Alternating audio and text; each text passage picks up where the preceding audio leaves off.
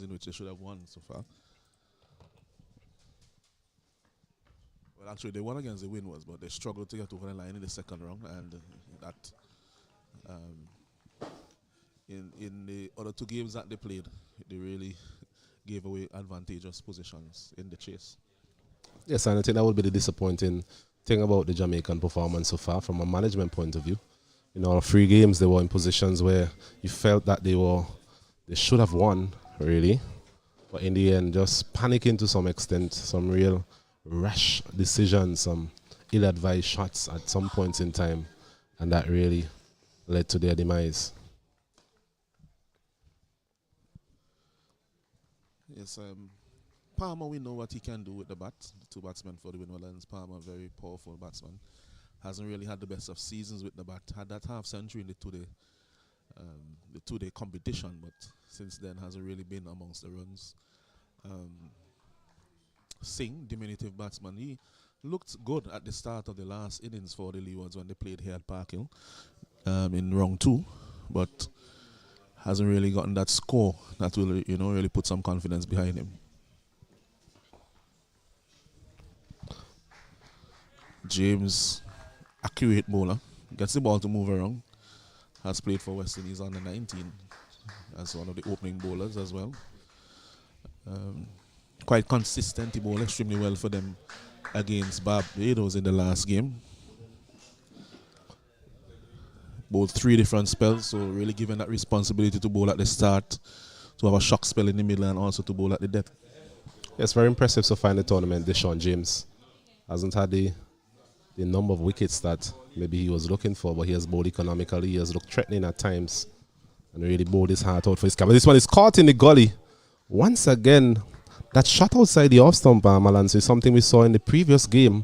And here at the start of this innings as well, a slash there by Devanon Singh, peeling off the outside edge, and a very good catch there by Jordan Johnson in the gully region.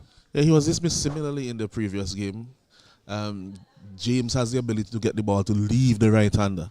So if you're going there outside the off stump with that pack slip corner and those men behind square on the offside, you really have to get closer to the pitch of that delivery. And that one, he was trying to hit that on the up. And with that new ball, in the end, really just getting the edge and a comfortable catch there taken by the man at gully. But this is the fourth game we have seen up here, Alanson, and based on what we have seen so far, that is a shot that maybe the Leeward Islands would be advised to just keep away from at this point in time, playing that big drive outside the off stump. You really need to get close to the pitch of those deliveries if you're really to get that delivery through the covers. We saw the likes of the guy in his number 3, the captain Dindial, playing some gorgeous cover drives. He got close to the pitch of those deliveries. But whenever you are slashing hard outside the off stump, we've seen in the last game, and as I said before, and at the start of this game, that gully region backward point become a crucial run saving as well as an attacking position. Yeah, firmly agree with you, Osnet.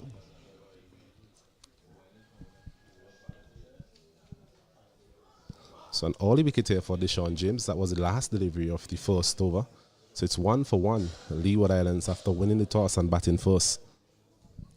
Just looking at the field here, there's a man at third man. There's no slip in place for Virgo, who is opening the bowling with James. So quite a different approach. It is clear that Virgo's role is to contain while James is attacking. There's a man at point, a man at cover, a man at the sweeper boundary cover. There's an extra cover, a mid-off, mid-on, mid-wicket, and a backward square leg. The new batsman is Nathan Edward. We saw him opening the batting in the previous game. And here today coming in at number 3, such as being the frailties exposed in the top part of the Leeward Islands that we have Nathan Edward having to push himself a bit up, or a decision by the management team to actually have him bat a bit earlier given his experience. Yes, interesting decision because he hasn't really been in the best of form prior to that in the tournament. He had a series or succession of well, I would say he had about maybe 3 or 4 ducks in combination when you think of both the 2-day and the 50 over competition. So interesting to see how he goes today and whether that would affect his confidence. This one is played nicely there by Michael Palmer down to third man for a single.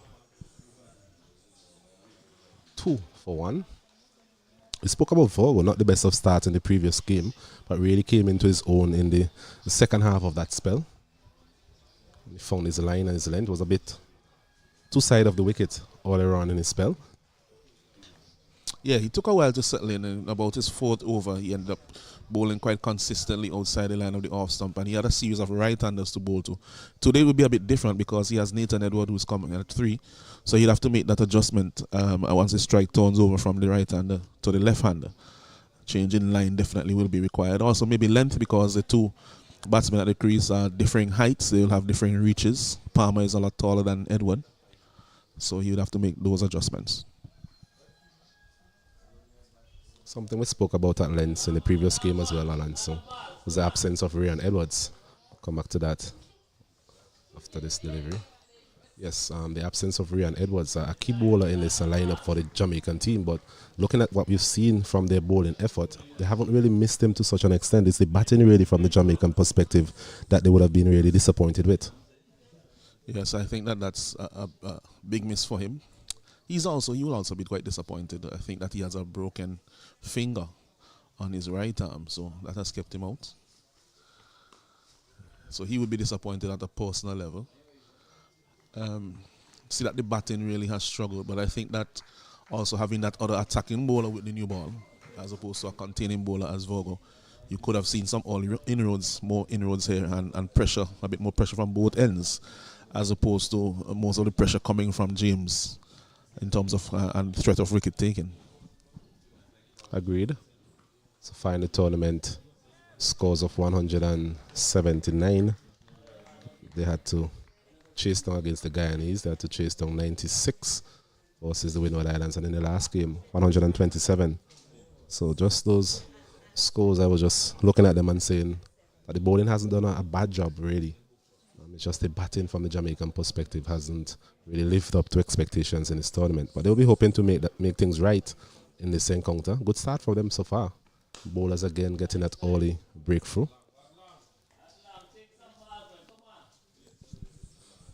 You hear that? Those bits of advice coming from the Leeward Islands think tank. Bat long, soak up some deliveries. I think that would be the ploy here. They really need to get a solid start. That is what they have struggled for in the tournament, in both versions of the game so far. Yes, just need to get that platform really for the likes of Joel Andrew and Honori to really play their natural games in the middle, but they haven't reached that stage as yet. They'll be hoping that these two can continue to build somewhat of a partnership. As another over is completed, the first one from Vogo, 2 runs coming from it. It's now 3-for-1, the Leeward Islands here at the Parkway playing field. So it's a very good start from Jamaica. They will be pleased with the proceedings thus far. They have taken a wicket. They have kept the scoring down to just 1.5 runs per over.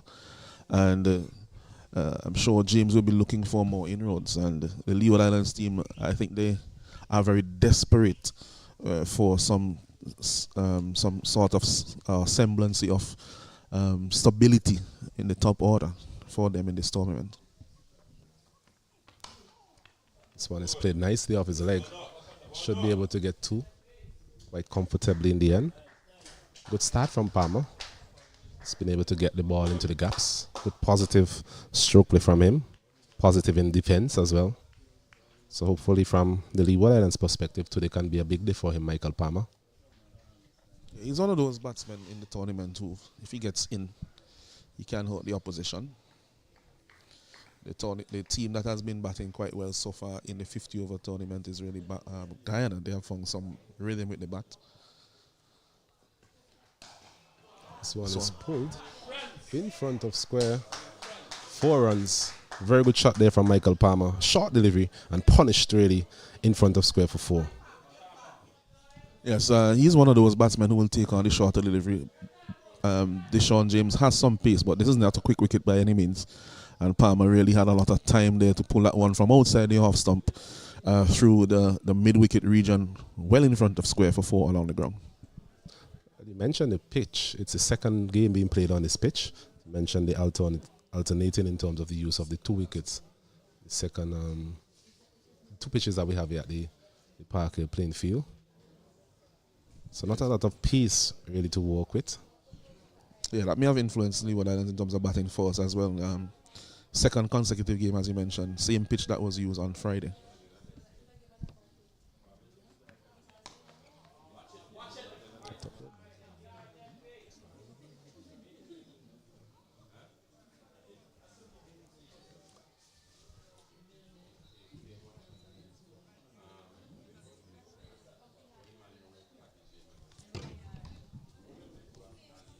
It's a very good conditions here at the Parker playing field for cricket.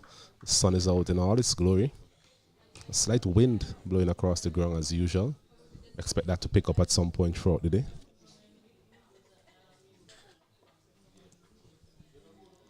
Here's a slip, gully backward point. Cover mid off, mid on. Short square leg. And a man, a third man. Good comeback by Deshaun James, getting back to that length and line that we saw quite a bit of in the previous encounter versus the Barbadians. He's bowled a lot of overs in this tournament, both the two-day format and the 50-over format. A lot has depended on him from a Jamaican perspective. We mentioned losing his partner in the form of Rian Edwards. So he really had to shoulder a lot of the responsibility as it relates to the fast bowling options here for the Jamaican team.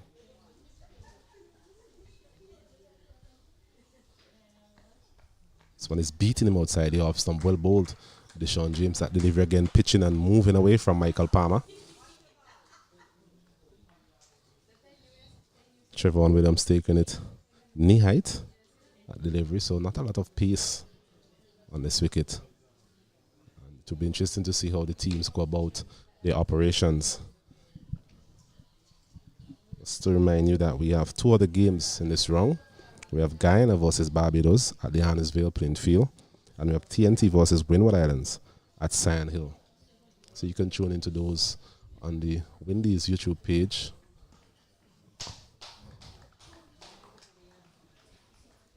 As another over is completed, at the end of it, Leeward Islands, having won the toss this morning here at the Parkway playing field, they are now 9 for the loss of 1. Yeah, it's a very sedate start here from the Leeward Islands, but some promise being shown so far by Palmer in particular. And I think Edwards has the mandate to really stay out there and bat as long as possible. Palmer has looked positive. He has looked good with his footwork. Just has to be mindful of the fact that the pitch is not as flat as possibly it was when he last played here with the games that I've played so far. And so that is something that he has to be mindful of. Just watch the ball just that little split second longer before determining what to do as far as the shot making is concerned.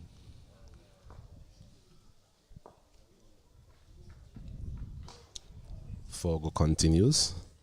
Nice looking drive there from Nathan Edwards. When we were speaking about earlier in terms of getting that right leg in his case, out to the pitch of the ball, get as close as much as possible to the ball. Not playing away from your body. We have seen those batsmen playing away from their body tend not to be able to control these deliveries and in the end catching opportunities for persons in the circle.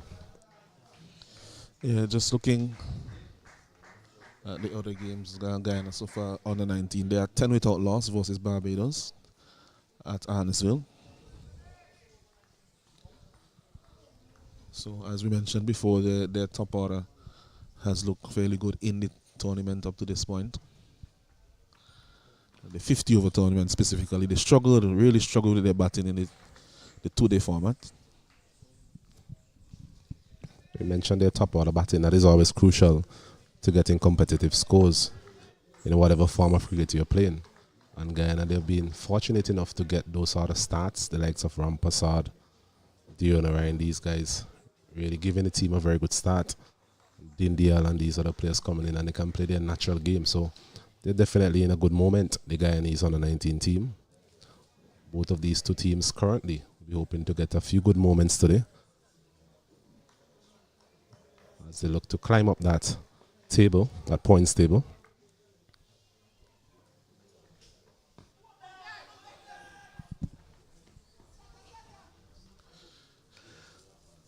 Yeah, the other appeal on that occasion, but seem to be drifting down the leg side.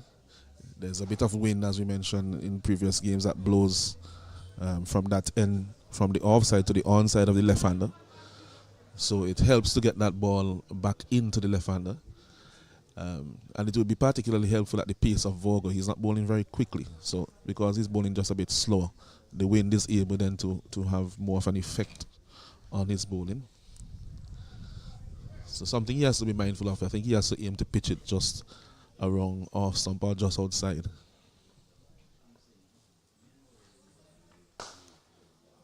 This one again on a good length outside the off stump, offering a bit of room.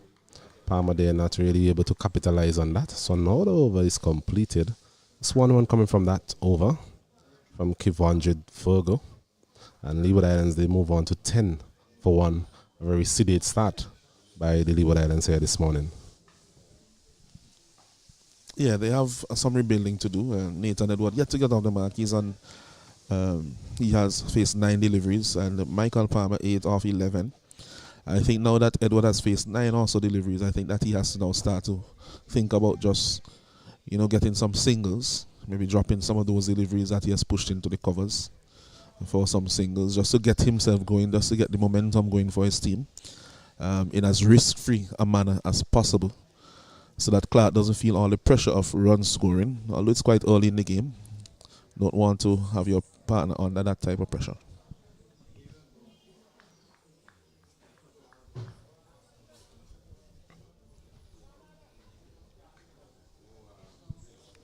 To be Nathan Edward facing up to Deshaun James for the first time. See a man there at slip. Man at gully. Backward point, cover, mid off, mid on. Man at deep square leg and a man at short fine leg. Along with a man here on the third man boundary. It's a pretty standard field here for the left-hander.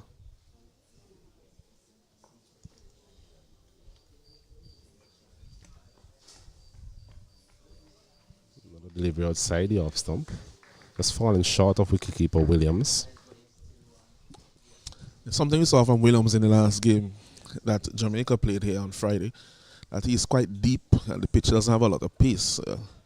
And we saw some deliveries struggling to get to him and a few falling short, even at the pace of James, who has a fair amount of pace. So it's something that he has to think about. We saw Morris, on the other hand, keeping for Barbados in the last fixture here, and he was a couple of yards further in. This one is hit out to the man there at deep square leg for an easy catch, really. I think Nathan Edward would really count himself to be unlucky. I'm not sure if he would have known that man was out there at deep square leg. He seemed to be very surprised. A delivery on the line of the middle leg stump. A pickup shot there by Nathan Edward, not getting enough on it to clear that man out there at deep square leg, Tamari Redwood. So he comes around, takes a comfortable catch in the end. Disappointing end to the innings. Nathan Edwards goes for a duck. And Leeward Islands, they lose their second wicket. It's now 10 for the loss of 2. Yeah, it has been that type of tournament with the bat for Nathan Edward. Basically, almost everything he does seems to go wrong.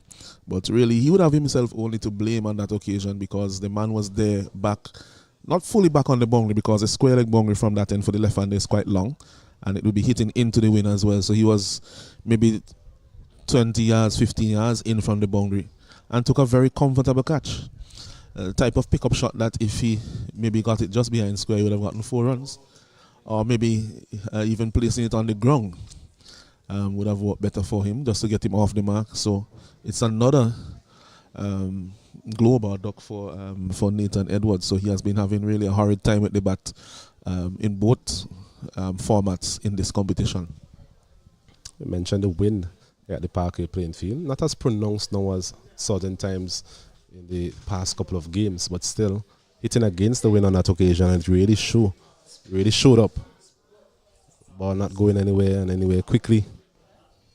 Big side of the ground as well. Perhaps if he was hitting from the other end, Alanson, that would have been 6 runs. Easily so.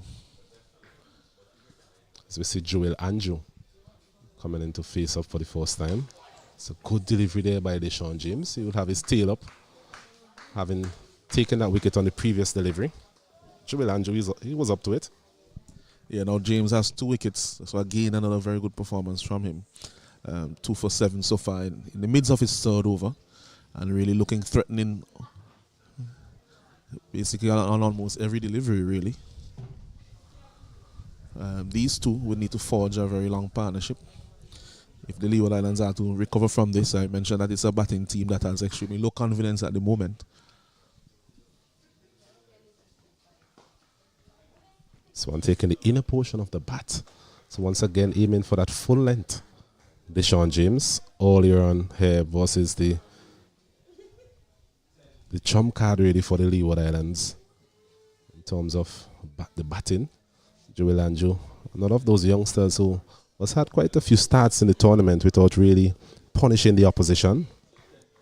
He himself would be disappointed in terms of his runs production in this tournament, given his experience at this level, and of course at the first class level as well.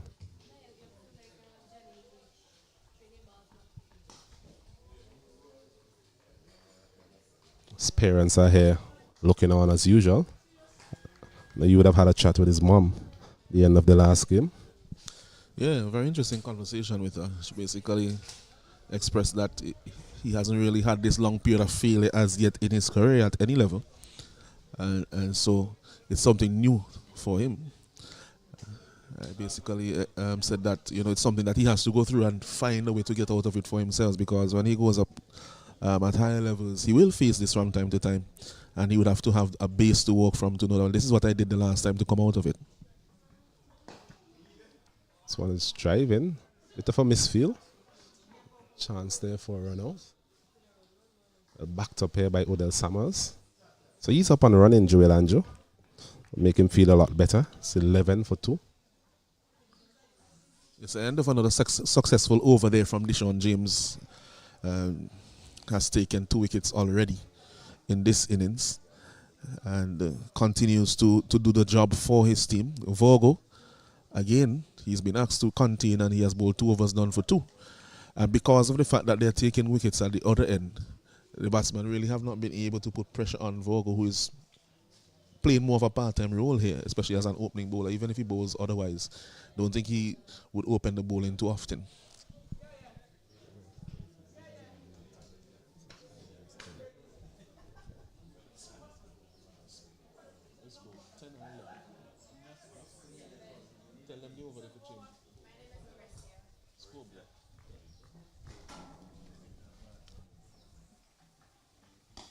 Virgo continues again from that southern end.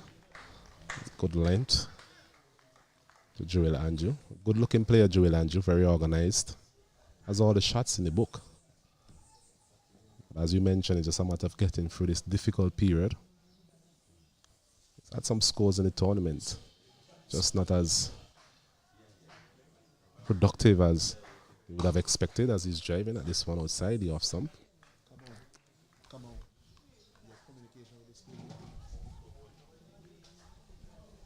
Just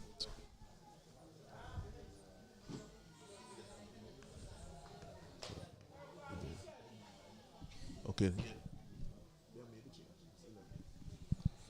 Just looking at the fielders, and a fielder here, Odell Summers, on a deep extra cover boundary. It's an area that Joel Anjo actually likes. So I think it's both an attacking and a defensive option for the Jamaican team. Yeah, he does tend to go over the offside field with that drive that he plays, inside out shot. He likes to loft the ball over cover and extra cover. Don't think he'll be thinking too much about that at the moment, given the position of his team and also his own form in the competition.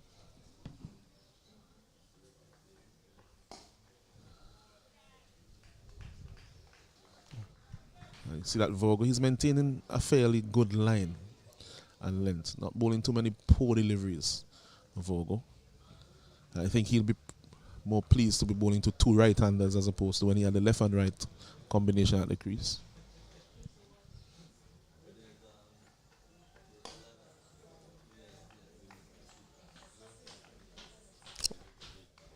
$11 for 2, the Leeward Islands. Looking to form somewhat of a partnership here between these two. 2 very experienced campaigners at this level.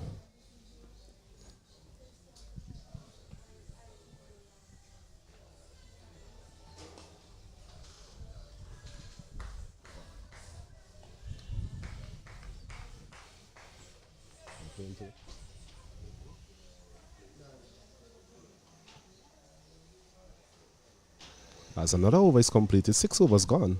At the end of it, 11 for 2, Leeward Islands batting force after winning the toss here this morning. Yes, 11 for 2. I think the wicket of Edward at that time, he has pegged them back quite a bit because after that first wicket loss of Singh, I think they were looking to just spend some time to consolidate the position. And I think they had gotten to the point where they felt like they were both feeling more comfortable at the crease and able now to just open up just a little bit. But now with the wicket having fallen, they're in some deep trouble and they have to get back in their shells just a bit again. But I think even in this position, you really need to be looking for the singles more often. Yes, I was just about to mention that. The singles, getting these singles going to be critical as well, just to get a bit of momentum back into the partnership. What we have seen so far is a lot of defensive shots going straight to the fielders in the circle. Just need to angle your bat to some extent, get those balls into the gap, try and put back some pressure on the opposition. But so far, it's been light work here for the Jamaican team. Not a lot of intent being shown by the Leeward Island top order so far. Michael Palmer, he's been away from the strike for a while now. We'll get an update in terms of the point standing for you after this delivery. Swan again, keeping a bit low. Beating Palmer all ends up. Dying before it reaches wicketkeeper Williams as well. Yeah, the wicketkeeper Williams, Trevor Williams, that is. He really just needs to take a few steps in.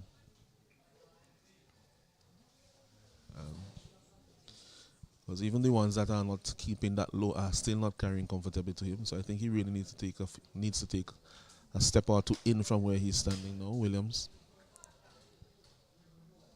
That delivery coming back from Deshaun James. Mentioned he has a tendency to take it away from the right-hander. On that occasion, coming back, Michael Palmer.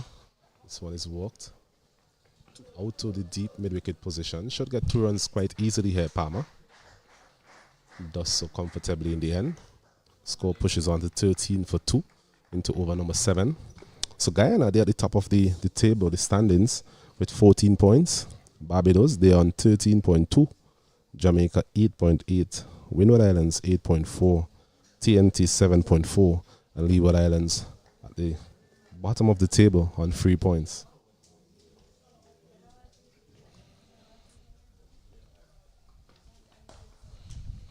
That's what that is telling us really is that tournament, even at this point, the points are still fairly close.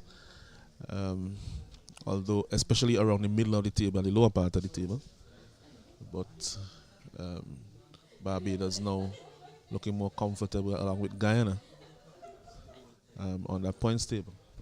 Yes, that match today between Guyana and Barbados really is an important game in the context of the tournament. Both teams at the top of the table. Guyana leading by 0.8 points. So the Barbadians will be looking to overtake them at some point. As Palmer is punching this one, not getting it past the man there at mid-on. Looks to be Vogel.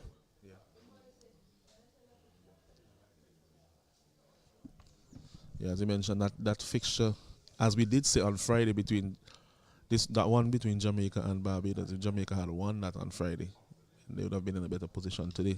But we could see the same now for Barbados versus Guyana. Really a top of the table clash. Palmer trying to go over the top on that occasion. It's in the inner portion of the bat. Bit of attacking intent there from Michael Palmer. Yeah, if you look at the replay, see his head gets in the air. So he has no balance at all on that shot. And looking to overhit the ball. He's a big, strong man. I think that once he times the ball will clear this ground. So there's no need for him to be trying to hit the ball to back to Antigua or St. Martin. It's another over completed. Slow progress here by the Leeward Islands. Leeward Islands, they are 13 for 2. Palmer, he's there on 10. Joel Andrew just joining him. He's on 1.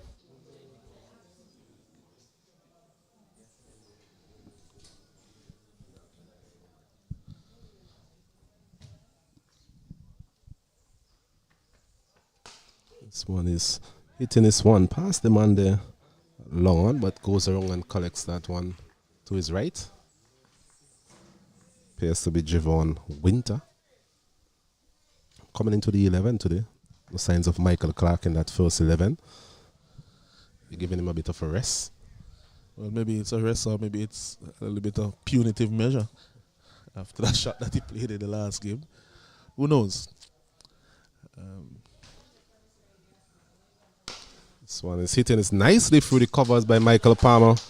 He's been threatening to do that for the last couple of overs. On this occasion, a bit of room outside the off stump from Virgo. And Michael Palmer said, thank you very much.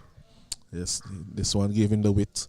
And unlike the last occasion where he was looking to hit the cover of the ball, yes, his weight wasn't really forward on that occasion, but his head wasn't on the move as we saw in the previous over.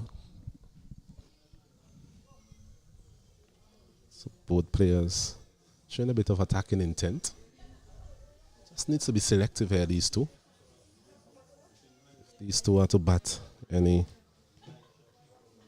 next 10 overs or so, I think we'll see some improvement in the scoring rate because they're free scoring players.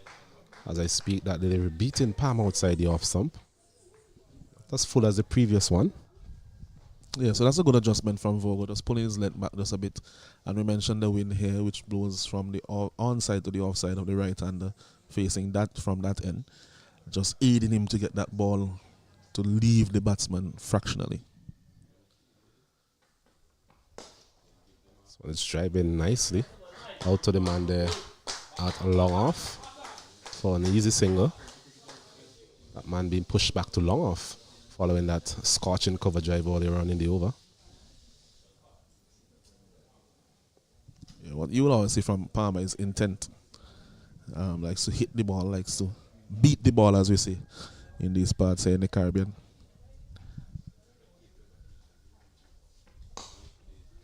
Good looking drive once again, this time from Joel Andrew. So getting a bit of momentum into the partnership now. 7 runs from this over so far. 1 delivery to come. I don't mind them having back the long off for Palmer, but I think Andrew, with the pressure that he's on, should bring up the mid off. Should bring him back up to mid off, in my opinion. That was an easy single to get him going in the over there.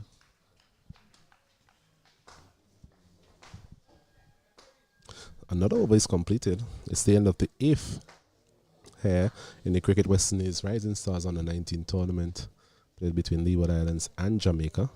Leeward Islands, just to remind our viewers, they won the toss earlier, elected to bat first, and so far 20 for 2 in it over number 8, trying to mount somewhat of a recovery, having lost 2 early wickets. As I mentioned, 20 for 2. The only loss of Singh and Nathan Edward was promoted to number 3. And 2 key batsmen of Palmer and Joel Andrew at the crease. A lot will depend on them and also Honore to come. But the Jamaicans, especially through Deshaun James at the moment, will be looking to continue to make inroads. They also have Tamari Redwood to bowl, who basically has been picking up 5-wicket hauls for fun so far in the competition. And we have seen him here at Park Hill extract prodigious turn and bounce. What about changing bowling from the northern end? Looks to be Javon Winter. Mentioned him coming back into the 11 today at the expense of Michael Clark. Michael Clark has done well with the ball. Key man in the bowling attack, so they will definitely miss his services today, the Jamaican team. I think it's his batting really that's left a lot to be desired in the tournament, Michael Clark. Still a relatively young man. Hopefully as he grows into the game, his experience will allow him to make better decisions as it relates to his batting. This one is shot by Winter, and there was Joel Andrew looking to pull that one over square leg, not getting any sort of connection.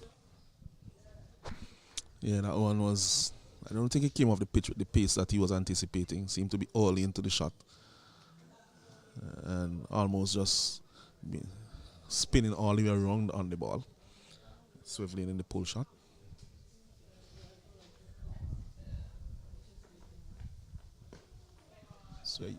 This one is down the leg side, signal wide.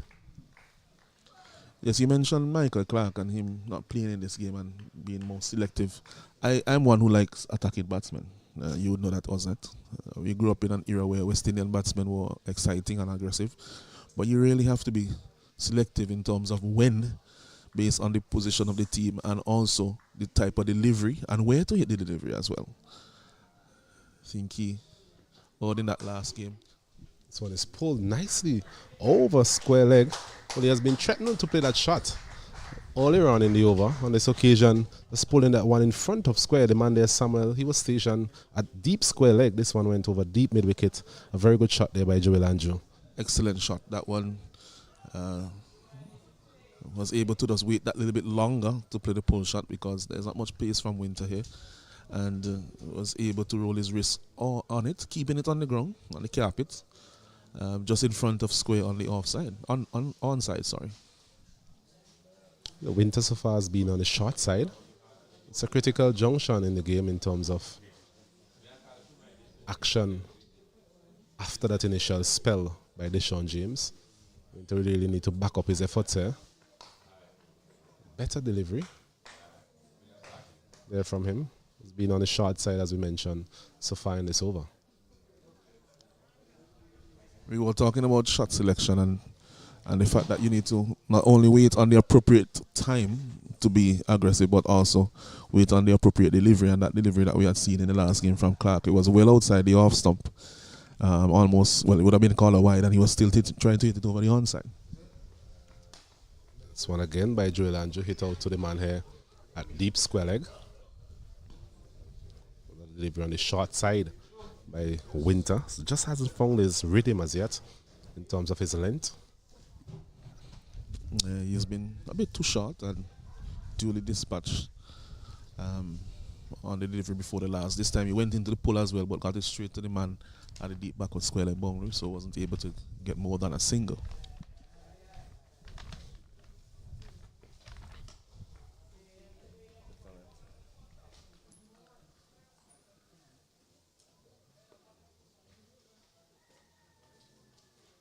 Javon Winter, another fast bowling options for the Jamaican team. I'm sure it won't be too long before we see the introduction of Tamari Redwood. He's really been the go-to man for the Jamaicans, both in the 2-day format as well as in his 50-over tournament. So shot again, and going there for the pull shot there from Michael Palmer, misses it completely. So it's the end of the first over from Javon Winter, and at the end of it, Leeward Islands are 26 for 2. It's 26 for 2, so somewhat of a recovery here from these two. Palmer B has been there from the start. He's on 15 off 23. Andrew, he's on 8 off 16. So bright sunshine here at the Park Hill playing field. Lovely conditions for cricket. Nice gentle breeze coming to cool the players. And we are in this valley nestled here between two ridges, here on the eastern side of St. Vincent, which is the main island in the multi-island state of St. Vincent and the Grenadines. And I think that this is probably the best weather that we have had so far in the competition. Fogo continues there from the southern end. Any updates, Alance, in terms of that West Indies encounter? So test match? I sure you really want to hear what the score is in that game. Earlier this morning, I saw them being at 154 for 5, somewhere around there. I'm not sure how far that game has gone. West Indies will bowl out for 175.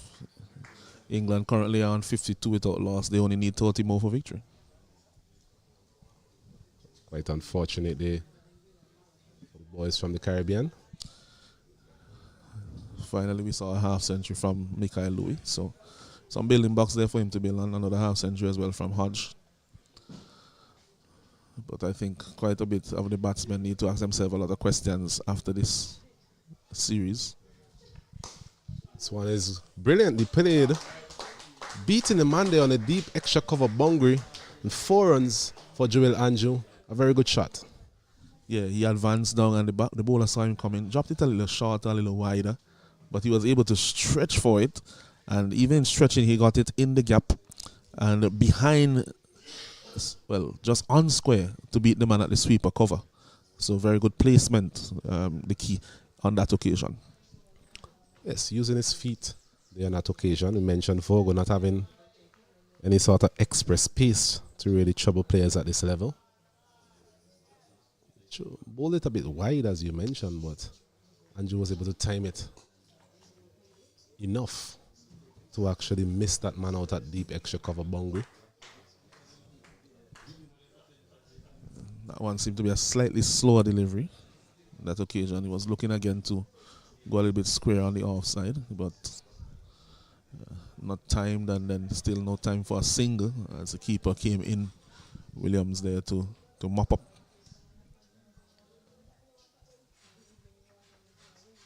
This one is going across the line, timing it well enough. Out to deep mid wicket for another boundary. So Jewel Andrew showing a bit more intent here in this over. 2 boundaries so far. Yeah, this one was a bit shorter. Not a real out and out short though, but Andrew, he is a short player, and he just really just went with that through the onside. I mean, and in the end, it was more of just a typical cross-batted shot that we tend to see more in our softball competitions, really. Yes, because of the lack of pace, I think he's able to get away with that, Jewel Andrew. Once again, hitting it on the ground. This one is hit over long on. So taking a liking here to Vogel in this over. 3 boundaries coming from it. And at the end of it, it's 38 for the loss of 2. It's 38 for the loss of 2 at the end of the over there. Vogel coming in for some treatment from the Leeward Islands skipper Andrew, who seems to have the bit between his teeth now at this point in this fixture. And dangerous signs here for the Leeward Islands, because they really don't want him to pick form against them in this game, because he could prove to be extremely dangerous. And that's the end of the batting, the first power play I should say, and it will now be Tamari Redwood being introduced into the bowling. Redwood has proven to be a key wicket taker for the Jamaica team so far in this competition. He already has 2 5-wicket hauls, I think, in the white ball competition, and had a lot of wickets in the 2-day competition as well, including a couple of 5-wicket hauls, I think, in that one as well. So has really been amongst the wickets, I would say, almost as per usual. Interesting that he's coming from the northern end. We saw him previously bowling most of his overs, in fact all of his overs, from this southern end. The wind direction would have assisted him as well, bowling from this end. So it will be interesting to see if he's able to get a bit of drift. We all know he will turn the ball, but a bit of drift would be nice for him coming in from that northern end. Yeah, spot on with the drift. I think that is something that they probably have considered in the change of ends.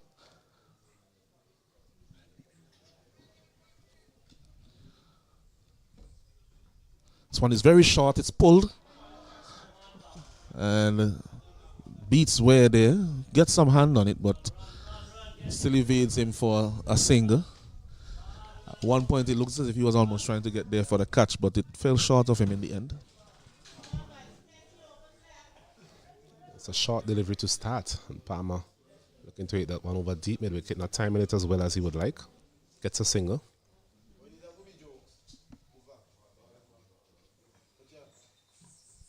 Again, now this one, you see that turn and bounce that is characteristic of Redwood. That one pitching and just turning from the wicket across the right hander. Plays it watchfully on this occasion, does Andrew. And the tactic here to Redwood really be to give him have a good look at him. And also when you're executing against him in terms of the attacking shots, make sure that you execute well. For example, you don't want him to bowl a short delivery that you just hit straight into the hand of mid-wicket or long on. And these things tend to happen sometimes with leg spinners. Yes, indeed so. He's not been the most consistent leg spinner going around, Redwood. He's definitely a wicket taker. And as I say, leg spinners normally take wickets with varying types of deliveries, good and bad. Yes, that is always the case. Fuller delivery, play defensively there by Andrew, and that's the end of the over. First over there from Winwood. And at the end of 11 overs, Leeward Islands are 39 for 2. That's a reasonable start there by Redwood. Getting the ball to turn as usual.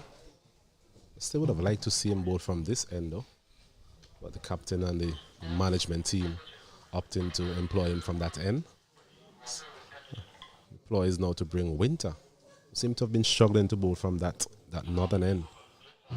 And bowl quite a few short deliveries in that first over of his. So he's now switched to the southern end. Hopefully a change of luck for the young man. Yeah, I think that change may have been prompted by Winter's struggle from the opposite end, and Redwood being the more experienced bowler. Skipper may have said, well, try it from this end, Redwood. Let's see if we could get Winter into the game. Take one for the team, so to speak, even though you may have preferred to bowl from the other end. So it's either that was a decision or it was because of the drift that they're looking for with the wind from the other direction, other end. Would you have gone that way, Alanson? I'll come back to it after this delivery. Good delivery there from Winter. Yorker length and dugout by Palmer. I think it's worth a try for an over 2, but I think your trump card, who's the wicket taker, if he doesn't look comfortable from the other end after 2 or 3 overs, I'll definitely move him. Because you don't want to negate your trump card to help another bowler. Agreed. One is pulled away through square leg. There's no one there. And that's really an easy 4 there for Palmer, who had all the time in the world just to swivel on that and get it into the gap for 4. Winter continued to persist with the short of a length. And there was Palmer not getting it out of the middle of the bat, but just enough to get it past the umpire there and into the square leg boundary for 4. As you mentioned, no one was actually back on the leg side, so strange decision there from Winter to really bowl that particular length. You know, a backward square leg is going in now, deep backward square leg, fine leg, mid wicket, mid on, mid off, in place, extra cover, point, third man. This time he's back on his off stump line. This one is dug out quite fine. Morgan is quickly around, but they have time for 2. So 2 runs there to Palmer. It's well bowled and equally well played by Palmer. Not a full length delivery, opting to go for Yorker and attempted Yorker there, and Palmer just digging that one out. Got it fine. The fielder there, Matthew Morgan, had to make way to his left. Couldn't prevent a second. 2 more runs added to the total.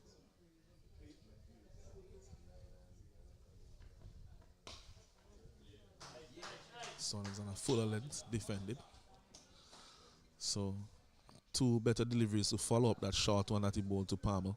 A couple of deliveries ago, that was dispatched for 4.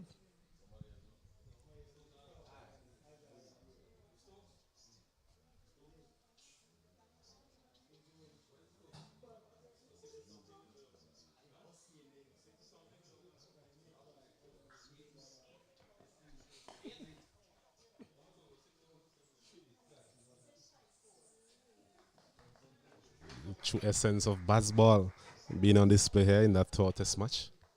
Alanson, any further updates? Yes, England 80 without loss. They need 2 runs to win, and 6.5 overs have been bowled. Really T20-esque kind of scoring there. Even quick scoring for a T20, I would say.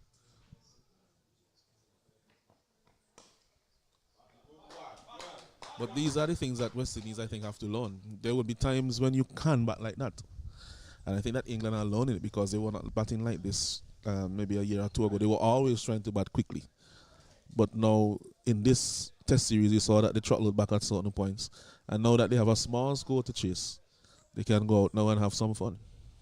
So in cricket, you will always have the opportunity, depending on the situation, to use a different approach. At the end of 12 overs, it's 45 for 2 here. Leeward Islands, they had won the toss and they have elected to bat first. We'll take a short drinks break as everyone has some refreshments.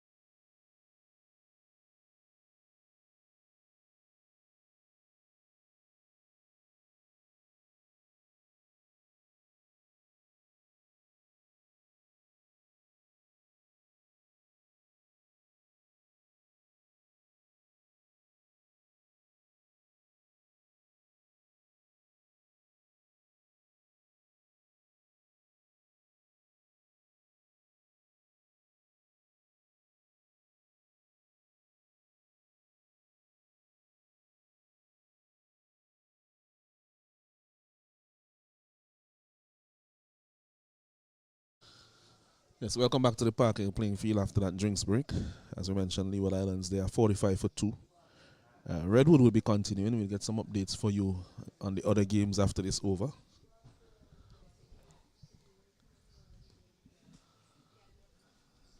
Just to say that England, they have won the series 3-0, 85 without loss.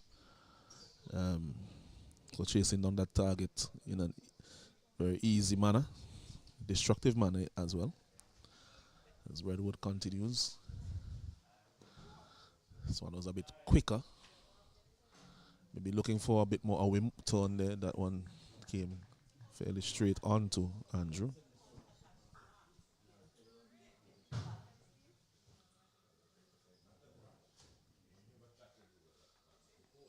Looking for the cut on that occasion, but beaten outside the off stump. A bit of bounce from Redwood. So spinner Mutara for Barbados getting a bit of bounce also from that end. Yeah, while everybody else seems to be affected by lack of bounce, there's exorbitant bounce, especially for the leg spinners.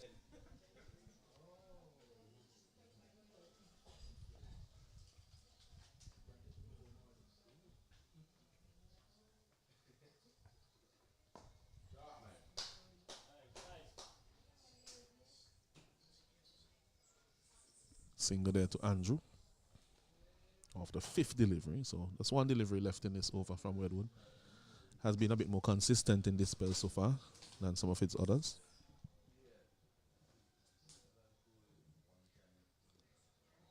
Partnership of 36 so far, 36 from 51. I'll be hoping to build on this. This one is beaten outside the off stump. So a good over there on that occasion from Redwood. At the end of the over, it's 46 for 2.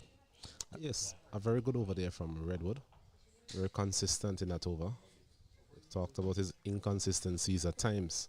But on that occasion, getting the ball in the areas where you will expect a leg spinner to be.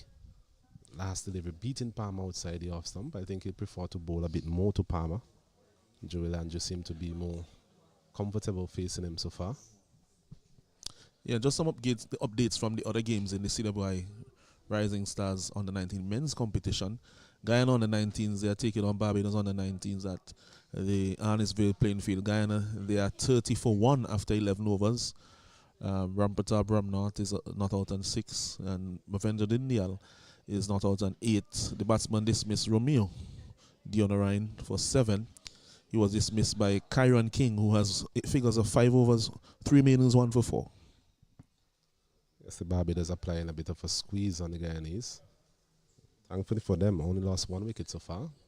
They're looking to rebuild. Also looking to rebuild at the Windward Islands. Was struggling over there at the Cyan Hill playing field. Cyan Hill really a batsman graveyard so far in this tournament. And they have 37 for 5 Windward Islands, that game versus TNT. So batters continues to struggle, especially at the Cyan Hill playing field. The scoring contest on hand again.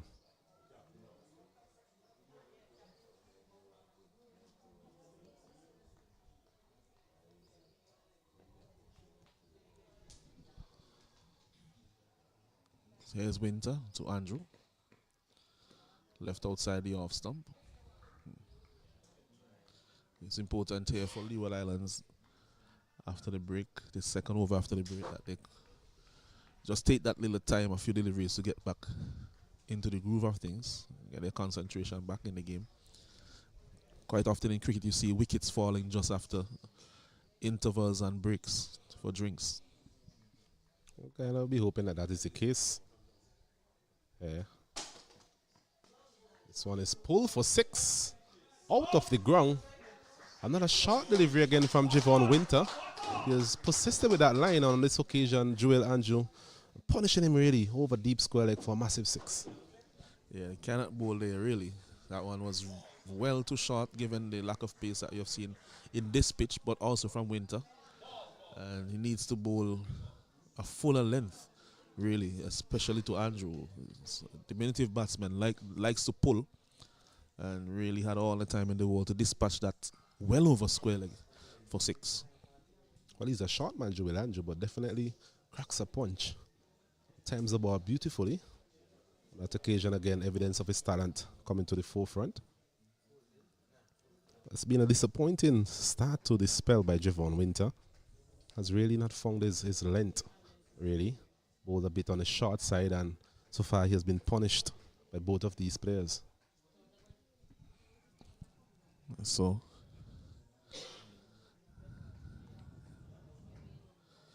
taking some time here as they get a replacement ball. And given what we have seen so far in this game, Osnet, who do you think will be the happy of the two teams after 13.2 overs? Well, Jamaica, they got the perfect start. Leeward Islands, they were 10 for 2, but Leeward Islands will be relatively pleased with this partnership. They'll be hoping that it can actually continue along this vein. So far, a partnership of 42 between these two. We mentioned it's a key partnership for the Leeward Islands. Both players are free-scoring players, and they'll be hoping that they can stay there for another 10 to 15 overs and then further assess the state of the game. In fact, the Leeward Islands might be hoping they can bat the majority of the remainder of these overs. Because if they do, then they'll be able to put themselves in a very commanding position here at the Park Hill playing field. So while we take some time as they look for this delivery, we'll take a very short break and come back to you when we have live action here at the Park Hill playing field.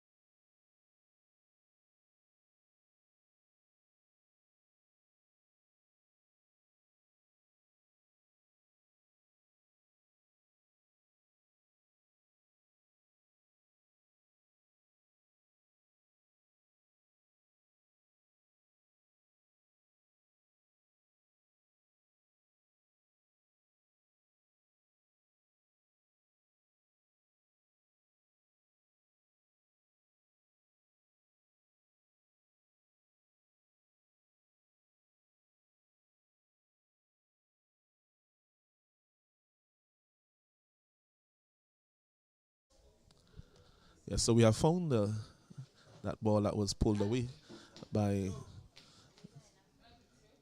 young Andrew.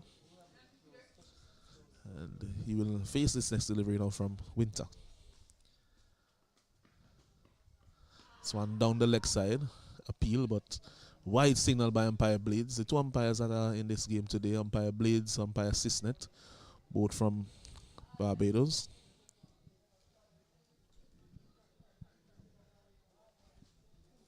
As Winter again continue to struggle in terms of his line and length. Erring on the leg side on that occasion. This one Fuller, cut away, in the gap, and that's a magnificent shot. The placement again was really a thing of beauty. Yes, that shot definitely worth the price of admission. And it's free today, but I'll tell you what, if you had to pay money to get into the Parky playing field this morning, you will be pleased with what you have seen so far from Joel Andrew. Another gorgeous shot there through the offside, beating the man there at a backward point, and there's a man stationed at the deep extra cover boundary, but on 2 occasions so far, no chance for him to cut off that delivery. Well timed, well played by Joel Andrew. Yes, he's been able to wait on the delivery to get the placement behind square or on square on occasions. So really showing his class. Could easily have just cut that straight to the man on the sweeper boundary. But you mentioned the price of admission. Tell you what, if they're paying to come in after a shot like that, people could ask you to go back out and pay to come back in again. Javon Winter under a lot of pressure here by Joel Andrew. Was really taking a liking to him. So he just opens the face down to the man there at a deep point on the boundary. So that was a change that was made after that last delivery. Deep point went back just to try to plug that area that he has been peppering. Takes Andrew now on to 32. And this partnership now growing at a very quick rate, considering where they were maybe 6 or 7 overs ago. And I think Winter really is a man under pressure, and they may have to replace him after this over. Palmer just plays this one back to him defensively. Better length on that occasion and also closer line. Sometimes that length to the shorter batsman just a little wide of the stump and he's able to cut it just because of the difference in height, which you can see on your screen. Although Palmer is in the distance, just looking at them on that screen, you could see that there is some difference in height with Andrew, who is at the non-strikers end. This one nicely driven, but the man is at long off, so single. Single there for him. 12 runs so far in this over. And at the end of the over, 59 for 2 after 14 overs. Leeward Islands on the 19 at the crease. Yes, this partnership continues to gain momentum, thanks largely through the exploits of Joel Andrew. Seen some beautiful stroke play from him here this morning. He's gotten used to the pace and bounce of the wicket. I mentioned it's not a quick wicket by any means. What he has done, he has played the ball late, he has found the gaps, he has been able to time the ball beautifully. And he'll be hoping for a big one today. His parents here, to the right of us, showing their support as usual. They'll be hoping for a big one from him as well. I'm sure Tamari Redwood and company would have other ideas as he continues proceedings from that northern end. Yes, as you mentioned, Redwood continuing. There is a long off in place, a long on, deep mid wicket. And there is a man on the sweeper boundary. 5 fielders inside the circle, extra cover, man at backward point, a slip. Michael Clark, the substitute. Captain Barnes at backward square leg, and mid wicket Ware. This one was short, it got onto the back foot to cut. They're thinking of 2, but not to James. He really has a rocket of an arm. And also is very quick across the ground. Yes, very good all-around cricketer, Deshaun James. Quick to that ball, attacking that ball. As you mentioned, has a bullet arm. So there's always going to be a chance taking on his throw for a second, when the end opted against it. Yes, and he is also throwing with the wind from that side of the field. With whatever little wind is there at the moment. Just a nice, calm, cooling breeze, we would say, at the ground currently. So on is short, but pushed straight back to the bowler. Slight misfield, but he knocks it down close enough to him that there's no chance of a run.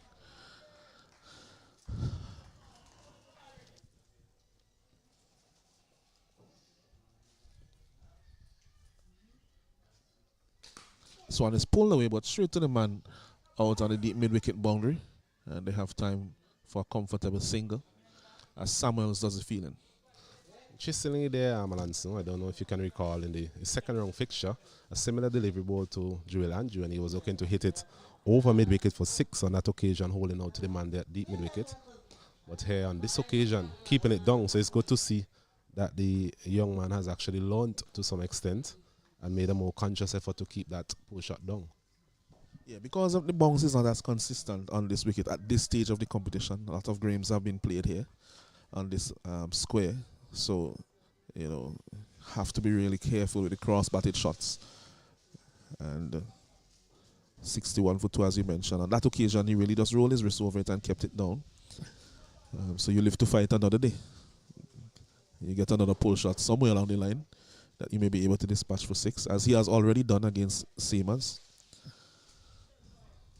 It's going to be Winter to continue. He'll be bowling to Andrew. There's a third man. There's a deep backward point. Cuts this one in the gap. And that's 4 runs. That's excellent placement there from Andrew. What a cut shot.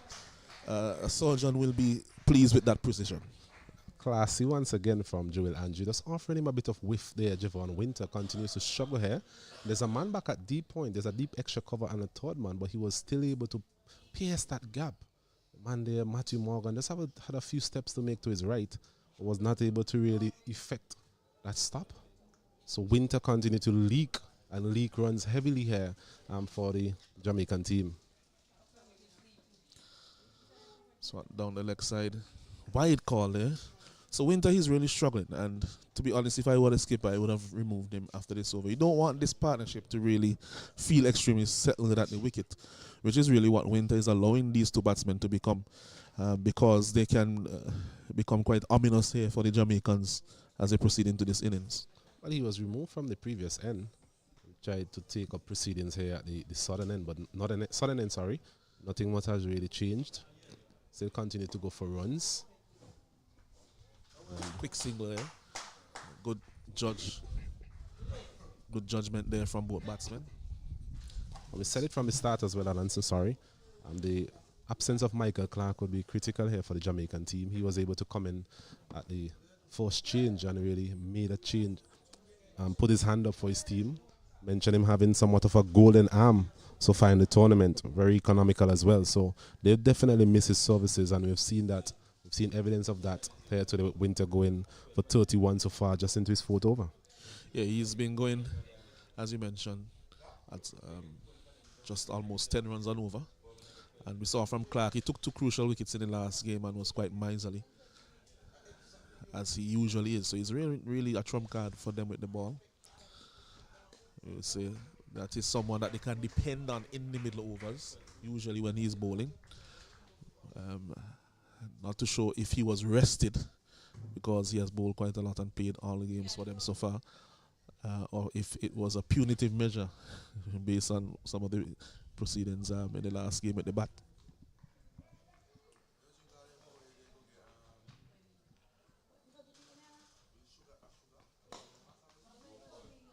Well fielded there by the captain Barnes at mid-off. Excellent stuff there from him, really. If it had beaten him, would have threatened the boundary with that powerful drive from Palmer. It's well played again by Michael Palmer. Just playing a more of a supportive role in this partnership. Joel Andrew being the more aggressive of the two.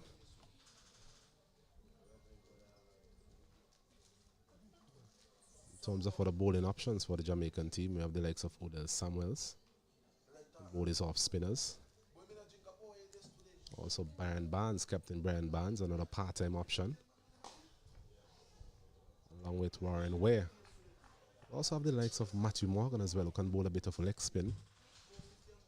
So the spinners, some spinning options. Captain Barnes, it will be interesting to see how we utilize these options in the next 10-15 overs or so.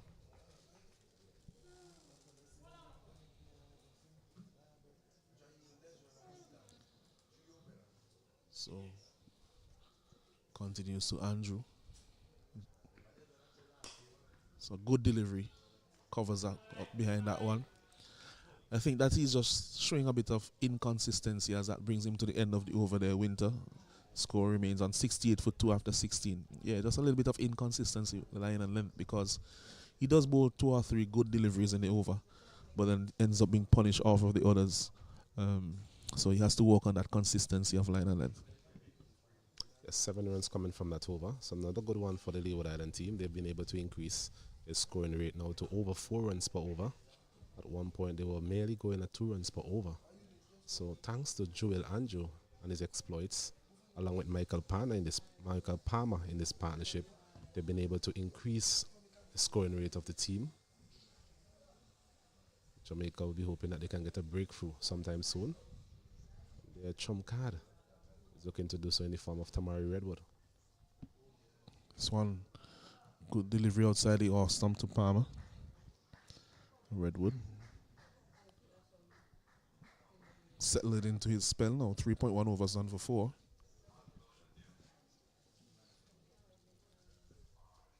Flighty delivery, and that excessive bounce there. They're able to take a bite. Oh, and I tell you what, a direct hit at the non-strikers end there. Good thinking and quick thinking from Michael Clark. I think that would have been the end of Palmer. But that one had some excessive bounce on it. I think it actually clipped his glove. That's what caused the excitement, really. I think it was like a googly coming back in. Interesting to see that replay again. Yeah, we'll get it after this delivery.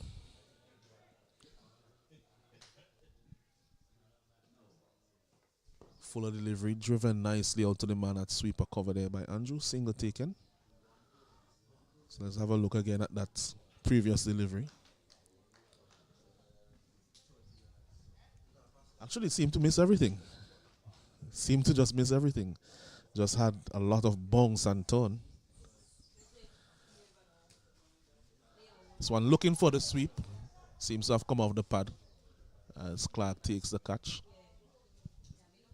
Just get the feeling that Redwood would feel more comfortable bowling to Palmer. Get the feeling something is about to happen with Palmer facing up to Redwood. It's beaten his outside edge on a couple of occasions as well.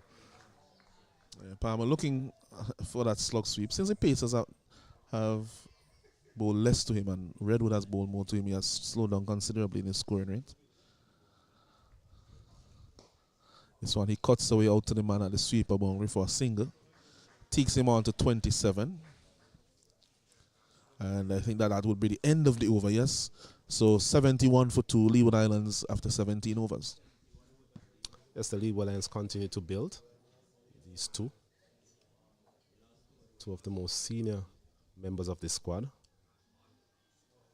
It's looking at that delivery again. I don't think there was a signal from the umpire, so he may have deemed it to have come off the glove. Run out opportunity at the non-strikers end as well. Michael Clark there looking to do something special. So all happening here at the Parkway playing field, especially with Tamari Redwood into the attack. I think the Leeward Islands will be pleased so far that he has not taken a wicket. Tends to get them in bunches. So into his after his fourth over, he's still wicketless, which they will be pleased with. Conversely, Jamaica will be asking him, beckoning him, begging him really to break this partnership as Winter continues. Played with an open face down to third man for a single by Palmer. So for Palmer, the backward point is in the circle, but for Andrew, who has seen play some exemplary cut shots, the backward point goes back onto the boundary. Last over, we actually saw him cutting between the deep backward point and the third man for 4. Captain showing a lot of faith in Winter. So I'm playing straight to the man at mid-wicket where? Yes, we mentioned he's been very expensive so far. Into his 5th over, has gone to 33. Captain. Well, there's a rule of the 40% of the overs that have to be bowled by pace. I don't know if that is what they have in mind, but I think that Virgo and James could do a lot of that bowling. I don't know if one of them has a little niggle and they're trying to nurse them along. This one is a very good Yorker. Just played out to the man at deep backward point for a single. Hits the stump, and now there is an extra. Something that I think that should be a dead ball. That's my personal opinion on it. There was Jordan Johnson. I've been not sure at the stumps. Hitting it. The batsman was comfortably home in the end, getting a second run. It's a good delivery once again from Winter. Just hasn't seen enough of that from him. There's that cut again, straight to the man at the backward point boundary. Single taken. Once again, that short delivery outside the off stump. Andrew looking to cut. This time finding the fielder Jordan Johnson. With that deep point. One of 3 fielders, in fact, one of 4 fielders back on the offside.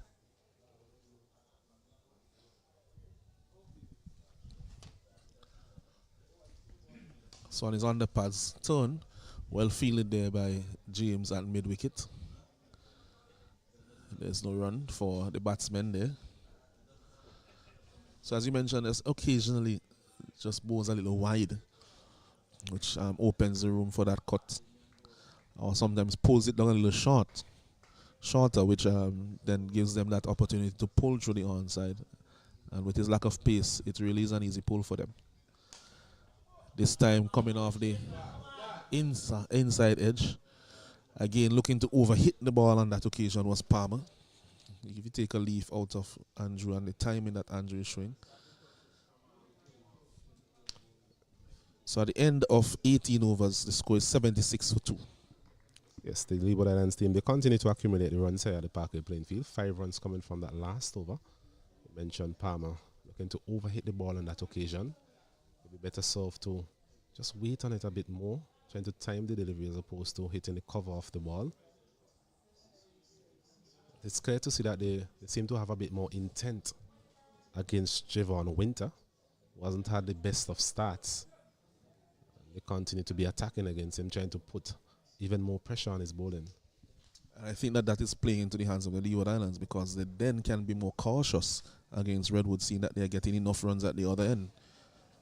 And so Redwood loses some of his effect. This one is pulled away flat, hard, in the gap at the straightest mid-wicket for 4 by Palmer. That one was a short delivery and it got the treatment. Well, we've seen that he's really looking to explode here, Michael Palmer. On this occasion, a short delivery using the depth of the crease. On that occasion, all his power coming to the forefront as he hit that one over deep mid-wicket. One bounce into the fence for an easy boundary. A very good start to the over.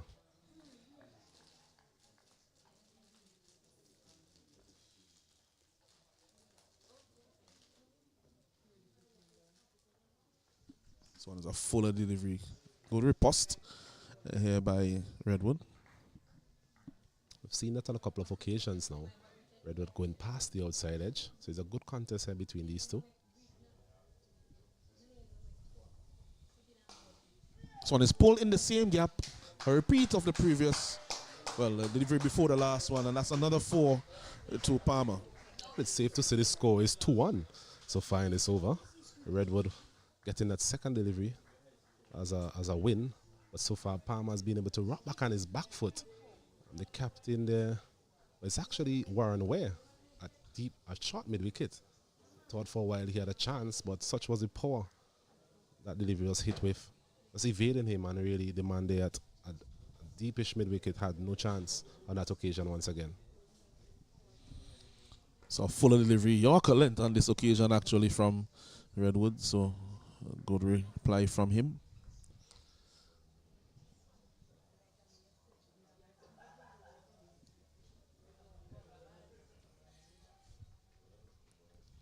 That's a poor shot. Loud appeal there from the keeper and the man at slip. That was a poor shot there from Palmer, especially as you heard there with the slip fielder there. He didn't really get back in behind that ball, really. It's played from his stance. This time he's pulling again. That should challenge the boundary. No, skipper comes around and does the fielding. Keeps it down to 1 run. Barnes. And at the end of Redwood's over, the score is 85 for 2 after 19. Not a productive over for the Leeward Islands. 9 runs coming from that one. Michael Palmer really putting back some pressure on Redwood. Was bowled economically so far. Hasn't looked as threatening as he was in the previous games played here at the Parkway playing field. And I know it's something you spoke about at the time, Alonso, in terms of whether or not that northern end really was the best option for your premier spinner. So far we've had 5 overs from that end. Is it a case now for the captain to perhaps try him from the other end? I definitely would change him. As a matter of fact, I would have changed him an over 2 ago. He has bowled 1 or 2 good deliveries, but I don't think he has looked to have that menace that you saw from him when he was bowling from the opposite end. As Winter continues. This one is driven firmly down the ground, and that one is hit powerfully for 6. Didn't get off the ground by that much, but Palmer really flexing his muscles. He really just brutalized that ball to the boundary. You mentioned brutalized. I think that explains exactly what just took place. It was a delivery back of a length, but such is the power of Michael Palmer. Just bludgeoned that one over long on for a flat 6. So they continue to take a liking to Winter here. It's an interesting decision to persist with Winter, given what we've seen so far.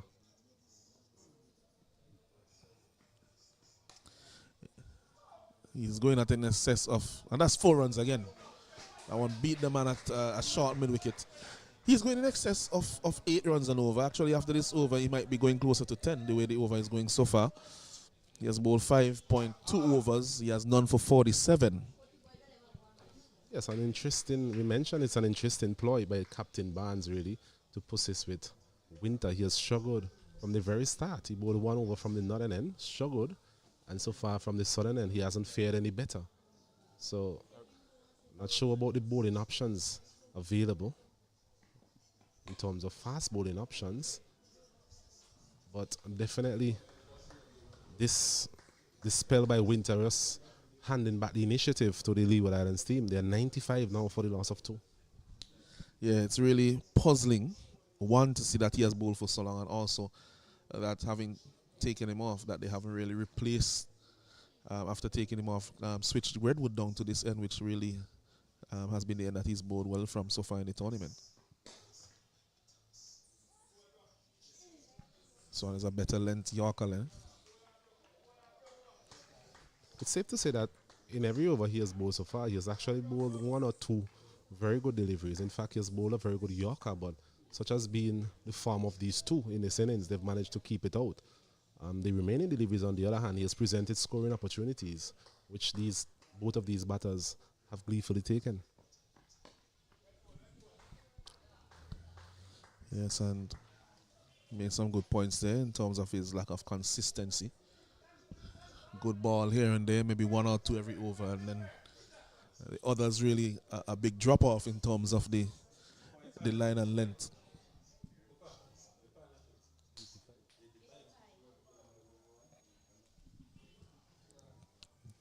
85 so far being put on by this pair. This one just opening the face, getting it down to third man for another single. Palmer then with that moves on to 49 runs, so 1 away from a 50.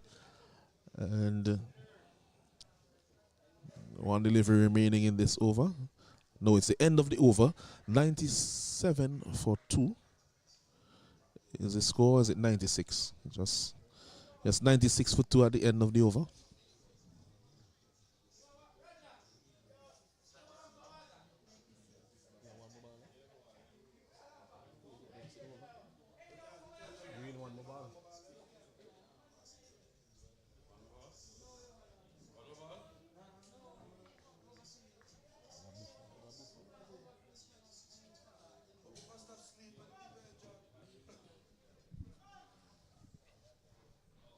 It's clarifying the score, and indeed it is 96 for 2 after 20 overs.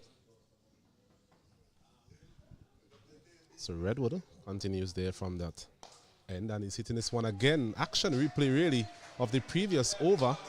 A short delivery, and there's Palmer coming back on his back foot, using the depth of the crease on that occasion and just muscling this one again over deep mid-wicket. 1 bounce into the fence, and that brings up a well-played 50 for Michael Palmer. 7 fours and a massive 6. Yeah, that one really is the delivery that he's looking for. If he doesn't get the drive, then he looks for the pull, and that one pulled down and dragged down there. Also brings up the 100 for the Leeward Islands. So when he cuts it, but straight to the man at cover, no run. This partnership now moving up to 90. And it's come at a very good time as well. Come at a very good pace, very good momentum. This one is hitting over long off. My goodness. It's a very good shot. Is it 6? It's one of the longer parts of the ground. And 6 now signaled there by the umpire. So Palmer there was a man at a long off and a man at long on, but he took him on. Both of them on, in fact. And got it over the boundary for another 6. Yeah, and although this park is not the biggest park, I tell you that boundary down at that end, that straight boundary is actually a big boundary. And it's not very easy to hit a 6 in that direction. He got it over the boundary easily in the end. That is the shot that he has to put away there, wasn't it? That little dab that he's trying to play with, the slip in place. Yeah, somewhat of a naughty shot. He's played it on a couple of occasions now. Thankfully for him, got no part of the bat on it. He's flighting it again, beating everyone, and should get to the boundary now. In fact, it does. So the runs continue to leak here for the Leeward Islands. And I think it's 4 runs signal there by umpire Sisnet. So got the edge in his estimation.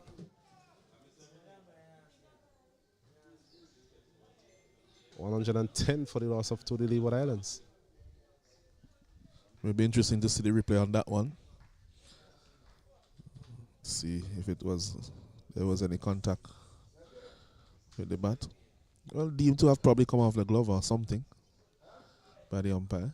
I think it was a googly once again. We have seen Redwood employ that googly on a couple of occasions and beating Palmer on both. Thankfully, from a Leeward Islands perspective, he's still there, going along very well. 63 from 64 deliveries. His partner, Joey Landrew, has played a classy little knock for 42 from 47. And at the end of 21 overs, the Leeward Islands, they are 110 for the loss of 2, winning the toss and batting force. Yeah, so after 21 overs, as you mentioned, good progress here from the Leeward Islands. In the last few overs in particular, they have expanded their range of shots and their dominance on the bowling. And that is something that you will see, and that's something that you have to always remember as a batsman, that once you are there for some time in the wicket, you get accustomed to conditions, you get accustomed to what the bowlers are doing, what the pitch is offering on the day, and then you're able then to expand because you're now grooved into some rhythm in terms of your batting. That is something that is always important for batsmen to remember. You need to walk through and find a way to stay in and to score in the first few deliveries, maybe 15, 20 in the white ball game. Give those to the bowler, take a single here and there, get yourself up and running. And then later on, you definitely, once you're there, you'd have the opportunity to expand on your shots, your stroke play. Looking to disrupt the rhythm of these two would be Odell Samuel, being introduced into the attack now, a bit belatedly, in my opinion. Yeah, he really should have been bowling maybe 3 overs ago in terms of the spell of Winter. I think Winter should have come off maybe after his 3rd over, maximum his 4th.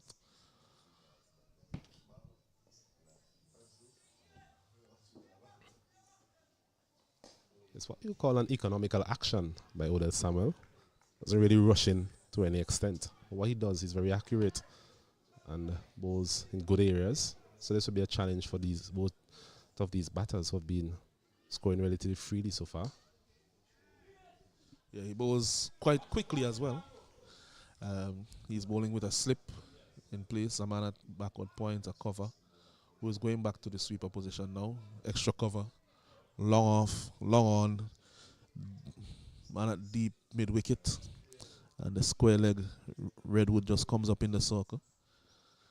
He's bowling around the wicket as well, which is an interesting line. Looking maybe just not to give the batsman that room to go over the onside with power. Sometimes outside the off stump, it gives you that room to swing freely through the mid-on and mid-wicket region. This one is turned to the man that square leg, Redwood. It was just moved to that position. It was at the deep backward square previously. So we can say good captaincy there from Brian Barnes.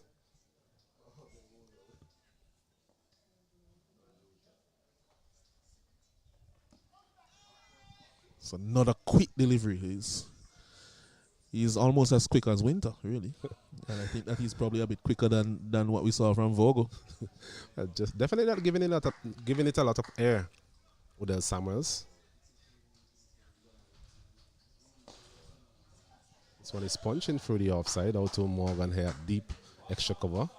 So 1 run coming from that over, an economical one from a Jamaican perspective. But at the end of it, the Leeward Islands, they continue to soldier on.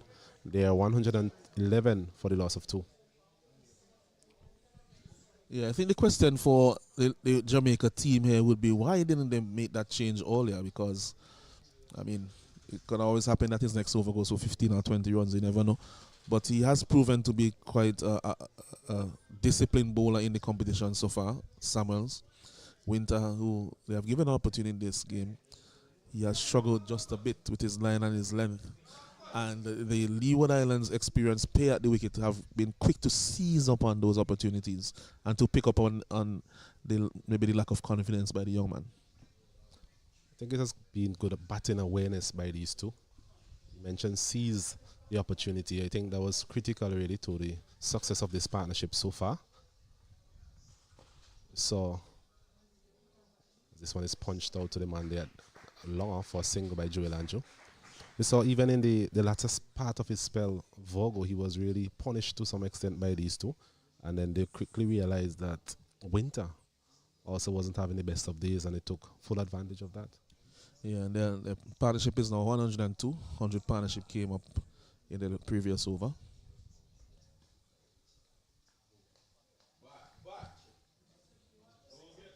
Just want to mention something in terms of partnerships. This partnership over 100, we saw a couple of good partnerships so far in the series of games we've done here at the Parkway playing field. We saw the likes of Stefan Pascal and Theo Edward putting up a very good partnership for the Windward Islands. We saw Kyle Jordan and Zion Brathwaite as well, a very good partnership. And the feature of those partnerships have been the fact that they've been able to get themselves in. As long as you get yourself in on these wickets here, then it becomes a lot easier. Yeah, not as easy for the new man to start as that one spins across the bat face of Andrew. Lovely leg break there from Edward. Yeah, I just mentioned that as long as you get yourself in on the wicket, you can get some runs, but it's not the easiest wicket to start scoring on. And so that's why when you're in the midst of a big partnership, you really need to keep it going for as long as possible. This one is a bit quicker. Walked out to the man there. Just being square on the leg side. Oh, there's Samuels. Some of the Jamaican shoulders seem to be dropping quite quickly. They will need to pick themselves up. Definitely need a breakthrough. These two have been scoring reasonably quickly as well. As another over is completed by Redwood. He finishes at 7th. 7 overs, none for 32 so far. And at the end of it, 23 overs completed. Leeward Islands, they're in a reasonable position here, 113 for the loss of 2. 113 for 2, as you mentioned. Recovery here by the Leeward Islands. They were at 1.10 for 2. Now they have gotten to that 113 for 2. 103 runs have been added by these two batsmen. Andrew is on 44 of 57. Slowed down just a little bit in the last few overs. But Palmer has really gotten into his work in that time as well. So you have ebbs and flows. Andrew was going quicker at the beginning of the partnership. Now you have Palmer going quicker, and Andrew has just pulled back just a bit, and that is what partnership batting is all about. This one is down the leg side. Palmer there looking to sweep. Not a quick delivery there from Samuels. Maybe he's a big fan of Marlon Samuels, who used to get them through quite quickly as well. This one is out of the ground. He was short, and there goes Palmer again onto his back foot and just pouring this one over long on for a massive 6. His third of the innings, and the Leeward Islands continue to pile on the runs here at the Parkway playing field. Yes, that one was quick, but it went over the boundary even quicker than it came. It just gave him the length to go on the back foot and pull it away. It was coming quickly to him.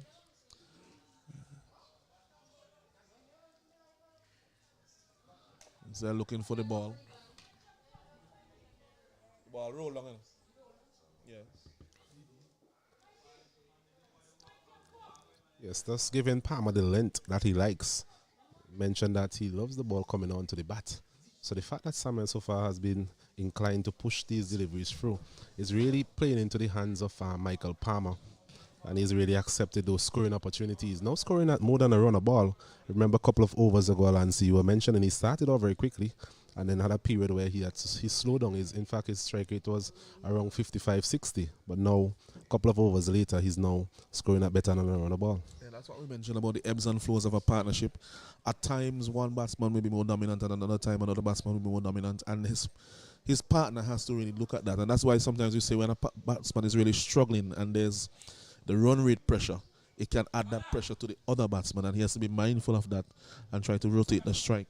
In this case, not much pressure in terms of the scoring rate, so there's that ebb and flow between the two, understanding each other's capabilities as well. Better delivery there from Samuel, that one a bit slower. So definitely learning quickly. So far he has just tried to bowl the ball quickly. No intention to really giving it a spin, giving it a rip. Into his second over, the Samuels. Jamaicans here feeling the pressure of this partnership. This one again, beating him outside the off stump. We've seen that shot on 3 occasions now from Michael Palmer, and so far he has not been able to just be successful with that particular shot. It doesn't look like it's a natural shot for him because he just ends up standing up in his stance and then just trying to glide the ball down. Doesn't really get across, doesn't really wait on it. Nor does he go back really deep into his crease to allow it to come on to him. So it's the end of the over. 24 overs completed. At the end of it, the 120 for the loss of 2. As the players get a bit of refreshments on the field. We'll get some refreshments here in the commentary box as well.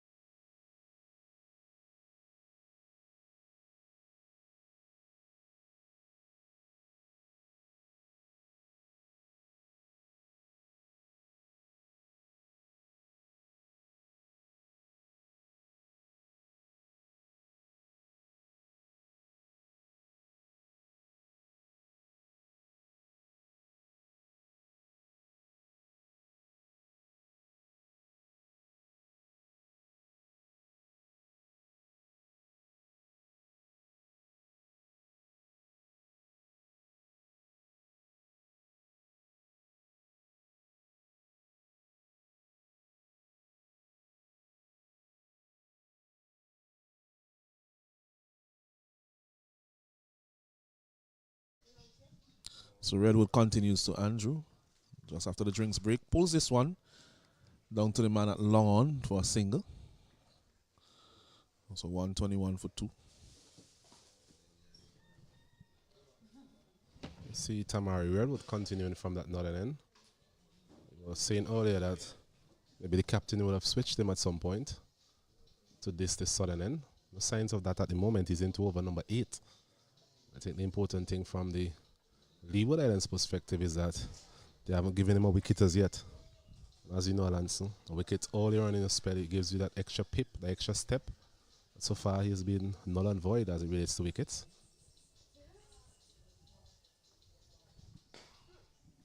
He's punching this one out to the man there, Winter, at a shortish extra cover. A bit deep, not all the way back. Palmer there looking to pierce that offside field, not finding the gap on that occasion. Yeah, very surprised that he's continuing from this end, but I think one of the reasons that they're bowling Summons now, and they don't want the off spinner to be bowling with the shorter onside boundary. Punching this one out too long off again. Michael Palmer quite comfortably. Moves on to 71. It's been a good partnership to watch from a neutral perspective as well.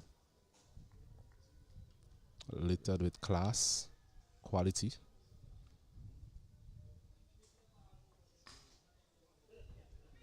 It's very full delivery, but wide off the man way at mid-wicket. Easy single in the end. Not the quickest of movers way. It was well placed by Andrew, who now moves up to 46.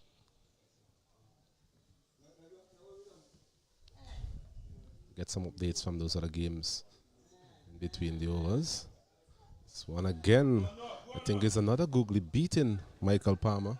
Should be able to come up for a second as Odell Samuels gives chase.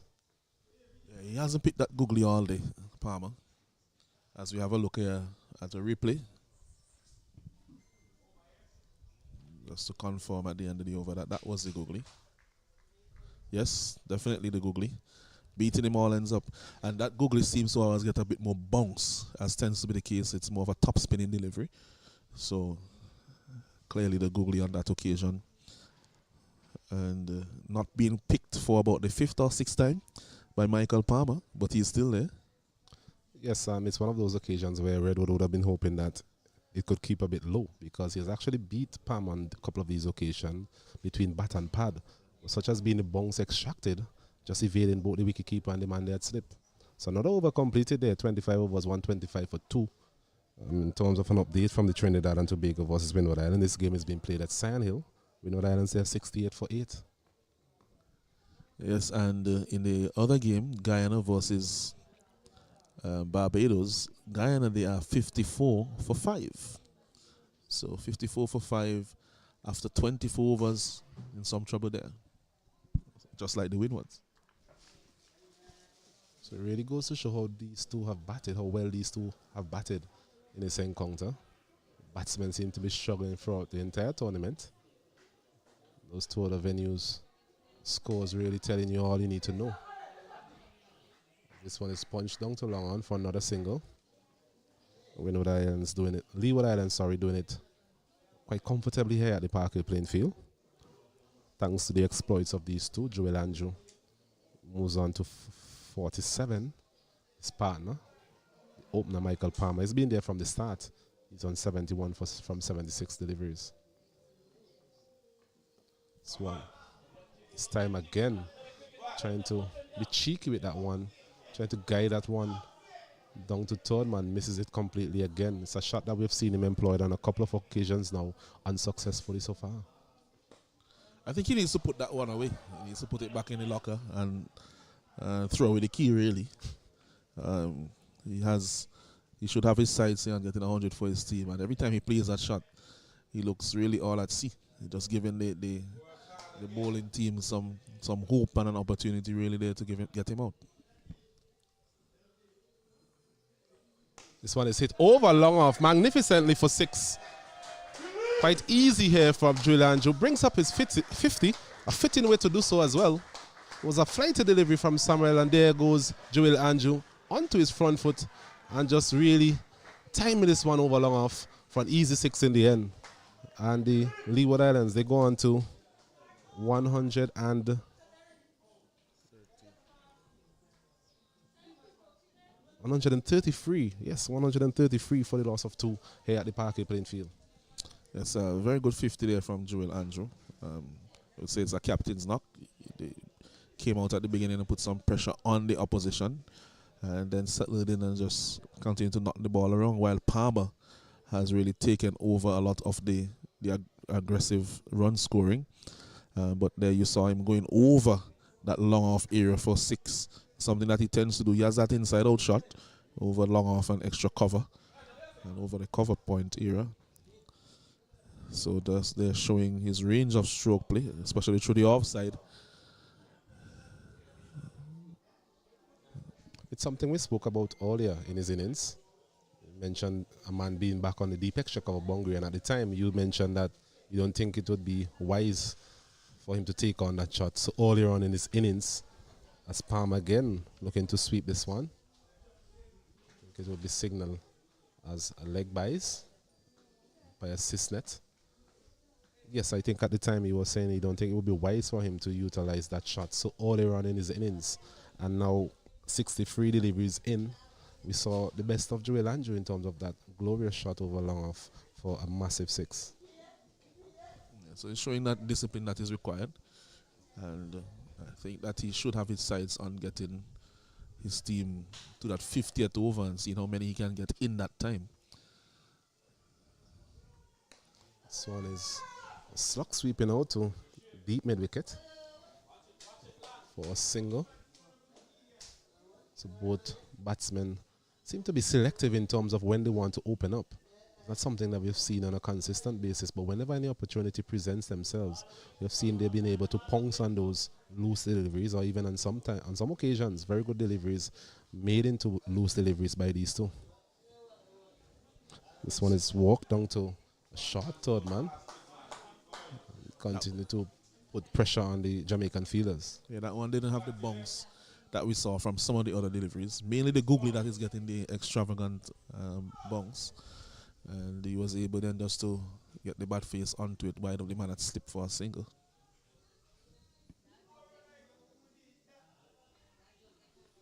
Oh, he's bold. A loose shot there by Joel Andrew. Flighted delivery. We saw him attempting that shot earlier on in the over.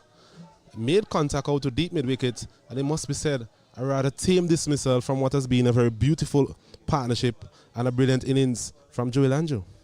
Yeah, he'll be disappointed with that dismissal. I think we heard his mom shouting from the sidelines, start again.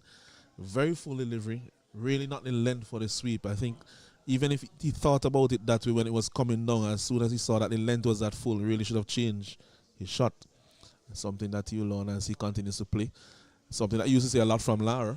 He would aim to sweep, and then once the length was fuller, he would just come down with a straight back. So it's a good platform for Honore to go out and join Palmer. So end of a good captain's innings so far. Well, from Joel Andrew, but he will be very upset with that dismissal.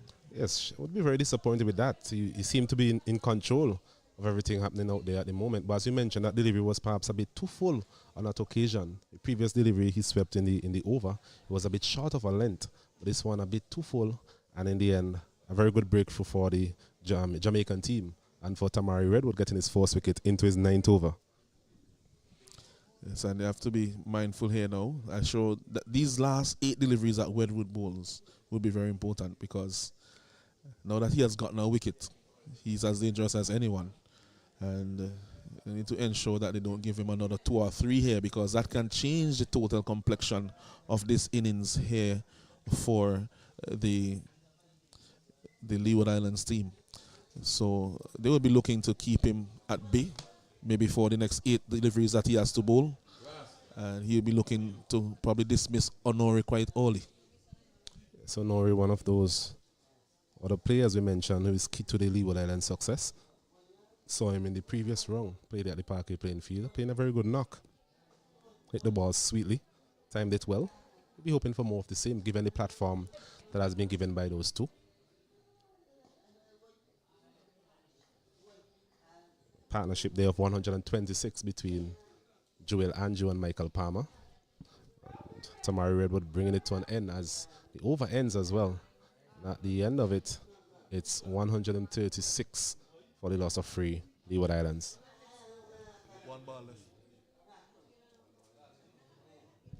Yeah, I think there was a miscount there from the umpire, because I think there's another delivery that's left in Redwood's over.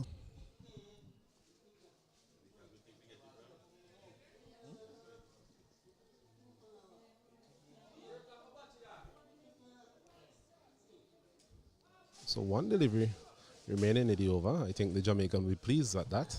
Redwood has another opportunity at the new batsman.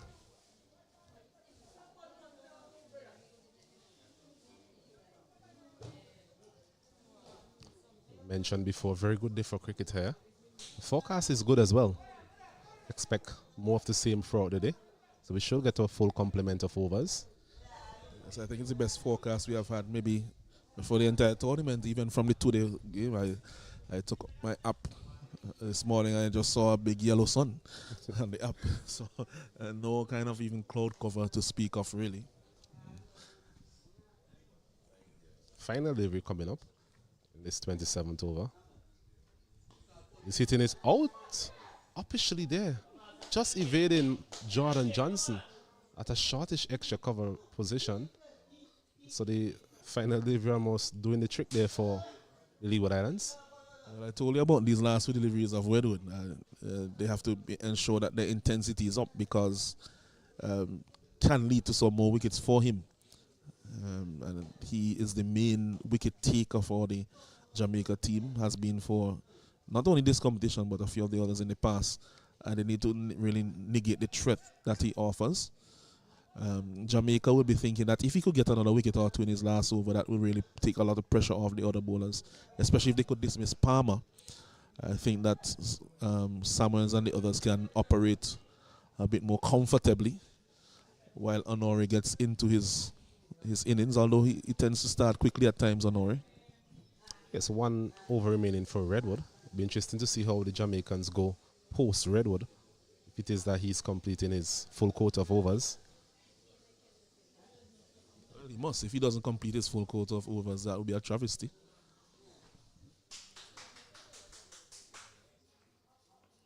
He's hitting this one upishly, a chance for a catch. In fact, it's going to fall in between the three fielders in the circle, and a chance for a second as well.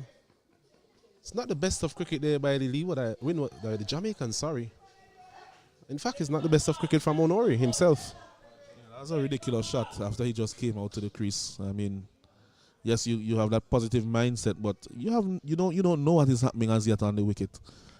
Give yourself a few deliveries to see what is happening, how the bounce is going, the degree of turn from the spinners. Have a watch, have a look. It's not the last 5 overs of a 2020. I think he will tell you that was brilliantly placed, because there was a man there, Jordan Johnson, at a shortish extra cover. There's a man at backward point, and the wicket keeper all making an attempt to effect that catch, and just falling in between all three. Well, I think that one just fell serendipitously for him. Not much there in terms of placement. He's punching this one. A bit more control on that occasion, out to deep extra cover. 140 now for the loss of 3. Yeah, he did score a half century the last time he played at Parking, so he would be confident of batting at this ground, but you can't let confidence turn into overconfidence and complacency. So he will be glad that he was not dismissed on the first delivery of this over. He has another opportunity to get going. Yes, Samuels once again toiling away from the southern end into his 4th over. None for 19 so far.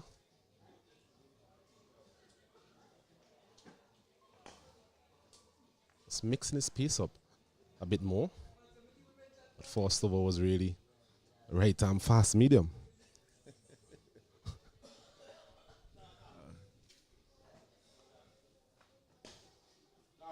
This one is punched down to long on easily by Michael Palmer. Be interesting to see how he goes, having lost his partner in the form of Joel Andrew in the last over. Just need to continue playing along the lines of being selective. As another over is completed. And at the end of it, Leeward Islands under 19, having won the toss earlier this morning, batting first, they're 141 for the loss of 3. Yes, some time now for some consolidation. They have quite a bit of overs left, 22 overs in fact. And these two, although there may be one or two other batsmen to come, these are the two who would want to have most of those 22 overs to bat, especially Palmer. He's already on 74 and has the opportunity to have a very substantial score if he can bat those overs out. So that's how he should be thinking. But Redwood would want to see the back of him in this over. He has troubled him with his googly.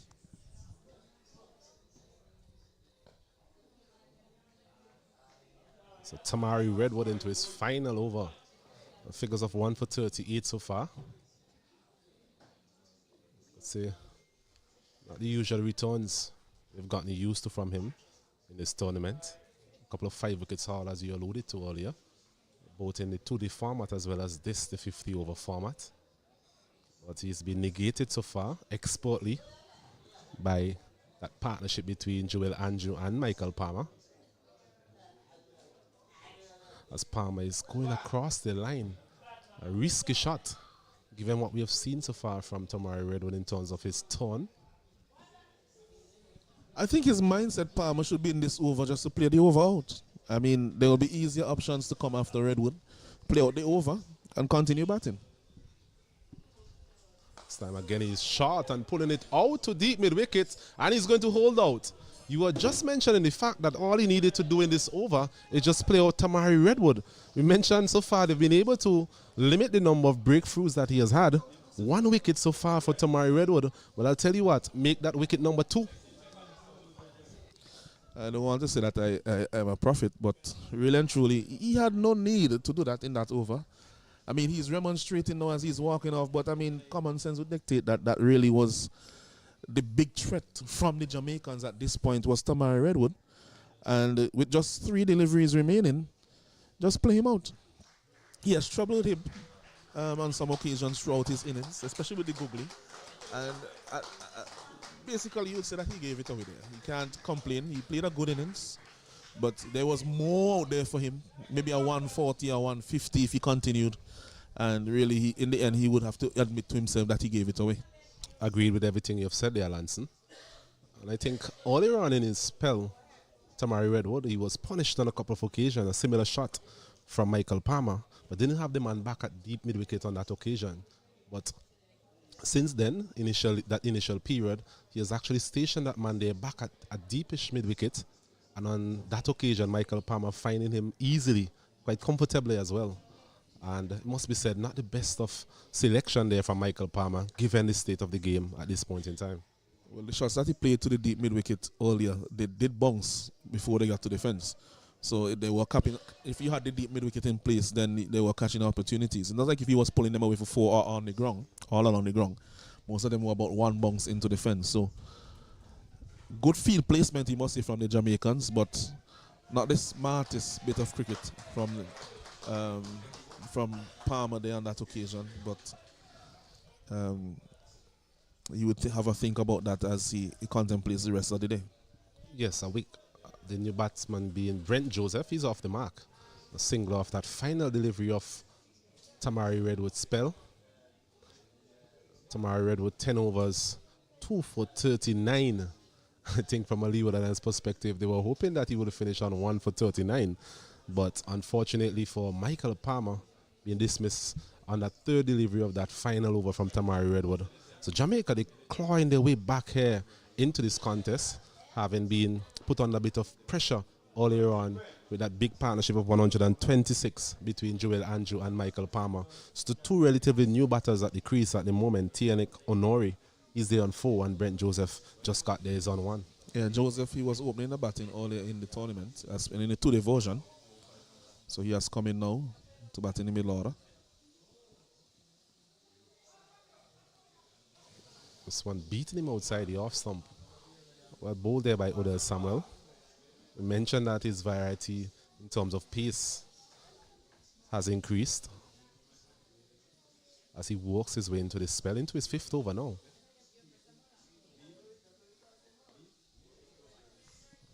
Yeah, and you mentioned the wickets for Redwood. Both batsmen will be disappointed.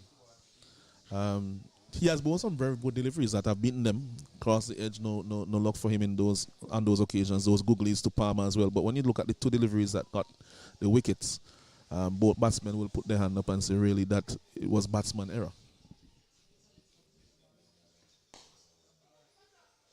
I think that's the good thing about Tamari Redwood throughout this tournament, is that he has managed to get big players out at crucial points in these encounters. And 2 big players there, Joel Andrew and Michael Palmer for the Leeward Islands. As we see Joseph punching this one out to Brian Barnes there, out at mid-off.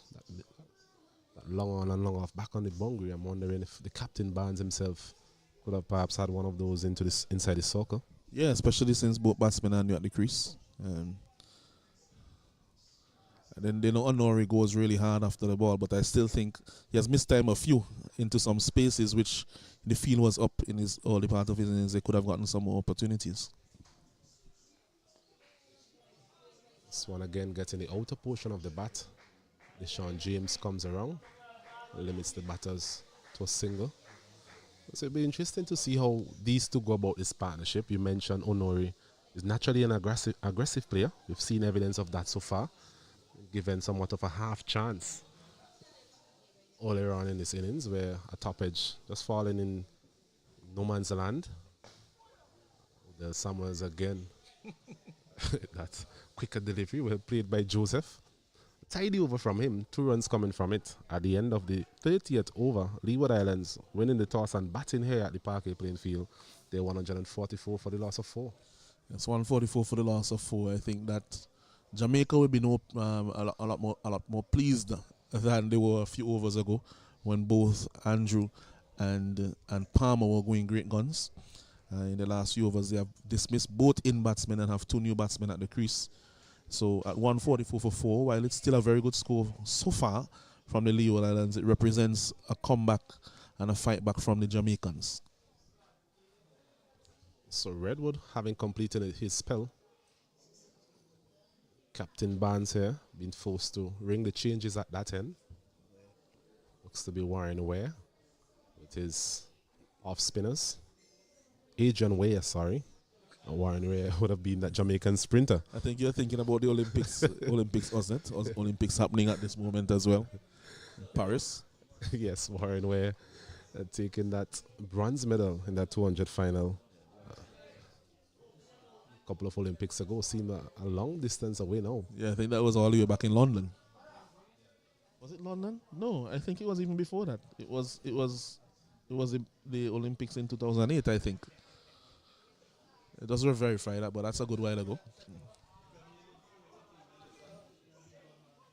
Bit of a misfeel there, but not costing the team any.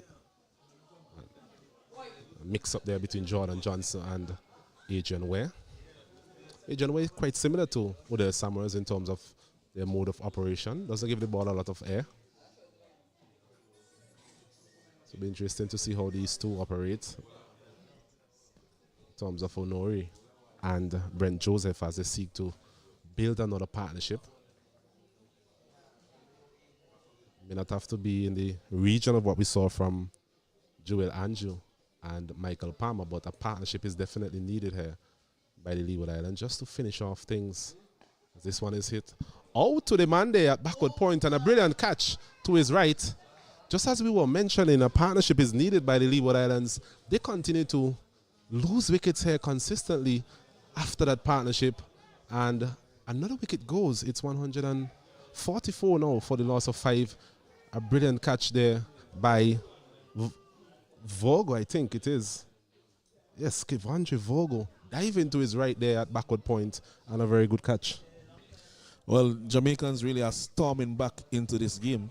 You mentioned Warren, where and they're probably coming back at that type of pace. Into this game, really, the last few overs, they have taken 3 big wickets. I think the 3 biggest wickets really for the Leeward Islands, Honore, prior to that Palmer, and prior to that Joel Andrew. And so they have removed the experienced heart of the Leeward Islands batting. Now 2 of the younger batsmen, the last recognized pair, I would say, at the wicket now, which would be Henry and Brent Joseph, who really, I think, based on what we saw before, had opened the batting previously. Yeah, those 3 you mentioned, Alonso Andrew, Joel Andrew, Michael Palmer, and Honore. Those 3 are 3 of the better players in this outfit as it relates to their batting. Free scoring players as well. They tend to be players who can take the initiative and exert pressure back onto the opposition. And with 3 of them now back into the pavilion, the Jamaicans here will feel that they can actually get themselves back into this game and limit the progress of the Leeward Islands team. So Xavier Henry it is. So Warren Ware, he continues now to the new batsman Henry. Adrian Ware. So it's a disease that's spreading. So Adrian Ware. Good single taken there. Well, good feeling by Redwood, but there was always a single on. Hit to his right. Had to make a few yards to his right. So Henry gets off the mark with that push. Adrian Ware bowling now.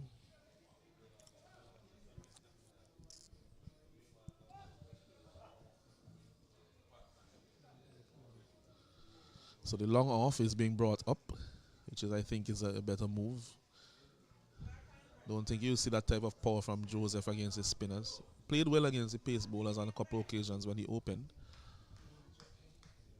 And long on, deep mid wicket in place.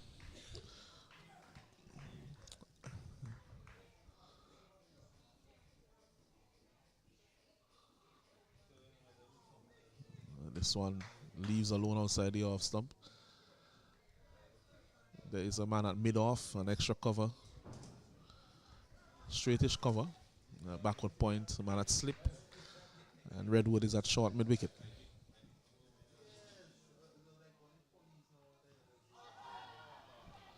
Loud appeal. Well, that one seemed to be going down the leg side. Joseph not the tallest of batsmen. As he overcomes soon, and you see that replay. May also be a little bit high as well. Yes, sir. So that's the end of the over. At the end of over number 31 is 145 for 5. Yes, the end of a successful over there from Adrian Ware. And following up on Tamari's Redwood.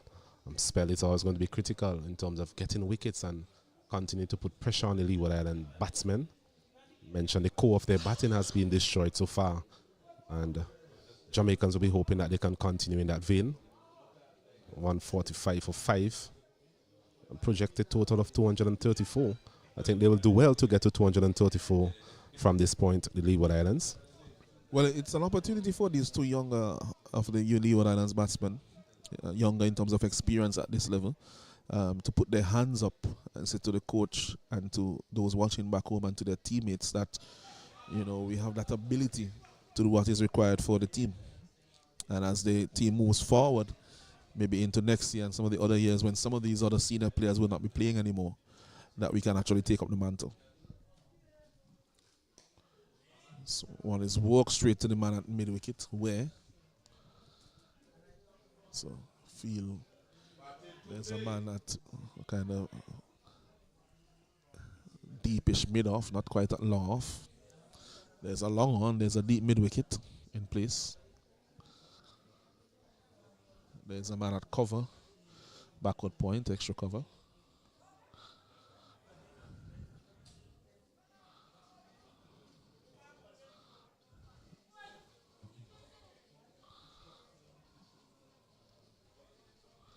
Just waiting to see what the signal will be.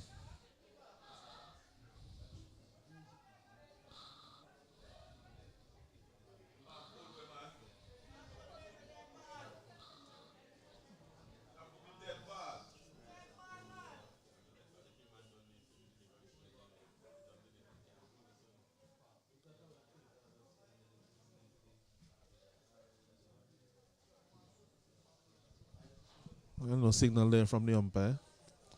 Oh, he pulled away extremely late. I mean, the ball was actually already released. Not too sure why he pulled away. What was the issue? He would know. We are a fair distance away. Don't know if there was some insect or maybe someone chattering close to him.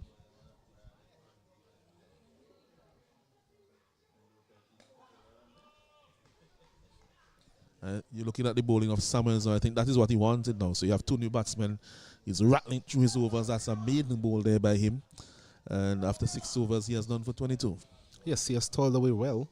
Came into the bowling spell under a bit of pressure, given how Joel Andrew and Michael Palmer were going at the time. It must be said that he's bowled well, quite economical.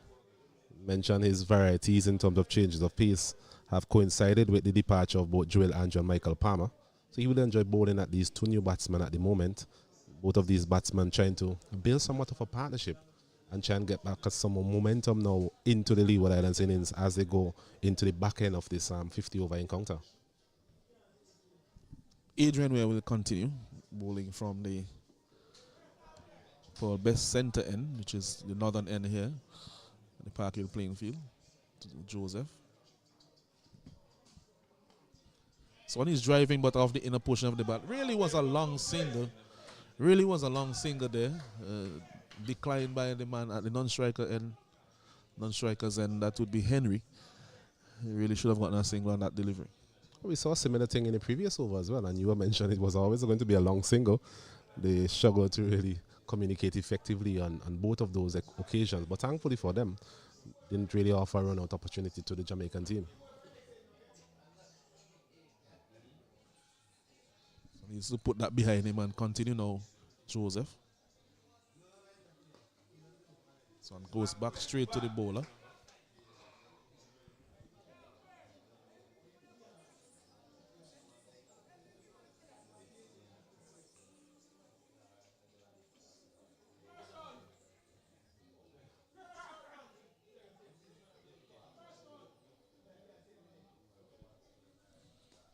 So when he gets it to the onside, should be a long single. Some ball watching there by both players. But really was an easy single. It was, and not the best of communication between these two.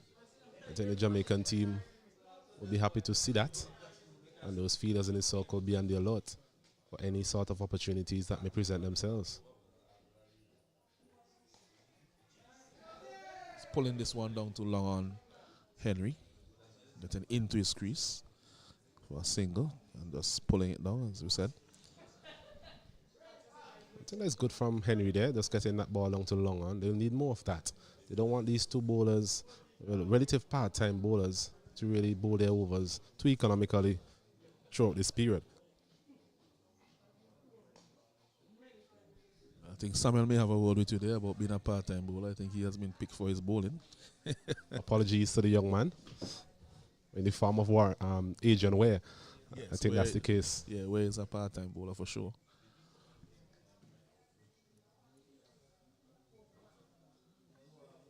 And he's bowling. His shoulder arms on that occasion, Joseph. He's bowled all over the place. And just to see if that one turned back into him, but he was there confidently shouldering arms to the off break. Not to show, it actually was looking like a fairly straight delivery from here. Well, I'll have to express my apologies as well to Adrian Ware, because that's a very good dismissal there and a typical off-spinner's dismissal. But it must be said on this occasion, gifted that wicket. You mentioned doesn't seem to have torn quite a bit. It's just a matter of a misjudgment there by Joseph. Comical in the end. And Warren Ware takes up his second wicket. He's celebrating. And Leeward Islands not celebrating at the moment. They're actually losing their way here in this encounter at 147 for the loss of 6. Yes, and now to replace Joseph is the diminutive Morton, Israel Morton.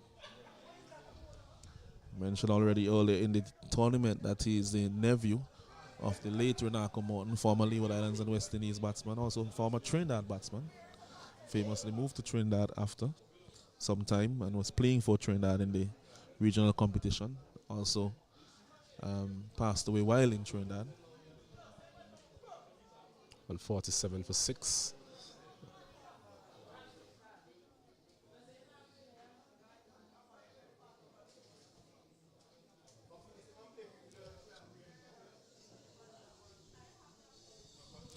Samuel now to Henry.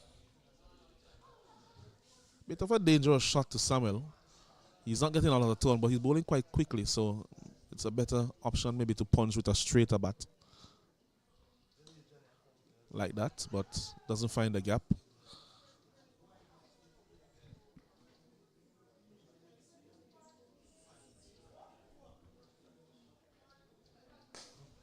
Again, he's looking for a pull, and the pace of that ball, it comes onto the bat quite quickly there from Samuel. But he was able to get it down to long off. That was not where he was intending it. So another single to Henry. 147 for 6. 148 for 6.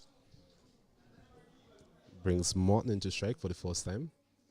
So the spin twins of Odell Samuels and Adrian Ware doing it here in the middle order for the Jamaicans.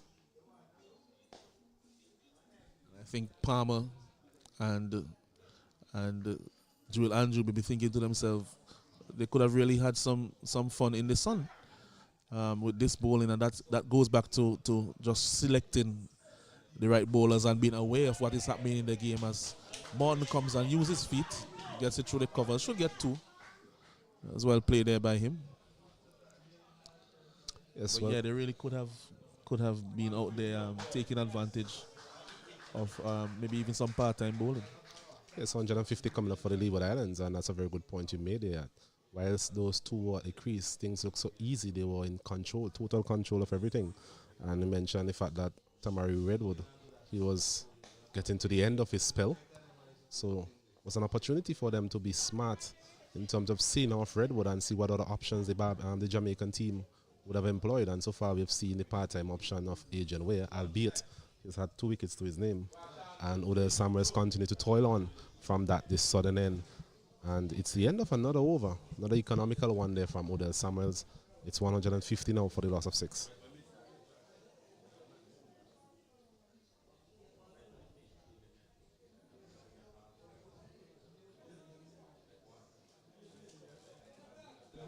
Adrian Ware will be continuing.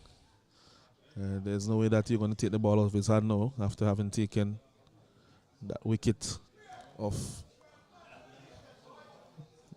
Brent Joseph. He will tell you probably that one was a deucer, that he got it to turn the other way.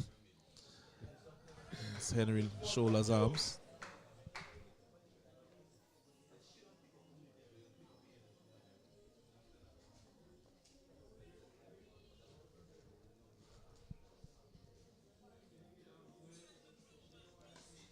It's driven but straight to Ware. So the stranglehold has really been applied since the dismissal of Honore.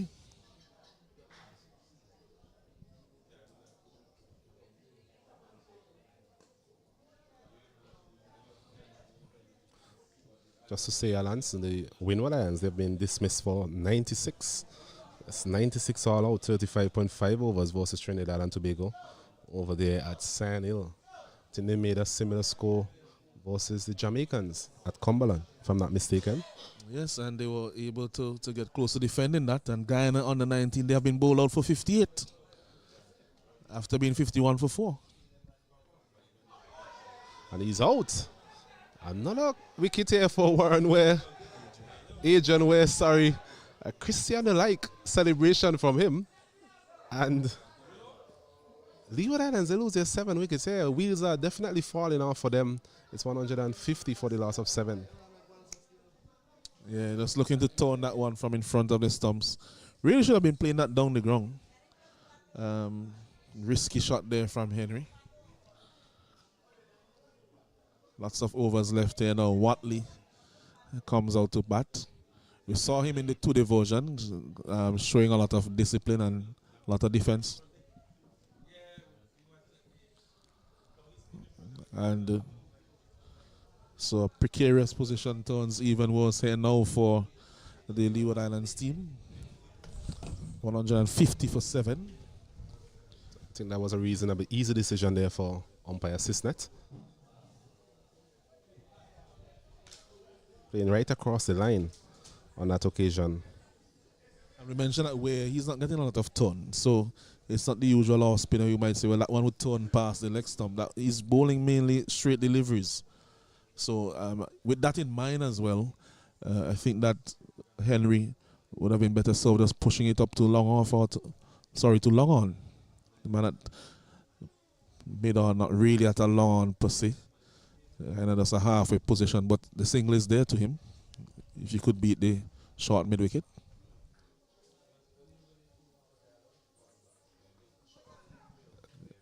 Wide, but a good take there from Williams, who, as usual, has kept well. Just that question of whether he's too far back for the Pacers. What leading the batsman? As we mentioned, his glove work being exemplary. What we've seen of him.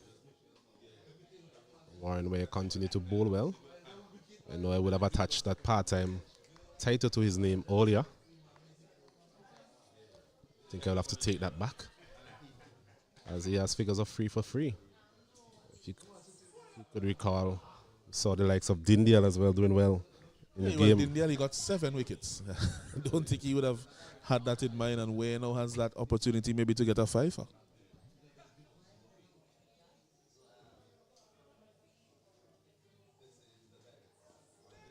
Watley plays this one calmly.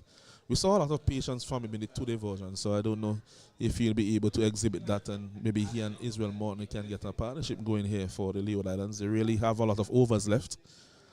They have lost 5 wickets in the space of 19 runs, really. Actually, when the wicket fell, it was 150, so they lost 5 wickets in the space of 17 runs. Wicket of Joel Andrew falling at the score of 133, which was the 3rd wicket. Looking at the makeup of the Leeward Islands batting here, Lanson, it's safe to say that most of the power is in the top order. These players in the lower order really seem to be more accumulators. Having said that, we are seeing Morton here using his feet. Second time getting it down to the man there at long on for a single. Yeah, he does seem to have some idea about batting, but a very small man, doesn't seem to have a lot of power. But he does seem to have some idea about batting in terms of what to do with each delivery. There again, using his feet comfortably as he has done before, getting a single down to long on.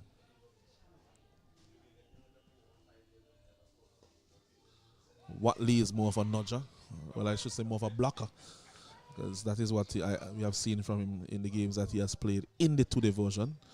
Don't know if he will show a bit more initiative here now. I think that's the slowest delivery we have seen there from Summers. He actually bowled it from behind the crease as well. Feeling confident to do that now against Watley, who is not really hitting the deliveries, not really looking to show any aggressive intent. This time he bowls a quicker one. That one walked down to fine leg for 2. And again, as we're saying, his quicker delivery is actually pretty quick. Yes, he's been trying to mix his pace up to some extent. That one a bit misdirected on this occasion. And there was Watley just walking it nicely off his pads into that region of fine leg for 2 easy runs.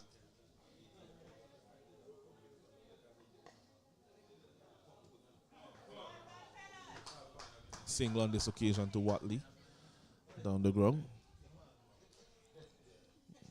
So they've gotten some runs in this over. And if they can get 3 or 4 runs on over and keep their wickets in hand for the remainder of the innings, that is something that they'll be aiming for. While Jamaica will be looking to mop them up by getting these 3 wickets quickly. Looking for a very big shot there, Morton. Don't think that is what is required from him in particular at this time, as the over comes to an end. At the end of the over, Leeward Islands there 156 for 7. Summers completing his 8th over. Figures of none for 29 so far. So nothing for him in that 4th column. His partner, his spin bowling partner at this point in time, Adrian Ware, on the other hand, has figures of 3 for 3. 36 overs completed. So the Leeward Islands will be looking to bat 3 for 5 actually. Correction. So Leeward Islands on this occasion will be looking to bat the majority of these remaining 14 overs and give themselves a chance of maybe reaching up to that 200 mark at least. Yes, and you mentioned the wicket of Andrew falling. It fell at the 130 on the score with the score on 136. So they actually lost 5 wickets for 14 runs. So it's a big collapse here from the Leeward Islands. They need to arrest that slide. Speaking about arresting slides, Alanson, Windward Islands and Guyana not able to do so. Mentioned being dismissed for 58 and 96 respectively. Yeah, I think with that dismissal of 58, Barbados should chase that down comfortably and really cement their position at the top of the table. And after having some good batting performances, Guyana, they'll be very disappointed with that 58. They scored over 200 runs on a few occasions in some of the previous rounds, including a score of 249 here at Park Hill.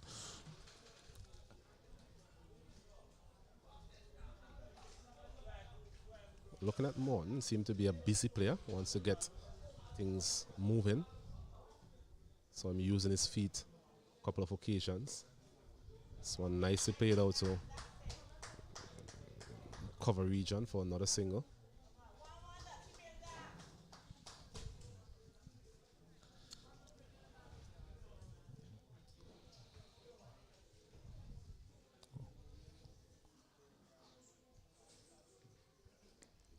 there to Watley, just pushes it back down the pitch to the bowler.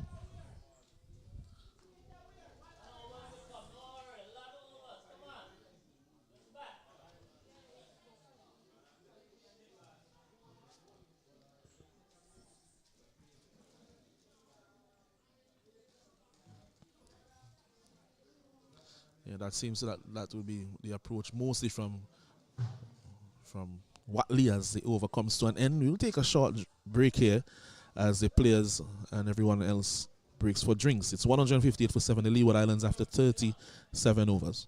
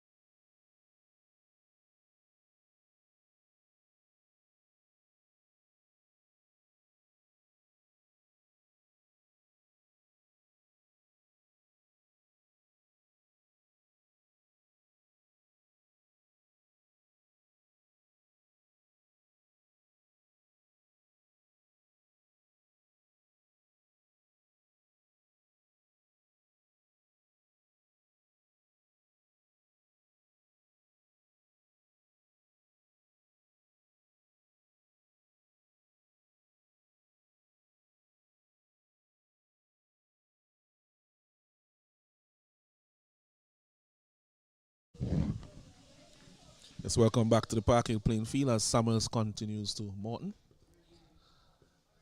Pushes that one calmly into the onside. 13 overs remaining in the innings. 3 wickets in hand for the Leeward Islands. Morton goes down the pitch, drives firmly to the man at mid-off. Chose to go to the other end with the throw. It may have been interesting if he had thrown to Morton's end. But again, Morton, for the third time in his innings, using his feet.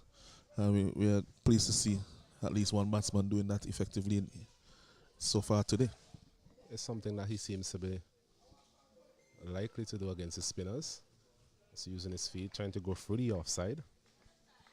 Captain Barnes there on the edge of the circle and afforded them the opportunity to get a single that was quite comfortable in the end. It's on a very slow delivery with a lot of flight. Looking to drive, but coming off the inner portion of the bat, so Samuel's probably looking to buy a wicket here.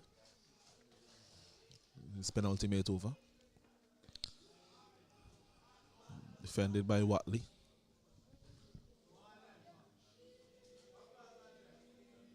Mentioned by a wicket, he will definitely like to have something that full column. So far, wicketless. This one is a very quick delivery from him. That quicker delivery again, speeding away down to the boundary, down at fine leg. I think it gets there now. So 4 runs. And some runs there to Watley. Seems to be an ear that he's strong in, that leg glance. It's turning that quicker delivery down to fine leg. Yes, misdirected on that occasion and well played there by Watley. Just coming into the line, inside the line, sorry. And hitting that one into that vacant fine leg position. Such as the pace of Odell Samuels on that occasion, allowing that delivery to go out to the boundary for a welcome 4, 163 for 7, Leeward Islands.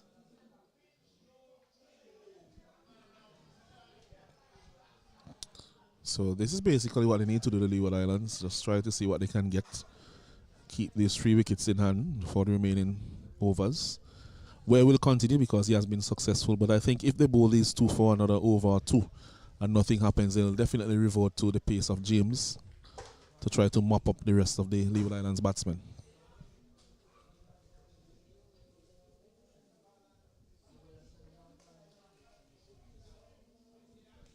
Morton seems to be quite organized with his batsmanship.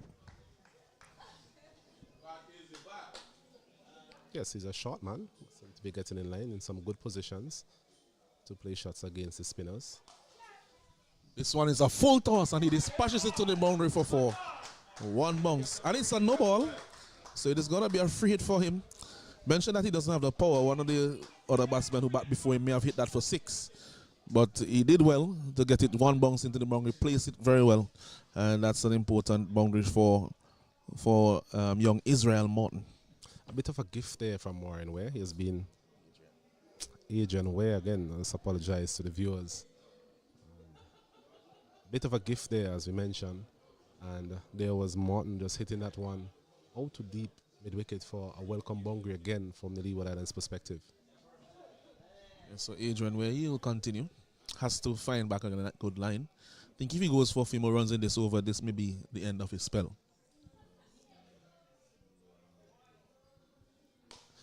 This time he goes for the big shot. They should have time for 2, do they? Yes, they do. It doesn't get that connection that he was wanting. And that's 2 runs there to Morton. Another full delivery from Ware, but on that occasion he was a bit faster. Yes, not taking full advantage there of that free hit, Morton. Mentioned perhaps doesn't possess the power of his predecessors at the crease. But good innings from him, so 5-11 from 12.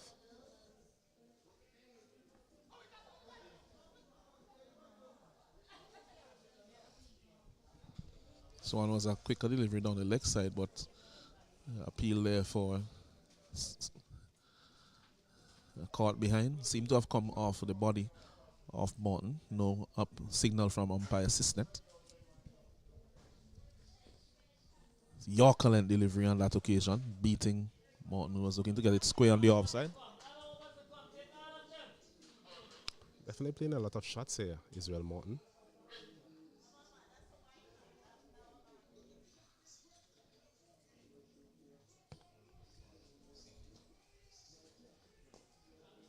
It's a very good shot there from Morton. Using the depth of his crease, punching behind square on the offside, and should have time for 2. Again, as I said before, his batsmanship seemed to be organized in terms of the positions he's getting into to play his shots. Yes, another opportunity there outside the off stump, presented by Adrian Ware. Morton went back and just cut this one past him on that backward point. Got close to the boundary, but in the end, just getting 2 runs for that as the partnership continues to build. It's now up to 22 from 26 deliveries. It's an inquiry as to how many deliveries have gone in the over from umpire Sisnet. This will be the final one of the over from Ware. Well played there by Morton. So that's the end of over number 39. And the score now is on 172 for 7. Leeward Islands. Yes, the partnership just gathering pace slowly. 22 from 27 deliveries. So they've gone at a reasonable pace. 11 overs complete remaining in this innings. We mentioned that these two will be looking to bat the majority of those 11 overs. And if they do, they should be able to get a total close to or in excess of 200 runs, which I think would be a very good total on this wicket. Mentioned the Jamaican batting, of course, hasn't really come to the party so far in this tournament. We saw glimpses of what some of their players can do in the last game, but in the end falling short of that Barbadian total. So Samuels to Watley. Slower outside the off stump. I think that's the pace that it needs to be, but get it a bit straighter. I think Watley has profited from his quicker delivery on a few occasions, turning it down to fine leg.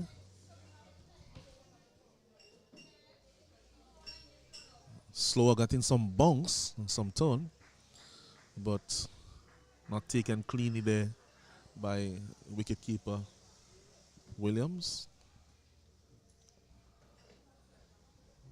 So,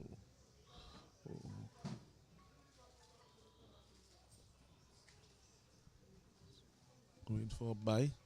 This one he stumped. Yes, down the wicket was Morton using his wicket using his feet on a few occasions. Didn't really get to the pitch on that occasion. Was a bit away from the delivery and chose to go over the leg side instead of going through the offside as he has done on a few occasions in the past, and stumped very quickly and neatly there by wicketkeeper Trevor Williams. So it's the fall of the 8th wicket, 173 for 8 Leeward Islands. Yes, a disappointing end there for what was shaping up to be a very good partnership here between these two. Morton, once again, we mentioned him using his feet, which was refreshing to see on a couple of occasions, but here going for the big shot on the leg side as opposed to what he did previously where he went through the offside, and Trevor Williams once again effecting that run out quite efficiently there in the end. So another wicket goes. Summers, he gets his first. He's into his final over again, so it's another situation where a bowler in his final over and the batsman basically gifting his wicket to him. 1 for 34 so far. Yeah, and I think that is why some batsmen are a bit, nervous about using their feet. You can get the runs, but I mean, once you misjudge the line in any way, then you're basically left there at the mercy of the wicket keeper. When once he collects, then you're stumped. And what you have to be good at in order to use your feet well, we saw that from some good players in the past, from the West Indies and from other teams, decision as to whether or not you should continue with the shot. And if you bought it, then it's a matter of either going back in the crease or trying to defend that ball. This one almost going back onto the stump. He was forward, was Mackenzie playing it, and it was just rolling back slowly into the stump. Everybody was quietly just waiting to see, and it just evaded the off stump there. So luckily for Mackenzie, lives to fight another day. Drives this one. Lovely shot over the top. Should go to the boundary for 4. Does so.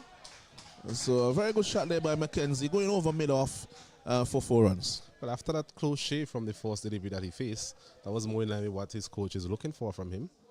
Delivery flighted again outside the off stump, and a good looking shot there from Mackenzie over the man that Jordan Johnson stationed at mid-off, and in the end, a safe shot from the number 10.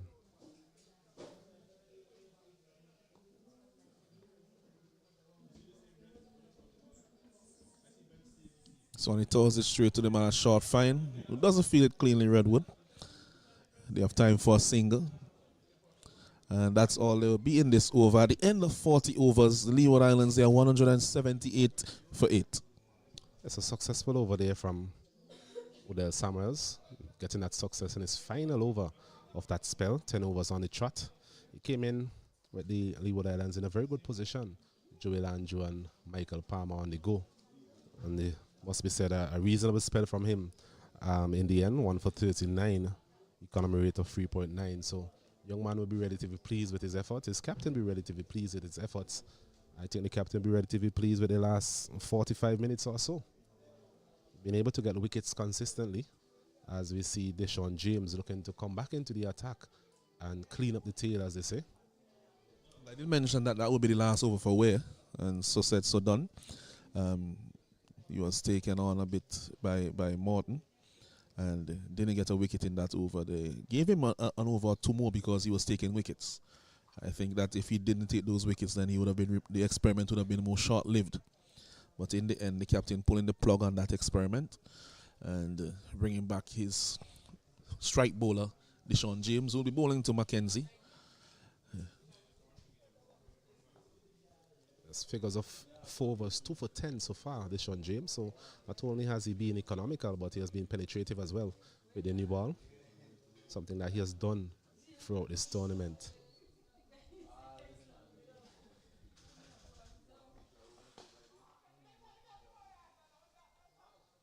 Bit of a spectator's catch.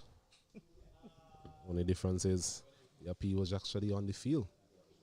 Excitement created on the field on that occasion. I think he drew that one into the ground and maybe off his boot, popping up into the air afterwards. Micah Mackenzie, the leg spinner. So he'll have a role to play for the Leeward Islands later on. I think he would go a long way. His spell will go a long way in determining what happens in this game. The Jamaica batting has looked a little bit, well, they have lacked confidence really in this competition. This one is walked out to a deep mid-wicket position, coming back for a second. Reluctantly at first. In the end, being able to complete those 2 runs. All well that ends well for the Leeward Islands. Yeah, it was always 2 runs. As long as it beat the man there at mid-wicket. The fielder was Ware, who is not the quickest of movers. So it was always a comfortable 2 in the end.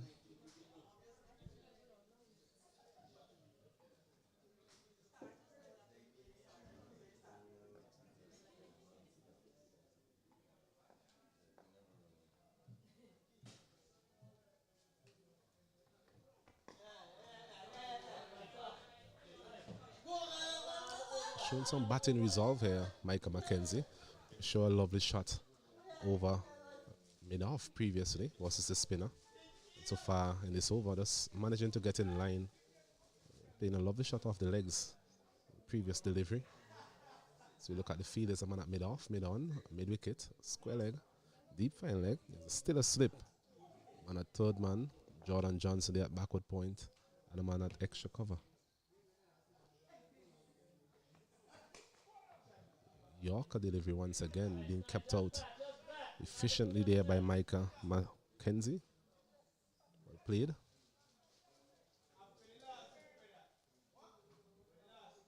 Leeward Islands here looking to just press on, try and get close to that 200 mark or even beyond.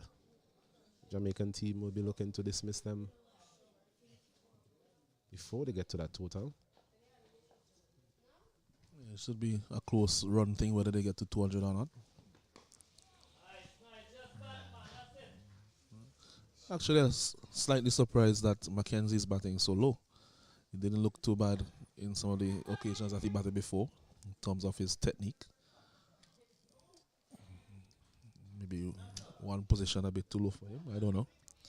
What's your take on it, Ozzy? Yes, as we mentioned, he has shown good resolve so far. Both against the spin and the pace. He's indicating to his captain and to his coach that he needs that promotion. So again, working this one nicely. Should be able to get 2 more runs. Not the quickest of movers, these two.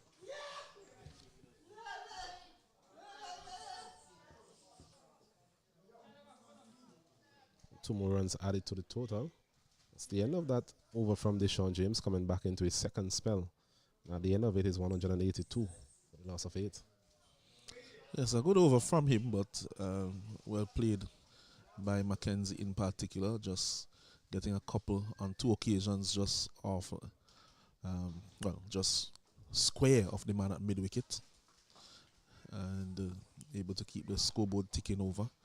Takes the score up to 182. They have all of 9 overs left. It's just a matter of whether they will be able to survive until then with only 2 wickets remaining. That will influence where they get to.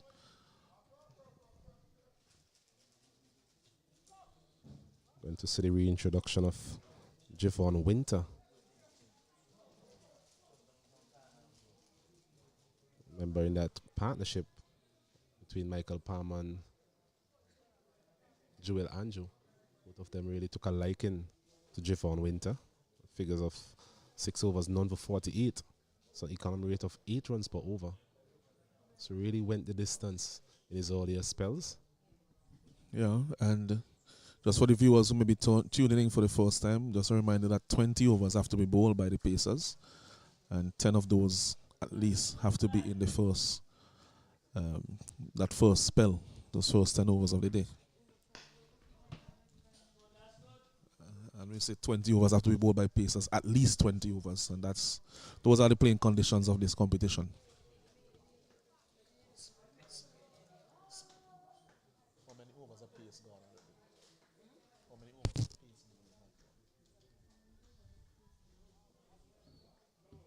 Javon Winter does seem to have a very good yorker. Just hasn't been able to produce that on a consistent basis as he's swinging across the line here. Chance for 2 runs. Once again, the call in between the wickets has left a lot to be desired by these two. Not the quickest of movers, as we mentioned before, between the wickets. Yeah, it really was 2 runs in that. Fielder had to go some way out from his position at mid-wicket in pursuit of that.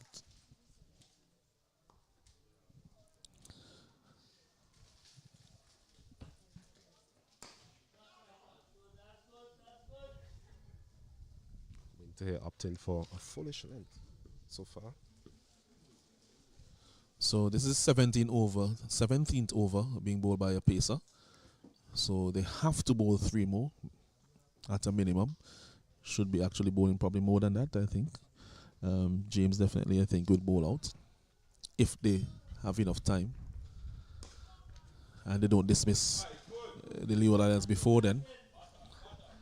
But yeah, just to mention that at the very least, for the next 8 overs after this one, 3 have to be bowled by pacers. I'm thinking that the Jamaican will be hoping that they won't need more than those 3 overs of pace into the lower half of the Leeward Islands batting here. There's 2 wickets required. But what we've seen from these 2 batsmen in the middle so far, they've been reasonably confident or comfortable with the pace. Yeah, and Mackenzie, he's shaping well, but I think what seems to have the issue with his batting is that he tends to have a brain fade every now and again when he looks for something that is not there. But if he can concentrate for longer periods, he could develop himself into a bit of an all-rounder.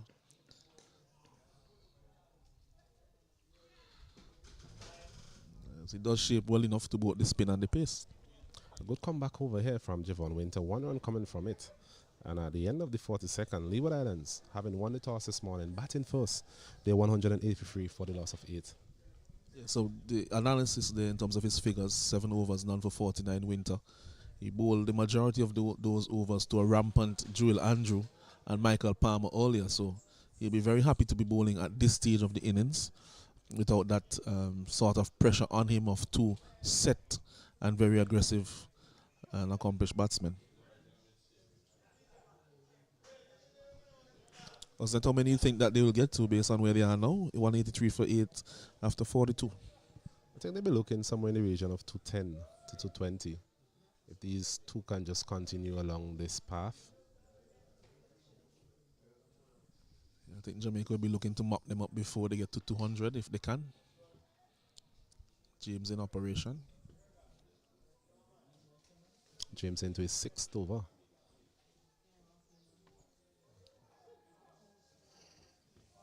Figures of 2 for 14 so far.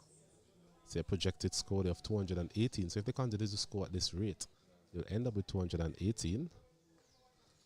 I think Just from a batting perspective, they just want to bat as much of these overs. Still have 47 deliveries remaining in this innings. So run a ball from here, get them up to 230. Given the fact that they've lost so many wickets, it's really hard for them to make any sort of excessive push towards anything beyond that. Yeah, well, even the runner ball will be quite difficult, seeing that this is a 9th wicket pair. And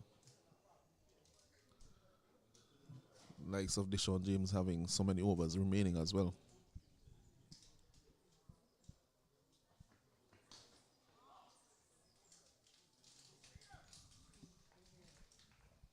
Because while they've looked comfortable so far, a lot of these shots or even defensive prods that they are playing are going straight to the fielders. They've not been able to really walk the ball into the gaps. Must be said it's good captaincy as well from the Jamaican captain in terms of getting quite a bit of fielders in his circle. So he's mindful of the fact that these two perhaps don't possess the power of the likes of Joel and John Michael Palmer. So a more close in field might be the order of the day. Exactly. It's really the feel that you would find in the first 10 overs, just the final and the third man back.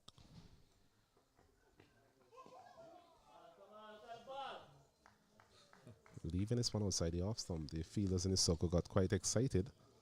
This one just shaving that off stump. A good leave in the end, it must be said. Yeah, very good leave. Batsman would say that he was in no trouble there.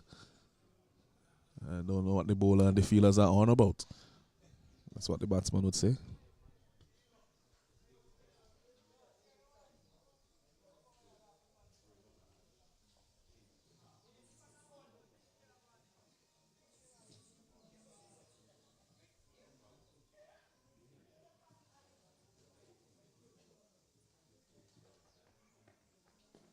Slashing at this one outside the off stump there. Watley. Because the four shot in anger really from him. Yeah, he has looked to play quite sedately so far. Only looking to turn deliveries that are fairly straight. And that leg stump line down through the onside, but hasn't really lifted his bat in anger outside the off stump. So that's the first time we've seen that. Maybe he could still continue to just knock it around for a bit longer, seeing that 2 wickets are in hand. Only 2 remain, really. So again, that's the shot you were speaking about, Alanson. Whenever the bowlers have gotten a bit straight, just managing to walk these ones into the gap. Another single for him. He keeps the strike. And at the end of the 43rd over, Leeward Islands, they're 184 for the loss of 8. So they are ticking along slowly. I think that a score of 200, given where they were in terms of how many wickets they have lost, they were 150 for 7. So if they get to 200, I think that they will be pleased with that. They'll be disappointed seeing that they were 136 for 2. But I think that from 150 for 7, if they get anywhere near the 200 mark, they will be pleased with that. And it will prove to be a challenge for the Jamaica team. Although they have some talented batsmen, as a team, they have not really gotten their batting together to the level that you would expect from them so far in this tournament.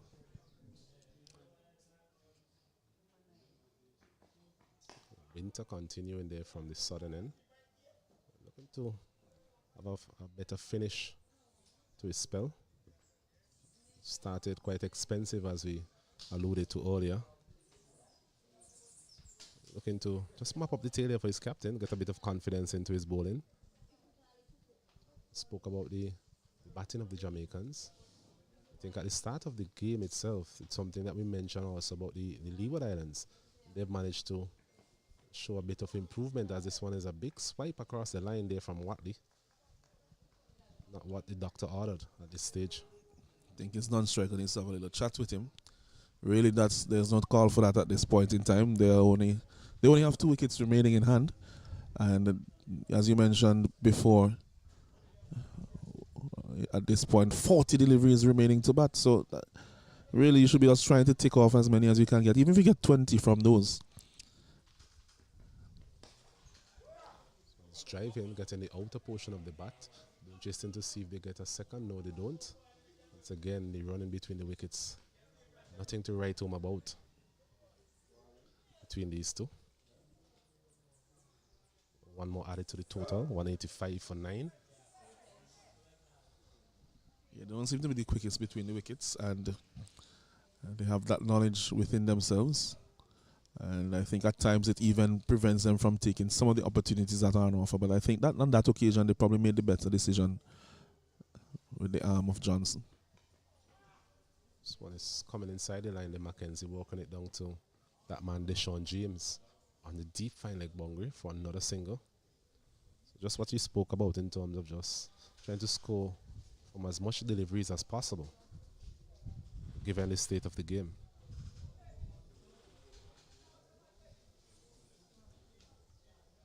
And then if they're probably thinking, well, let's try one big shot. If we get through with that one big shot, it may push the fielders back and we can get some easier singles. I don't know if the captain Barnes will fall for that one,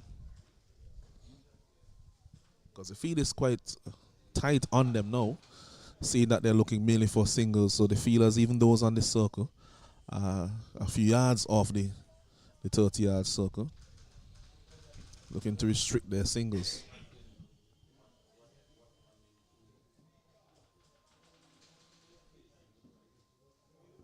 Still 6 overs to go after this. Slow delivery again attempted by Javon Winter. Misdirecting it completely. Gives the opportunity for wide to be signaled there by umpire Blades. Leeward Islands total moves on to 187 for 8.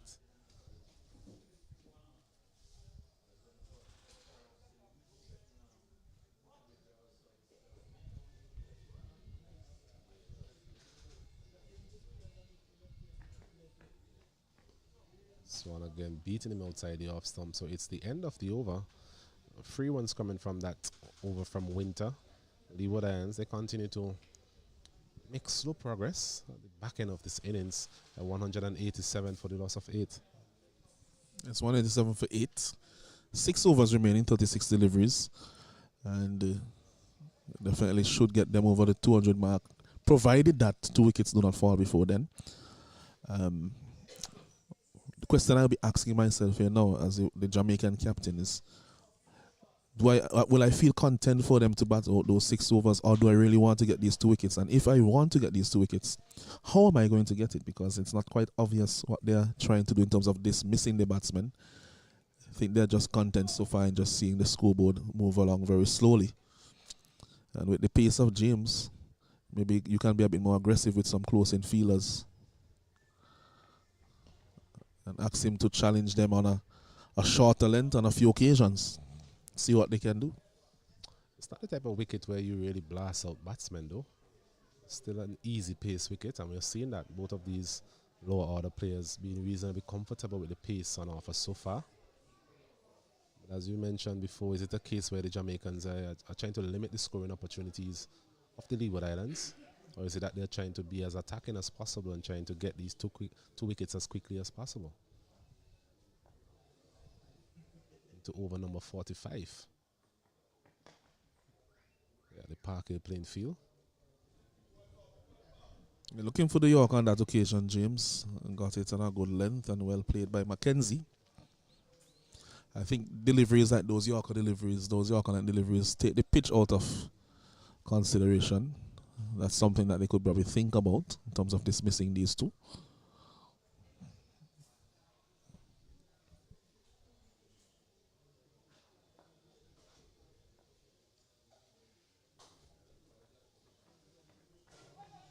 Once again, just straying down the leg side there, Deshaun James, and be striving for a bit more pace.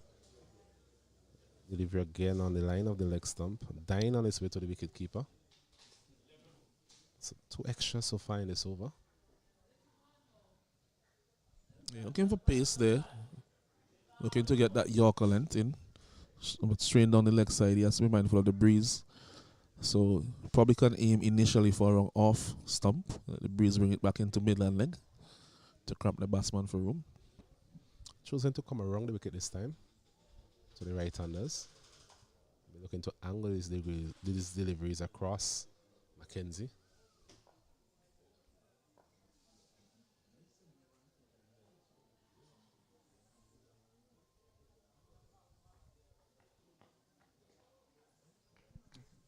Wind has picked up slightly. Mentioned the wind from bowling from that end will be coming in from right to left on your screens. And just to give you a quick update in the game between Guyana and Barbados. Guyana all out for 58 of 33.4 overs. Barbados, they have chased that down 61 for 1, and they needed only 7.5 overs. So Barbados, with that result, will be firmly on the top of the table after this round. It's a dominating performance there by the Barbadian team. They show their dominance in the 2-day format, and here again, in the 50 over format of the tournament, really showing what a formidable force they are at this level. In terms of the game with Trinidad and Tobago and the Leeward Islands, Trinidad and Tobago, they're 22 for 1 over number 6. Remember, they're chasing a paltry total of 96 being made there by the Leeward Islands. That game is being played at the Sandhill playing field.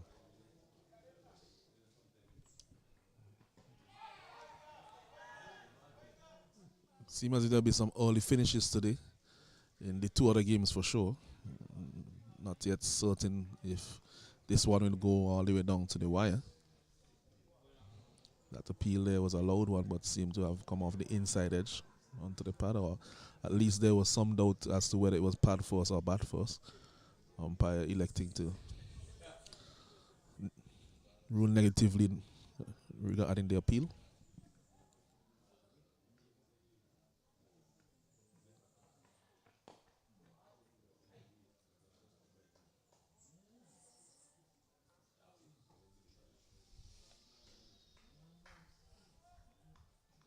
$189 for 8. Micah Mackenzie's there on 10 from 18. Yannick Watley, 11 from 29. So it hasn't been the quickest of partnerships. Partnerships so far of 16 from 32 deliveries. But as we mentioned before, given the state of the game and the number of wickets they have remaining, it's just a matter of trying to bat as much of these overs as they possibly can. This one is another appeal, more than likely pitching outside the leg stump, having chosen to come around the wicket, Deshaun James. Always going to be difficult to get an LBW decision from that angle. It's the end of another over. 45 overs completed. Score 189 for the loss of 8. As things tapering out to a bit of a slow end here. But Leeward Islands, they need to just continue as they are, I suppose. And Jamaica, they really need to see how they can get these 2 wickets. Because as it stands now, it's not obvious how these batsmen are going to be dismissed. They are not really showing the propensity either in the last couple of overs or so to play a wild shot. And that, I think, may be what the Jamaica team they are waiting for. Winter continues and beats Watley outside the off stump. Good delivery there from the young man, a bit of movement away. Winter have shown glimpses of his talent, just hasn't been able to put together a string of deliveries that will create any sort of pressure on the batsmen so far. Seem to have a very good Yorker. Tried these short deliveries on a number of occasions and was punished severely. None more so by Joey Lanjo. Deposited him over deep square leg for a massive 6 earlier.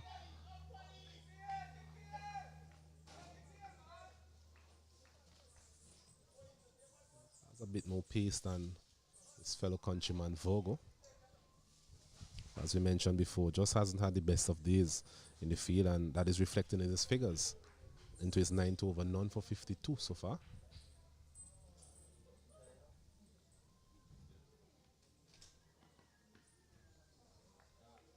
He's missing his run up on that occasion. So the Jamaicans, they continue with this conventional field. As you mentioned, the field is more or less what you will see in the early stages in that first power play period. It's a 5-4 field, but only 2 are outside of the circle, and both of them are behind square, on off and on side.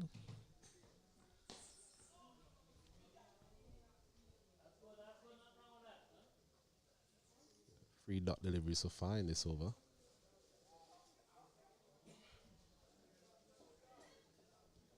Watley has faced 32 deliveries, scored 11. The projected score keeps coming down. It's now 208. A while ago, they had the opportunity for a projected total of 223.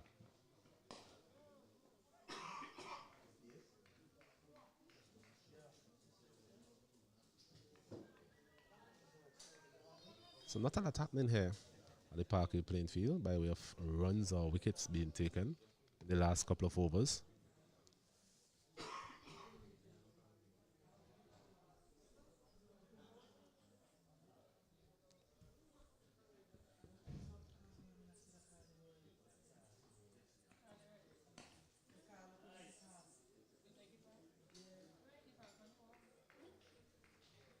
Shaping up to be a maiden over from Javon Winter.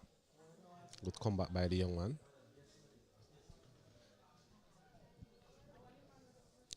Yeah, just 25 deliveries left.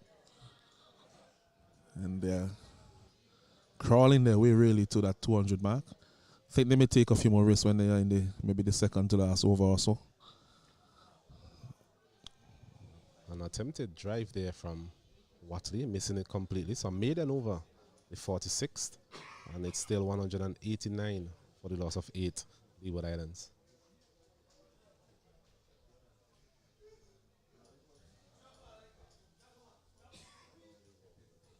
Yeah, so at the end of that over, we mentioned that we have 4 overs remaining, 24 deliveries. Watley is on 11 off 35.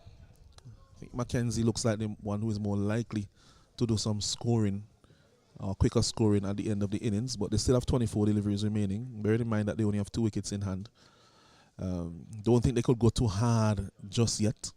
They still have to try to take what is on offer to them maybe for the next 2 overs, and then probably in the penultimate over to see if they can, get a few boundaries away. Deshaun James, he'll have other ideas into his 8th over. So captain opting to utilize his seam bowling options in this part of the innings. Understandably so. This one is walked down to Michael Clark here on the deep fine leg boundary for a single.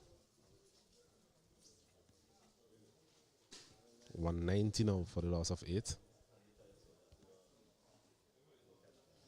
Mentioned quite a bit of a lull here as the Jamaicans just seemingly waiting for something to happen.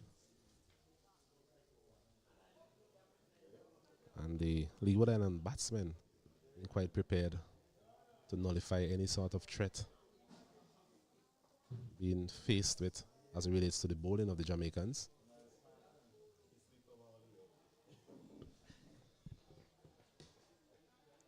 Driving this one out to the man there, Tamari Redwood. Not fielded cleanly, but that is more in line with what we were speaking about in terms of what these two have to do. Yeah, he just, as he hit the shot, he was running with the shot, so it gives you a few steps as well ahead in terms of making your ground. Also, it wasn't a powerful shot to the man at mid-off by any means, so good cricket there from the Leeward Islands pair. Just mistiming that one enough to allow them to take that single. Tamari Redwood there at mid-off, being able to prevent that single as this delivery is outside the off stump again. Mackenzie allows it to be taken by the wicketkeeper Trevon Williams, sporting number 96 on his back. We're hoping for maybe a total of 96 for himself later on today. I think he's batting quite low in the order, so that would mean that the top order would have been blown away quite quickly. Although we have seen him in some of the previous competitions, but in the top 3.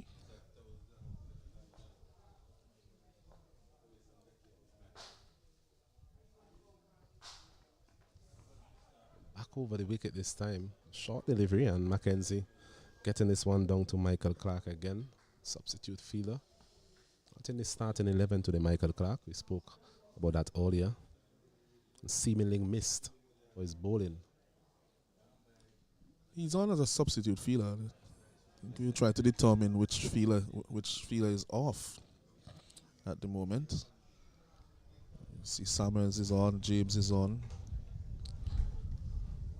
See Virgo. Not too sure I'm seeing Stephen Weatherborn. Yes, I think it's actually Stephen Weatherborn. I'm not too sure an injury was sustained. Yeah, he's not on the field. So he's the one who is off. All the others are accounted for. Jamaica be hoping it is nothing serious. Weatherborn, a critical player in this batting lineup. It's number 55 on his shirt. So we're not seeing him on the field at the moment. If we get some word as to what is the issue with him, if there's any, then we'll relay that to you, the viewers. That leg glance has been a productive shot for these two. Scored a lot of runs. Also tells me that the line by the Jamaican bowlers haven't been as consistent as they should be. As another over comes to an end, 4 runs coming from that over from Deshaun James. The Leeward Islands, 193 for the loss of 8. Yes, so moving slowly but surely to that mark of 200. All of 18 deliveries left to get those 7 runs. If they do not take too many risks. They want to also bat out the remaining 18 deliveries. So as we mentioned, maybe after you get to midway in that penultimate over, you can have a dip and see what you can get out of it. And if you're successful, you never know. Might get to 20.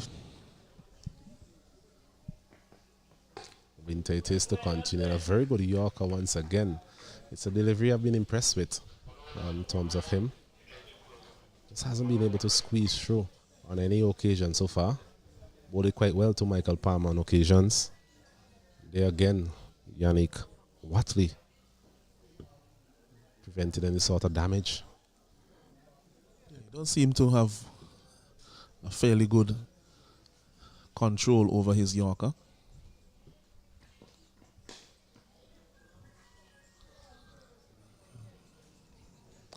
To his final over, Winter, Javon Winter. Previously bowled a main over. 2 dot balls so far to start this over. So definitely ending his spell in a positive note.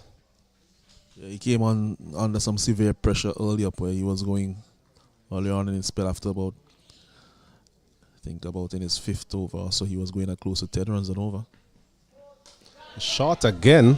A delivery he has employed quite repeatedly today. And a shot that we have seen on a number of occasions. This time, getting back on his back foot there, Watley, and pulling this one over deep mid-wicket for a welcome boundary. Yeah, that one was short and it stayed in the wicket. Gave Watley a lot of time for him to think about it. And indeed, he dispatched it easily in the mid-wicket region for 4 runs. There was never a doubt once it left the bat where it was heading. And with the field up as well, there's opportunity for him to score from such a delivery. Is that a sort of inconsistency that has really hampered his bowling today, Alanson? Just not finding that consistent line and a consistent length. They've tested the pitch on a couple of occasions and has been punished severely by it. Yeah, it doesn't have the pace really to bowl short. As you mentioned, back to that foolish length around that Yorker length. That is where he has to be. Anytime he bowls short, he really gives the batsman too much time. We saw earlier he bowled one short and Joel Andrew pulled it out of the ground. And there again, you have Watley batting at number 8 or 9 in this team. I think he came in at 9 and really just putting that away quite easily in the end. So doesn't really have the pace, especially on this type of wicket, to trouble anyone with a shorter delivery.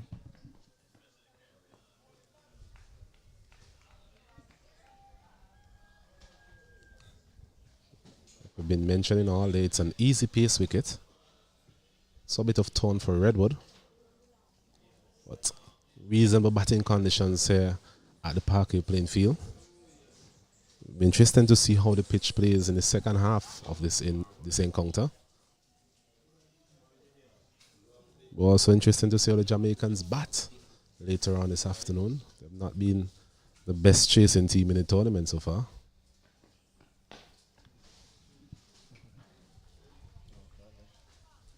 Very good Yorker to end that over. End of the spell as well for Javon Winter. 10 overs, none for 56. A bit on the expensive side. But Leeward Islands, they continue their march towards a first innings total. They're 197 for the loss of 8. Yes, just 3 to get to that 200 mark. And I think that will be foremost in their mind. Just so that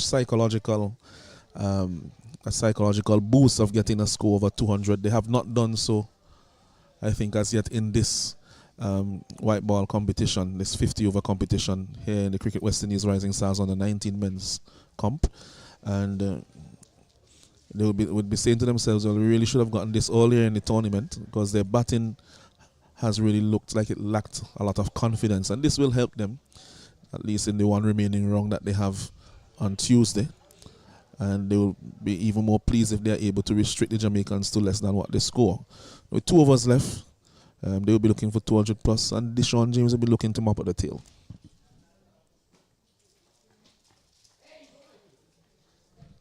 Well, you called it, Alans, in terms of this penultimate over might be the point at which they will try and go a bit harder. 11 balls remaining in the innings. There we saw a bit of intent from Mackenzie, using his feet to Deshaun James, who saw him coming and bowl a slow delivery. In the end, making no contact, Mackenzie. I think if he's on strike, he could consider maybe the last ball of this over as a free hit. That's probably what he should be thinking. And then in the last over, they can continue that approach. So I said, you got a little deeper into the back half of the 49th over, then you can start going, because you only have 2 wickets left. He's hitting this one up, actually out to mid-on region. There was Matthew Morgan coming around. Not timing that one well, Mackenzie. In the end, just getting a single for his efforts. Yeah, it does look the more likely one to hit those type of shots. Watley seems to be very strong on the onside of his pads, and you saw him with that pull shot in the previous over. The man there at mid-on just dropping back a couple of yards closer to the boundary. This one walking it down to the man there at third man, Vogo, for another single. Yes, it takes the scope to 199, just one short of the 200 mark, which means that no matter what happens from here, Jamaica will have to score at least 200 to win. At least if they have a full 50 over second innings. Mackenzie back in strike.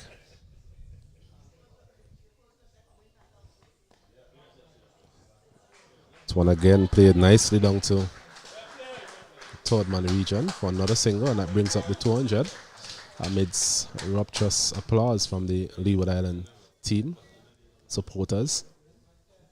Yes, 200 coming up there of the 48 in the 49th over, 48.4 overs taking them. They take them to get to 200.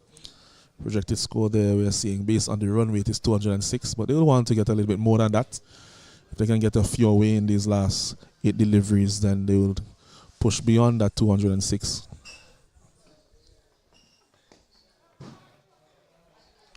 Good single. Javon Winter there not gathering up uncleanly. A bit of pressure placed on him in his circle. Another single to the Leeward Island team. 201 now for the loss of 8. A bit more urgency in terms of the running.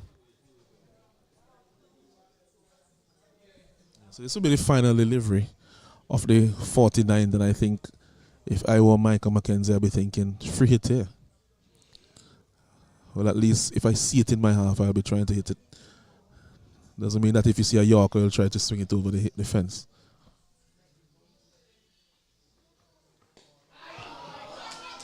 And that's a brilliant catch there by Michael Clark. We mentioned his all-round abilities, and that was on show there. As a full toss, flick down to deep fine leg. There was Michael Clark just taking that 1 inches off the ground, and a very good catch there by the young man. Yeah, that was exceptional cricket from Michael Clark. He got around to his left quite quickly and got low and took that one. It's a sharp catch. It was well struck actually by Mackenzie, who did well to tuck it off his pads, but didn't find the gap. And that was a brilliant catch there by Michael Clark. That sees the end of Mackenzie and ends that partnership between Watley and himself. And it's now 201 for 9. And they're going into the last over in this innings. Yes, Cordell Crook, the tall off spinner, makes his way to the crease. Deshaun James adding another to his wicket collection. Figures of 3 for 29 so far from 9 overs. So not getting to bowl his full complement of overs to the Deshaun James, but he'll be relatively pleased with his efforts.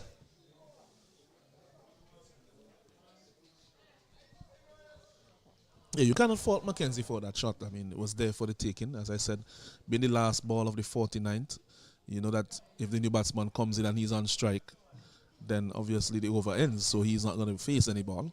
And it will be Watley who will be on strike for the last over. So, you know, see what you can get from it. So it wasn't a bad offer from him. He saw that one on his pads, flicked it nicely, timed it very well actually. Didn't leave the ground by a lot of distance. Traveled quite flat down to the man there at a deep long leg area. Not very fine at a fine leg, but more of a deep long leg. And Clark moved briskly to his left and low down took a fine catch. It's going to be Vogel to finish proceedings here for the Jamaicans. Starts with a wide. Quite labored approach there. He's still a bit stiff. Having bowled quite a few overs ago. Yeah, he has a very low arm action. When you're looking at his action there, his arm doesn't really get up to the perpendicular. Stays very low. And if he releases the ball quite late, then he would pull it across the right-hander.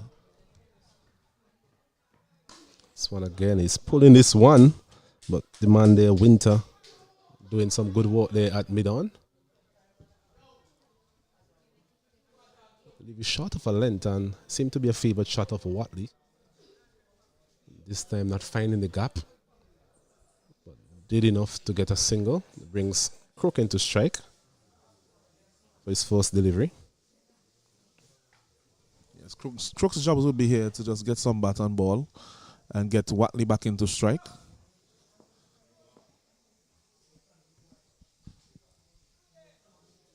As the field turns over just a bit for the left-hander.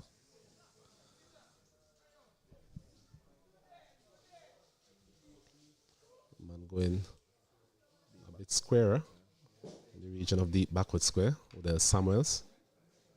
There's a man, the Michael Clark, at a deepish mid-on, a mid-off, cover extra cover, point, third man, and a fine leg as he's hitting this one. For a second, I thought he had a bit more power on it, but not timing it to any extent there, Crook. That ball.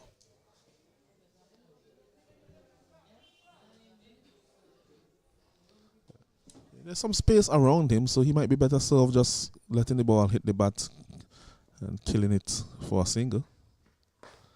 This one again, a foolish length, not getting any sort of connection that he was looking for. It seems as if he's actually looking to hit the ball in the gap or to hit the ball for some runs for himself. I think his job really is to defend those balls, drop that somewhere around him near there, and as soon as he does that, get off, herring down the pitch to get Watley back on strike. Once again, looking for that big hit. He'll actually get 2 runs here. Or is it a case where Watley wants to get the strike? I think it's the latter. So single to Crook brings Watley back into strike. Yeah, just a couple of deliveries left now in this innings. A couple of legitimate deliveries, I should say. Left in this innings, we have already seen a wide in this over. Mid-off is still up. It's an area Watley can target. In fact, he targets that leg side boundary and does get it in the end. A short of a length delivery there, a tired looking delivery from Vogel. And there was Watley hitting it backward of square on the leg side and gets himself a boundary. Yeah, so this is actually good cricket from the Leeward Islands and from Watley for making that decision to stay on strike and not take the 2.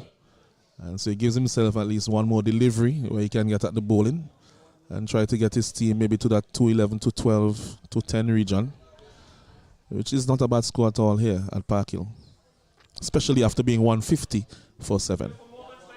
It's a good recovery there by the last couple of batsmen in this lineup. Lost their way in the middle, just staging somewhat of a recovery as he's going over extra cover this time, missing it completely, Watley. So it's the end of the innings, and at the end of it, the Leeward Islands, they finish on 208 for the loss of 9. Really an innings of 2 halves. We saw the brilliant partnership of 126 between Joel Andrew and Michael Palmer. We saw losing 5 wickets for the loss for around 17 runs there in the middle order. But in the end, they were able to get up to 208 for 9 Leeward Islands. Yes, batting for the Leeward Islands, Palmer, he scored 74 of 87. He was dismissed by Wedgwood. Singh, he was dismissed for naught of 4 deliveries. Edward as well dismissed for naught of 11 deliveries. Both of them by Deshaun James. Andrew, he was bowled by Tamari Redwood for 54 of 65. Tiani Konori was caught. Vogo of Adrian Ware for 5. Brent Joseph was bowled Ware for 3. Xavier Henry was LBW. Went LBW to Ware for 3. Israel Morton, he was stumped off the bowling of Samuels for 13. Yannick Watley, not out on 24 or 49. Made a good fist of it for his team. Michael McKenzie was last dismissed for 14 of 27. And also not out was Cordell Crook.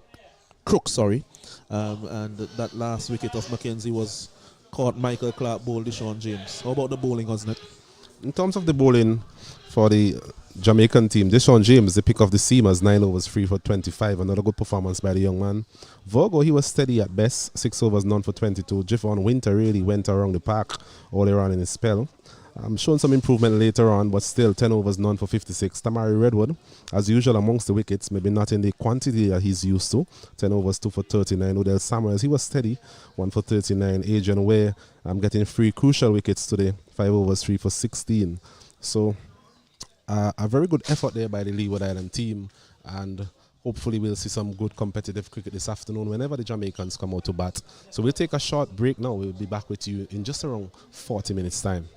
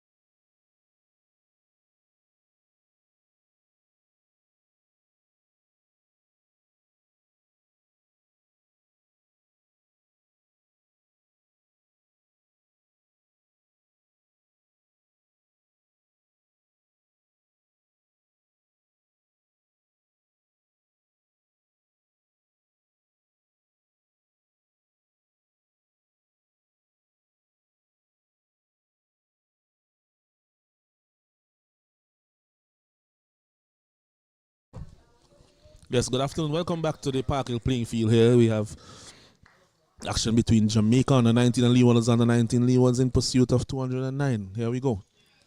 First delivery from Edward, and he's bowling. There goes Adrian, where he's bowled all over the place by Nathan Edward. And Nathan Edward will be saying it's high time because I've gone without luck so far in this competition. Well, just to start, the Leeward Islands team were looking for the big wicket there of Adrian, where really gave himself no chance to get used to whatever swing. And we know Nathan Edwards, he's one who normally swings the ball back into the right hand. On that occasion, really played all around it there, Adrian, where he goes for duck. And Jamaica in all the bother again. They are a none for one.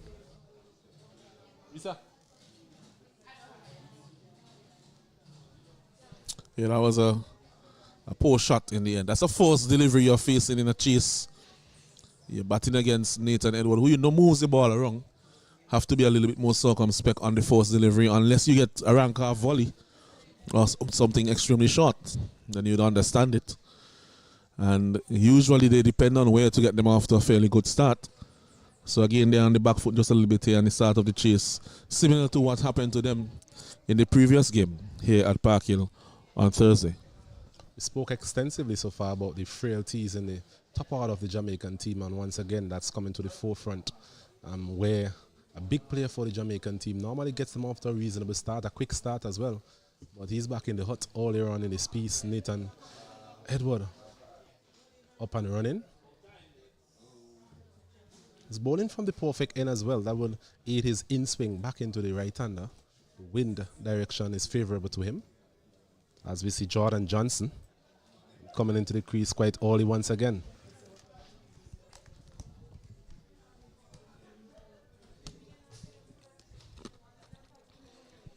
This one is short. Played into the offside by Johnson.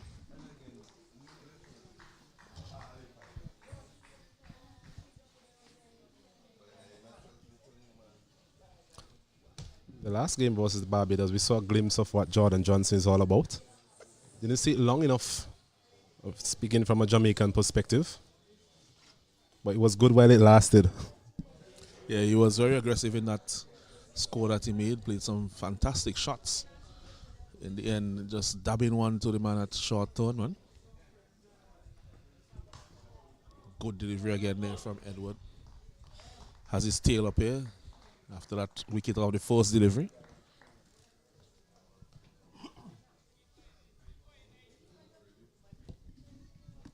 Very good start here from Nathan Edward. Something that we've become used to over the years. Never seem to spray it around to any great extent. Always accurate, Nathan Edward, whether to the right-hander or the left-hander. Control of swing is immaculate.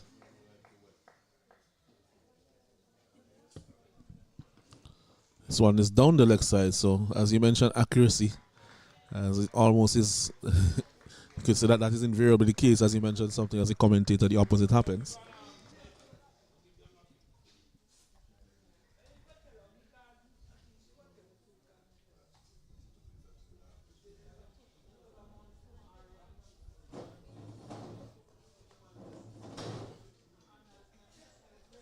So 209 for victory here this afternoon at Park Hill. Other two games. Get an update on those. This one is driven beautifully through the covers, 4 runs. Yes, no one moves. Extra cover drive played to perfection there by young Jordan Johnson.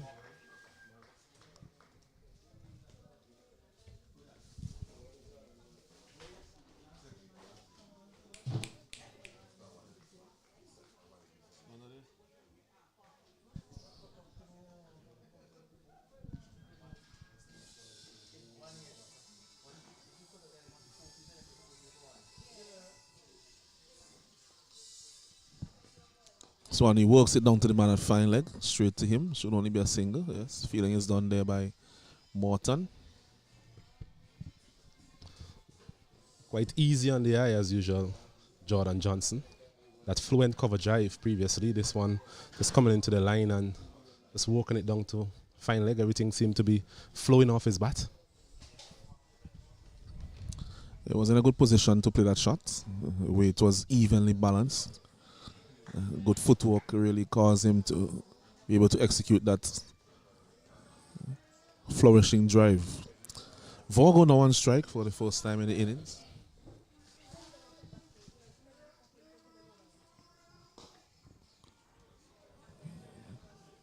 So he's off the mark, turning it through square leg for a single. That brings the end of the first over. At the end of over number 1, Jamaica on the 19, they're 7 for 1. Good start to the over from Nathan Edward. A bit too straight in the latter stages of that over. But the start that Leewards were looking for.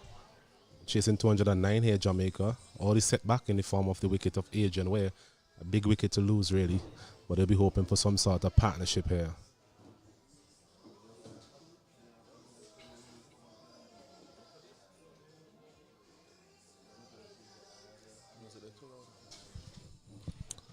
So Palmer, he will be opening the bowling.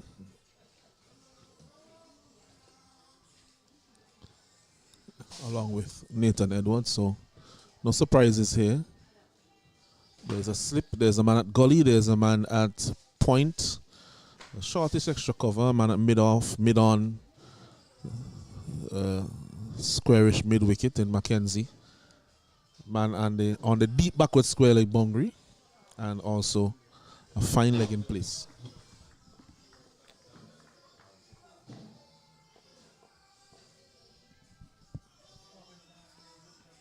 This one is coming off the inner portion of the bat of Vorgo, goes down to fine leg.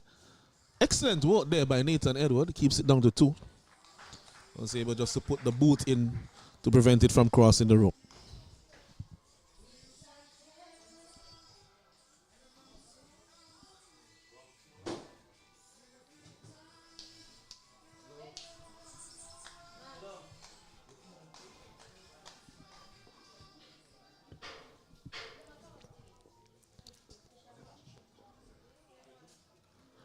Vorgo again.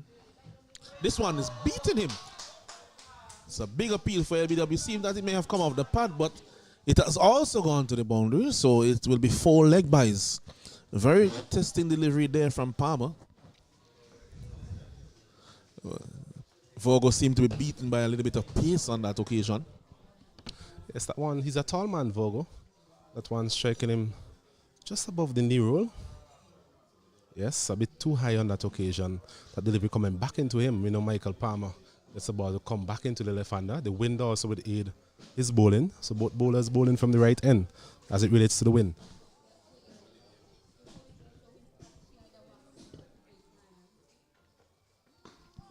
So on is short and into the body.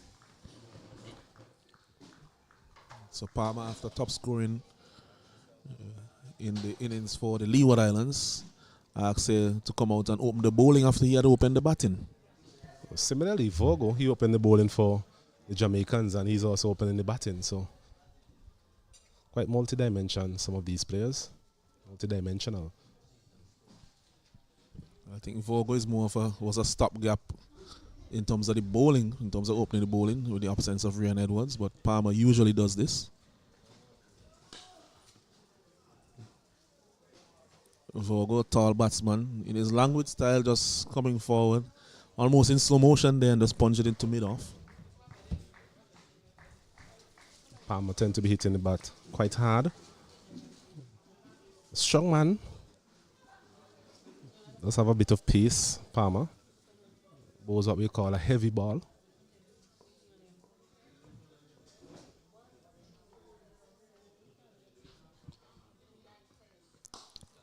Not a good delivery, but well played by Vorgo.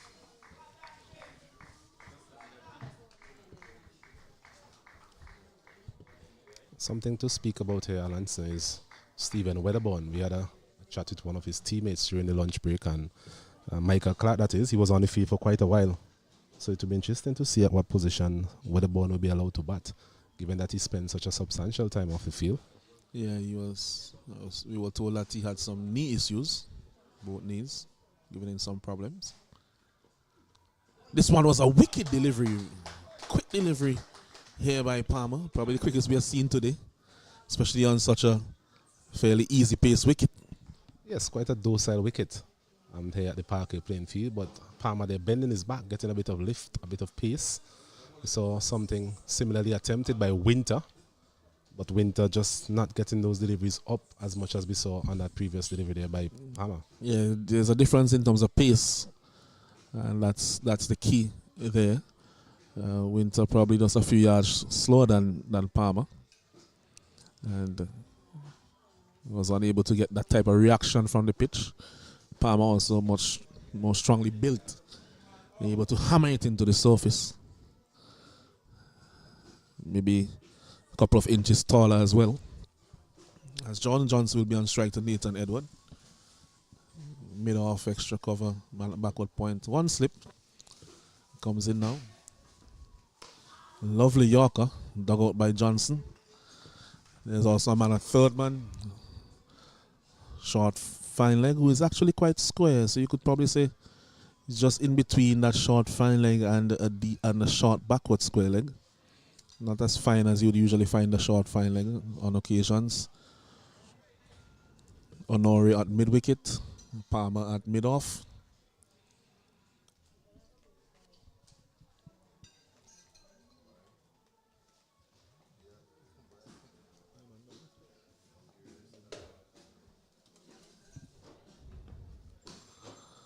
Again, very good length ball there by Nathan Edward. Well played by Johnson. Just in case you counted 10 when we gave you the field.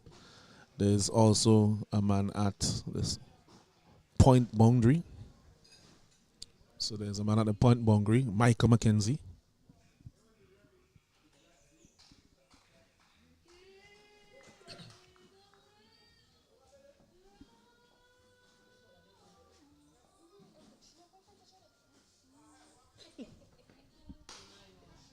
So one driven to the man at mid-off. Slight misfield.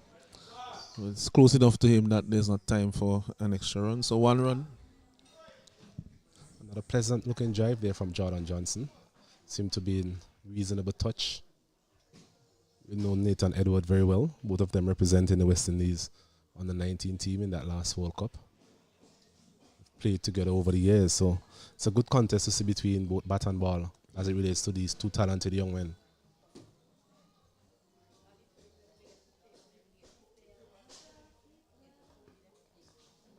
So it's flicked very fine. Now we go all the way to the boundary for 4. Just wait to see if it gets. No, it's off. It's runs. So Virgo just turning that one fine. Nice leg glance for 4. Yes, once again losing his line, Nathan Edward. We saw evidence of that in his previous over. Just straying on the pads on a couple of occasions, and this time paying the penalty for it. The ultimate penalty, a boundary there for Virgo.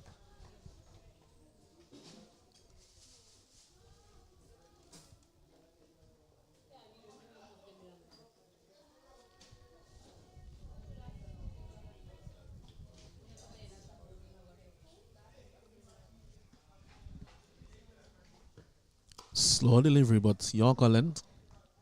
Dug out by Virgo. I'll tell you what, Alonso, we have seen quite a few Yorkers today. Brilliant Yorkers, in fact. But the batsmen have been up to the task. So quite a few being bowled by Winter. And now we see Nathan Edward again, who is more renowned for that type of bowling. And this time, Kevonji Virgo was up to the task. Yeah, I think what may be saving the batsmen is two things. Not much pace, but also whether or not they're getting a lot of swing on those Yorkers. So the swinging Yorker is really the one that is deadly. This one defended to the man at extra cover. Brings the over to an end. At the end of 3 overs, the Jamaica team, they're 18 for 1. It's a good start by Jamaican team, a good recovery, having lost a wicket from the first delivery. Managed to score 6 runs per over so far. And that would tend to be the case as long as Jordan Johnson is there. He's a free scoring player. Not the type to get bogged down in any way. For the 191 runs needed in 282 balls. So lots of deliveries there. Required run rate just over 4 runs per over. So partnership is the order of the day here for the Jamaican team. The Leeward Islands would like to continue to take wickets at regular intervals.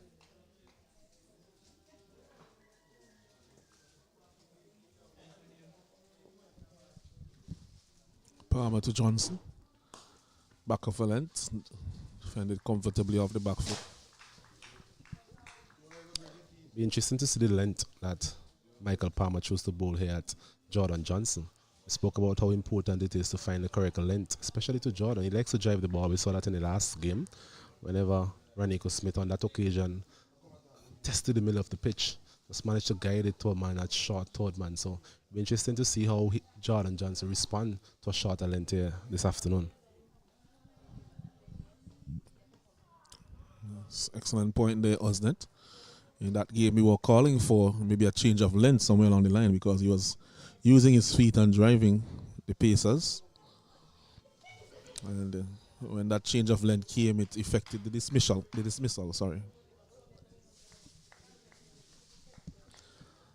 On this occasion, the third man is back. He was in a short third in that game.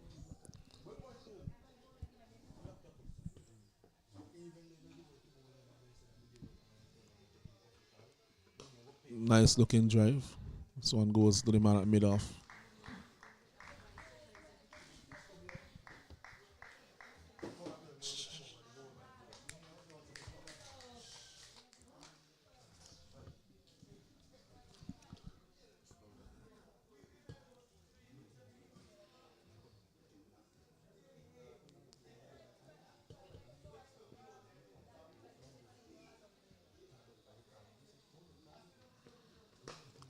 Driving off the inner half of the bat.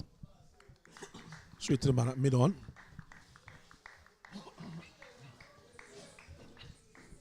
And they have crossed for a single in the meantime.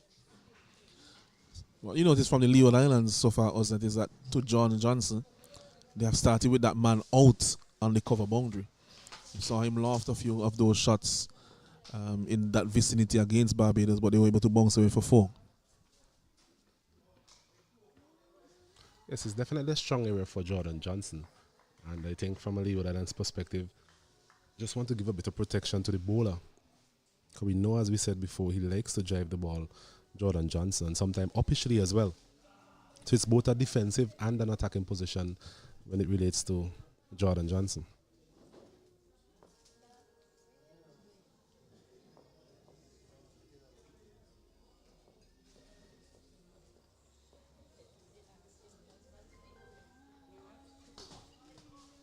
One is just turned to the man there at mid-wicket. Ends the over. In the 4 overs, Jamaica, they are 19 for 1 after losing their first wicket on the very first delivery of the chase. Another tidy over there by Michael Palmer. Just 1 run coming from it. Jamaica steady in this reply. Trying to forge a recovery partnership here between these two. Jordan Johnson just getting into his work. 7 from 11, and Vogel, similar score, 1 more delivery face, 7 from 12. Yes, 190 runs needed of 46 overs. 276 deliveries.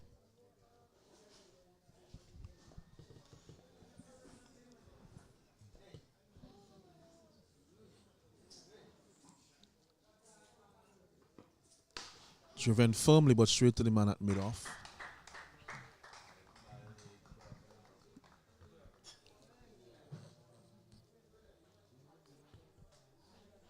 It continues to be an intriguing battle here between these two. Mentioned they would have known each other very well.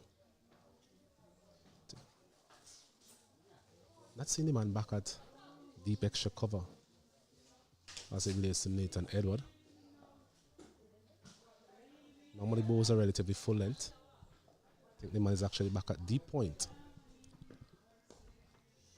This one count himself very fortunate in Nathan Edward. That one was turned off the pads, but straight to the man at short fine. I think either side of him, that would have gone to the boundary for 4. Yes, quite fortunate to get away that one, Nathan Edward. Strain on the pads once again. Maybe that delivery trying to get that delivery come back into the left-hander. Starting a bit too straight. So yes, that guy, that man Mackenzie, is there on the deep point boundary. Some of those shots we saw in the previous game from Jordan Johnson, they were more going in the extra cover region. So on his hit through the mid-wicket region, should be fielded by Palmer, who is quick. have time for 2. That's all there will be. Yes, 2 more runs to Jordan Johnson. Just walking and one in the gap between mid-on and mid-wicket. Got pretty close to the boundary. Good work there by Palmer. Seemed to be a fit young man. Opened the batting, made brilliant 72 earlier. Opening the bowling and then doing a bit of chasing there as well.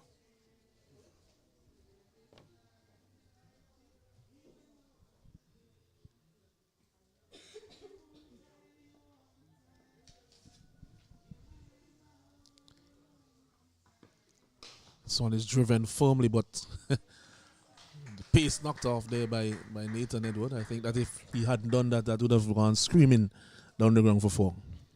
Once again, choosing to bowl at fuller length to Jordan Johnson.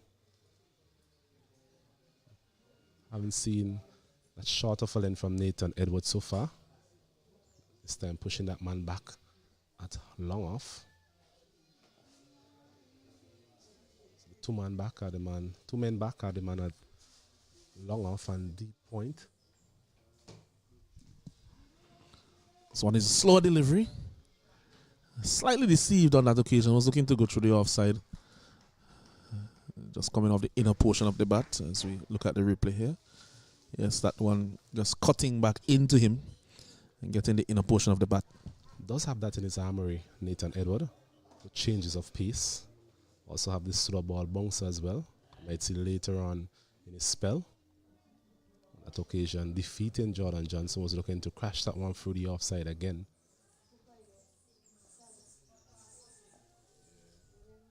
$21 for 1. This one is on him to a good length again. It's played back respectfully to him by Johnson. Brings the over to an end. At the end of the over, it's 21 for 1. Reasonably good over there from Nathan Edward. Bowling to Jordan Johnson. So limiting his boundary opportunities to some extent. 9 from 17 deliveries from Jordan. He normally gets off to a flying start. Been made to work to some extent for his runs in this inning so far by the Leeward Islands. And the longer they can keep that pressure on him, Alanson, I think the more he'll be interested in actually branching off, and that might present opportunities for his dismissal for the Leeward Islands team. Yes, he likes to feel that bat on ball and the scoreboard take it over. Palmer continues to Virgo. It's a little bit late in coming forward to that one. You know, actually played it when he was still on the move. Doesn't move his feet a great deal. Virgo seemed to be stuck in the crease to some extent. He's a tall man, but doesn't really get far forward. Some of those deliveries are full deliveries, and he's camped back on his back foot to show if the previous short ball by Palmer would have led to such.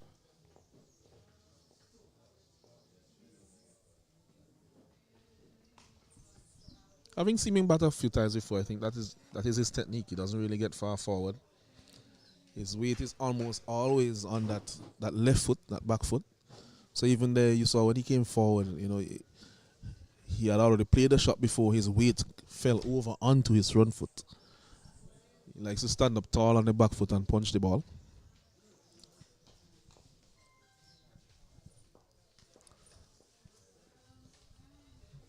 Man at extra cover comes in a few paces. Excellent Yorker there from Palmer. I think that's a better length from Palmer as well. Given what we spoke about in terms of his reluctance to come forward, I think a fuller length would be the way to go versus Virgo. And with that bit of inward movement that Palmer normally gets, it brings LBW and bowl into the equation. So I agree with you. Doesn't look as comfortable when the ball is full. This one is a full toss, and even there, you know, most batsmen in the top order will put that away quite easily. That occasion, just getting it straight to the man at mid-on. Maybe just a little turn in the wrist would have gotten it into the gap.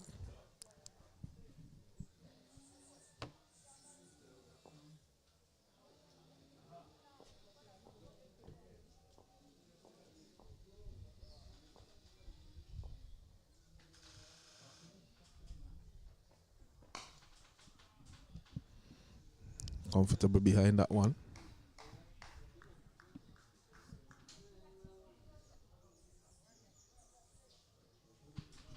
Fairly disciplined start so far from the Leeward Islands bowlers after lunch. They have taken that early breakthrough. Since then, the Jamaicans have put on 21 runs in this partnership. But they have kept things relatively tight, the Leewards bowlers. And as I say so, he gets one on the pad. It will challenge the boundary. Gets there now. And that's likely to be for leg buys. Yes, signaled by umpire Blades now. So as I was talking about keeping things tight, there's one on the leg stump. Just losing his line there, Palmer, for that last delivery. It's been a good over so far, 5 dot balls, but on that last delivery, just spoiling the over, conceding a boundary, 4 leg buys. So 6 overs completed. Jamaica responding to 208 for 9 made by the Leeward Islands. They're 25 for the loss of 1.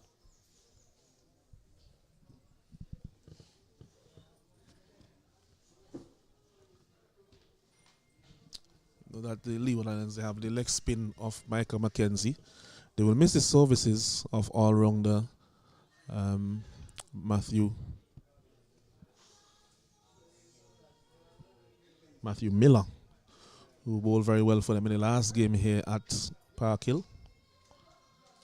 Seems to be injured, so he's not in this game. I think I saw him off the field with a hand strapped up. So several injuries in this competition. We also mentioned that Ryan Edwards has a broken finger on his right arm. So several injuries here. It's a fairly long competition, especially for these lads. The games come quick and in very they just keep coming. You know, it's just one day between each game usually, so not much time for recovery. If indeed you have a niggle, most likely you'll have to play through the pain barrier if you are playing. I think it has taken a toll on some of the quicker bowlers in particular. I think that was a point that was mentioned in speaking to one of the Barbados coaches, one of those games played here at the Parkway playing field, mentioning the need to rotate his seamers, giving them somewhat of a rest. So we saw the likes of Ranico Smith missing out on a couple of games. Kyron King, if you can remember, was rested for the last game played here. So some of those teams doing at the upper end of the table, they can afford to give some of their players rest. But those teams lingering at the bottom, they are always forced to play their best 11 amidst any sort of injuries that they may have. Also, there may be an issue with personnel because we saw a one injury for Jamaica, and there was not that pace bowling depth really in the team. Saw Winter coming today. Struggled for most of his bowling. Did get in a few good Yorkers, as he mentioned. Maybe a case as well for him being on the bench for so long in the tournament that he's a bit ring rusty. And came in today for his first game. Did bowl better at the back end of the innings. So Johnson facing up to Nathan Edward. Another good Yorker there from Edward. Not shy of bowling that Yorker. And of course he'll be in the CPL in this edition coming up shortly. Yes, the contest goes on between these two. And Nathan Edward there having a word with Jordan. We asking him how was his lunch. But that man back at long off once again presents an attacking and a defensive position for Jordan Johnson.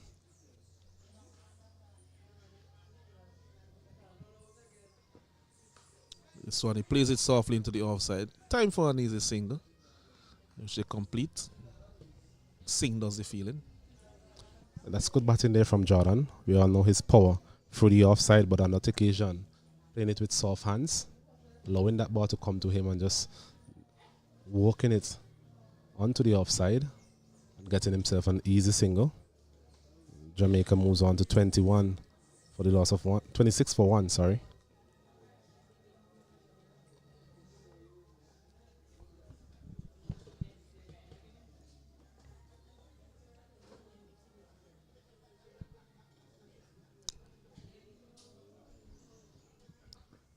Two steps this time to Vorgo, who drives but straight to the man at point. No run. Mackenzie fails cleanly. So, unlike with John Johnson, where they've been a bit defensive, they can't go on the attack to Vorgo, who is not as expansive in his stroke play. And so they have brought two slips in place. Two diminutive fielders, Brent Joseph and Lebanon Singh, at first and second slip respectively. Well, Lance, I don't know how surprised you're going to be with the score I'm about to tell you in terms of that encounter at Sand Hill. But Trinidad and Tobago. It's a beautiful delivery. That one seemed to leave him off the track. That's an excellent bowling there from Edward. I don't think the word beautiful will describe this performance. Trinidad and Tobago, they are 62 for 8, chasing 97 there at the Sand Hill playing field. So a lot happening over there at Sand Hill. Well, I told you, based on what we've seen at Sand Hill so far in the competition, all the teams have struggled. And they went to lunch, I think, at about 28 for 2 or 27 for 2. And I told you, if they lose a few more wickets before they get to 50, it's not going to be straightforward. And here they are 60 odd for 8. This one wide down the leg side. Edward kicks the air and the ground in frustration. It's Scott Murray there, 3 for 19, and Lee John, 3 for 15. So the spinners once again doing the job there for the Leeward Islands. Yeah, and it's interesting too because you're seeing spin dominate the entire competition. It doesn't matter who is batting. And you would think that historically in the Caribbean, Guyana and Trinidad will usually produce players who are more comfortable against spin bowling. But even those players are struggling against the spin in this competition.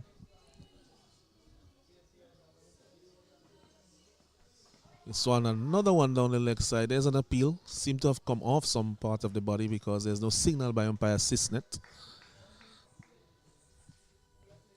Yes, that one just brushing the pad. Once again on the line of the leg stump there, Nathan Edwards. So ever so often in the spell so far, he has really had some misdirection as it relates to that delivery coming back into the left-handers. So all only overbeating Vorgo with that one leaving him.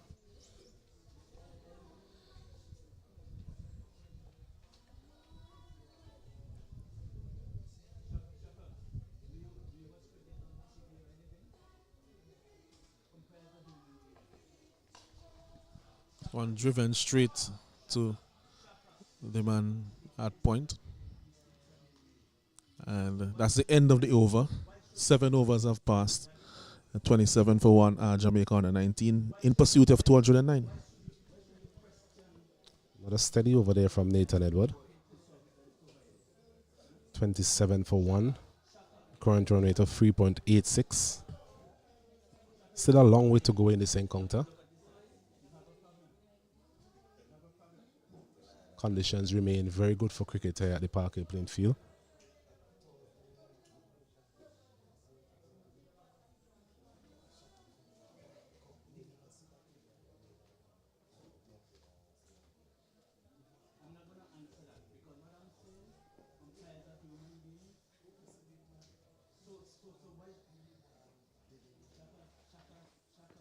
This one is driven over the top. One bounce into the boundary for 4 by Jordan Johnson. Splendid shot by him as goes over the top.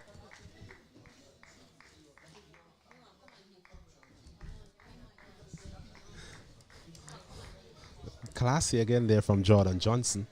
Afforded the opportunity to come onto the front foot and drive, and that he indeed did. One bounce into the fence. Another boundary.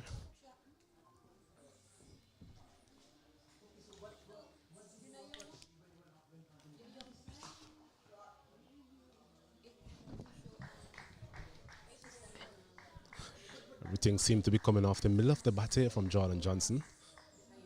His placement, though, seemed to have deserted him to some extent in this innings. He has played a lot of shots, but he found the fielders on occasions. And so we are seeing him on 14 from 21 deliveries. Man station again, Honore out on a deep extra cover boundary.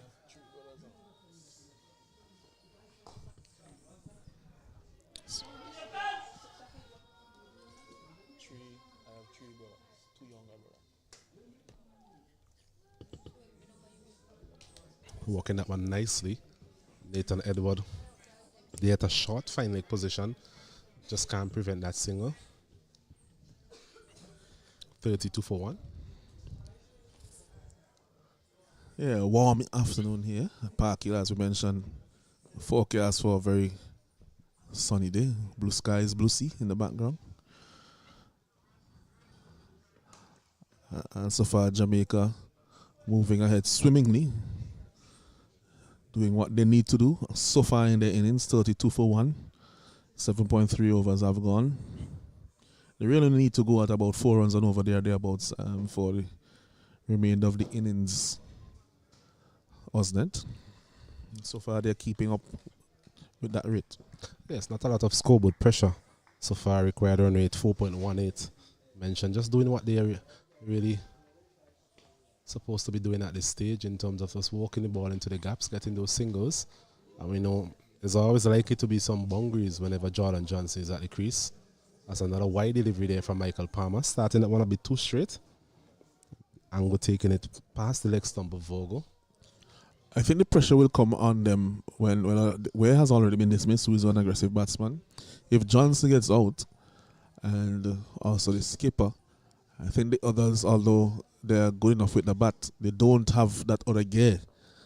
And that really was their downfall against Barbados. This one driven over long off for 4 runs there by Vogel, who is now into his innings. Saw that one early and collapsed the back leg, getting it well over mid-off for 4. Good shot there by Vogel, the best of him we've seen so far.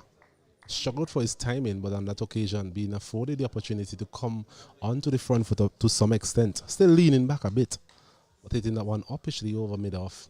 A couple of bounces into the fence. Good shot.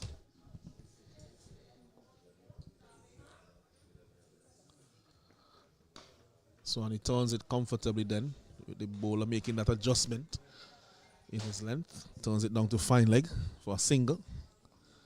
Brings to an end the over. Over number 8 comes to an end. It's 38 for 1 after 8 overs. Good over there by the Jamaican team.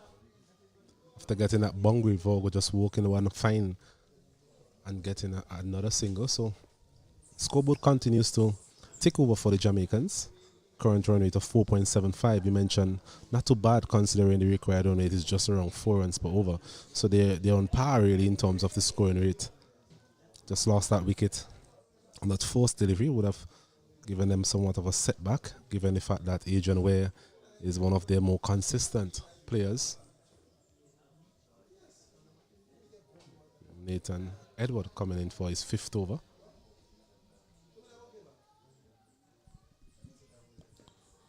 So only driven out to the man at extra cover. Edward so far in his spell has bowled quite well. Palmer struck for a boundary in this last over. None for 14 from him. Edward getting a wicket off his very first delivery. The wicket of Ware bowled. So far Edward 4.1 overs, 1 for 16. We had a few extras in this innings so far. A few leg buys which do not accrue to the bowler's figures. Hence that discrepancy. If you add those two figures together, you get to 30, while the score is 38. This one punch to the man at mid-off. His bat makes a good song, Vogel. He seems to have a good bat. SS bat. Have you ever batted with an SS bat, wasn't it? No, Alonso.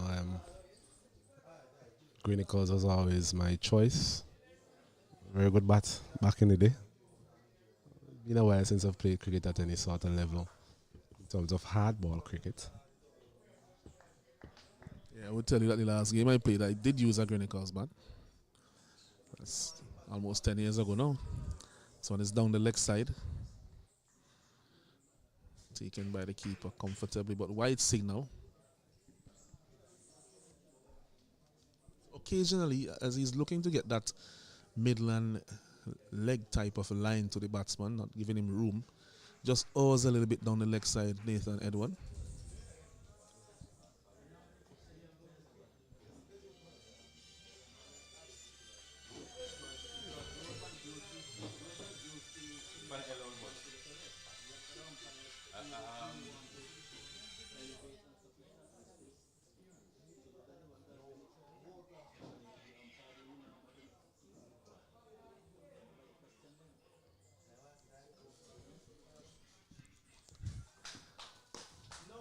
Comfortably played there by Vogel.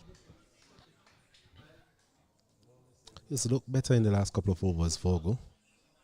After what has been a rather shaky start from him. He's now looking more positive both in his defense and his attack. Yeah, I think what is happening is that after he got that boundary, he just felt a little bit more confident. And now he's actually moving into the delivery, especially against Edward. And even against the slightly more pace of Michael Palmer, sorry. It's driven straight in the gap. Should be 2 runs comfortably. As fielders in tandem there do the work.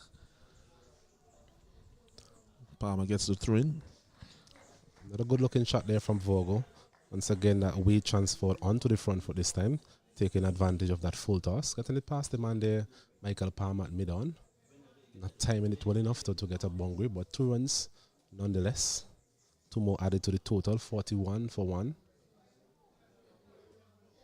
Yeah, you think that if he was playing at probably Arnesville that he would have gotten a boundary for that one. Quicker outfield.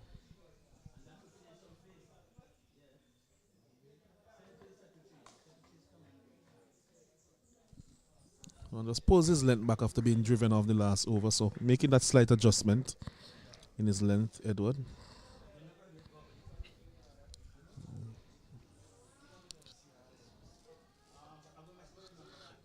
So they have Crook, who we saw bowling in the last game, bowled some off spin well, and you have the leg spinner in Mackenzie, and Watley has come in, I think, for Matthew Miller.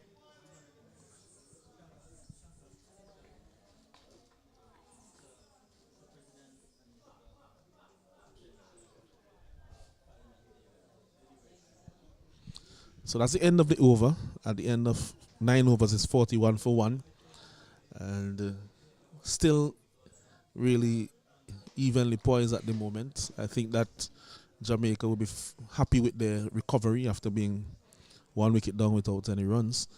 And Leewards will be pleased enough that they have not really run away with the scoring, especially with the threat of Johnson at the wicket. But I think that they would realize that they need to keep taking wickets here. Yes, a good recovery partnership here by the Jamaicans.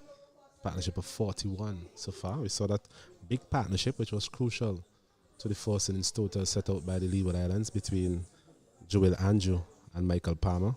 So these two will be thinking the same. This wicket of Jordan Johnson, always an important one though. Leeward Islands will know that. This one, he flicks it. A lovely shot behind square on the onside.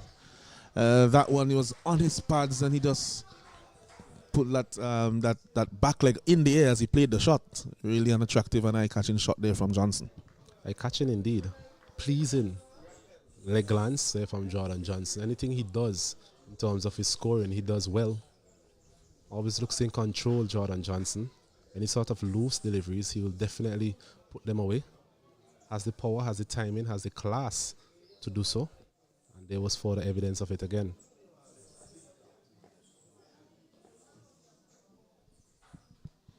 This time he goes down the wicket, looking to hit that one down the ground. Edges off the top edge down to third man. He was looking to swing it over the leg side in the end because I think that Palmer saw him coming and pulled the length back. Yes, once again using his feet. Well, the first time today we actually seen that. We saw quite a bit of that in his previous game versus the Barbadian. This occasion again using his feet versus Palmer. You mentioned him pulling the length back. Jordan Johnson still looking to hit that one over mid-wicket. Getting the top edge, and that one flew over the wicket-keeper's head. The man there, Singh, at a third man position, really had no chance. Yeah, it just flew off his top edge. Went down to the boundary at a rate of knots. It's one of the longest boundaries, if not the longest, on the park. It got there in quick time.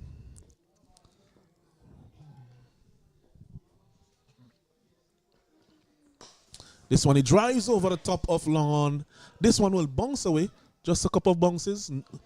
Actually, excellent feeling there by Nathan Edward.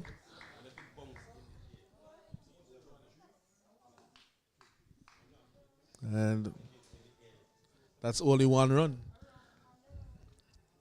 Didn't give up on it at all. The fielder, Edward. Yes, think it should probably have been a boundary. I think the ball actually fell on the rope. Actually was, falling on the rope there.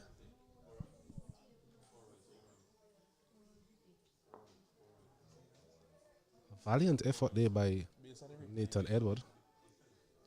Looking at the replay there, that ball just touching the rope. Just touching the rope.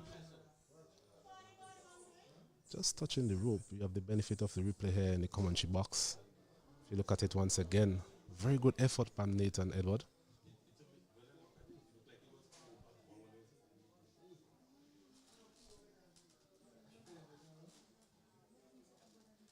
Just looking at the slow motion replay here. And it's just about the key moment now. Yes, you have to get that 4 runs. This one now is 6 runs over the top. That one, that one you could see there from the replay. You have to call that one 4. So that was 6. The next delivery. Well, there's absolutely no doubt about this one. There from Michael Palmer. Jordan Johnson once again on the move. 4-4-4-6 in this over so far. So taking a liking to Michael Palmer, something similar we saw being done to Javon Winton bowling to Joel Andrew. Score moves on to 59 for 1. Yes, 59 for 1.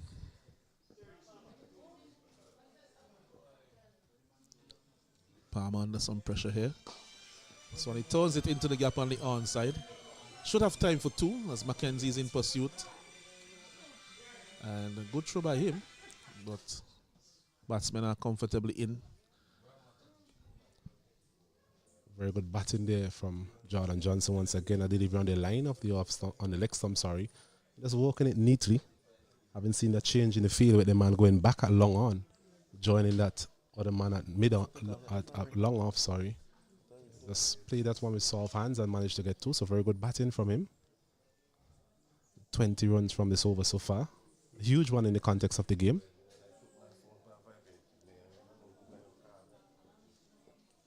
Turn down your volume. That's too loud.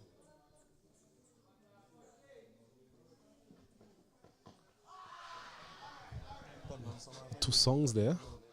Umpire Blades out of Barbados, judging that one to be not out. So a huge over there from the Jamaican perspective. 20 coming from it. And at the end of it, there's 61 for the loss of 1. Yeah, massive over there for Jamaica. Saw that Johnson had taken a liking to the bowling of Palmer in that over, racking up 20 runs off the over, really. And 10 overs have gone. They're well into the chase now. I think now after that over, they will feel that they are slightly ahead of where they needed to be. Jordan Johnson now scoring at better than a runner ball, 35 from 28 deliveries. We mentioned that you're not going to stop him from scoring. The only way you can do that is by dismissing him. And the quicker that the Leeward Islands team is able to do that, the better their position would be in terms of their quest for victory here this afternoon.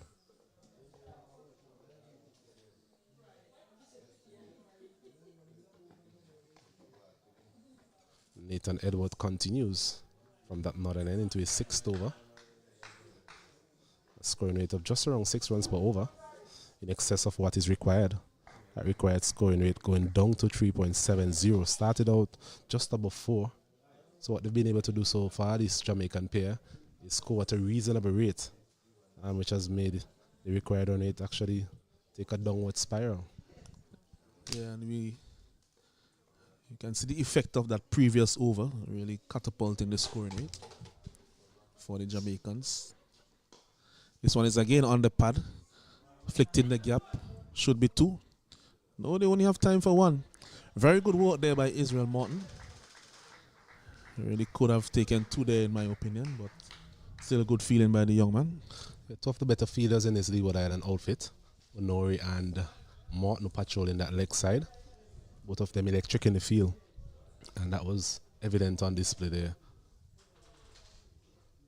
As They limited the batters there to a single. Brings the dangerous Jordan Johnson into strike.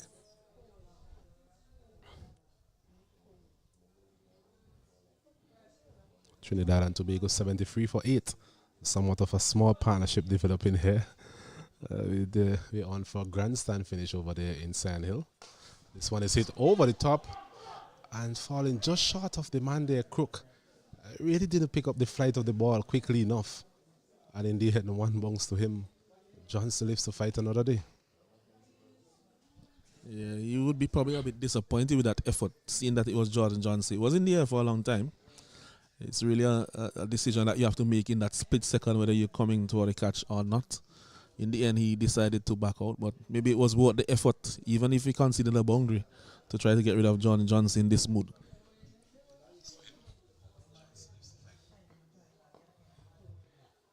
Swat neatly once again by Fogo. It's a shot we've seen him employed on a number of occasions throughout this innings.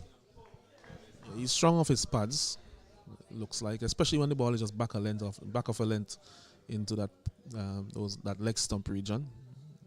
Able to just turn it for runs once it is in that vicinity. Scored a high percentage of his runs in that area in this innings thus far.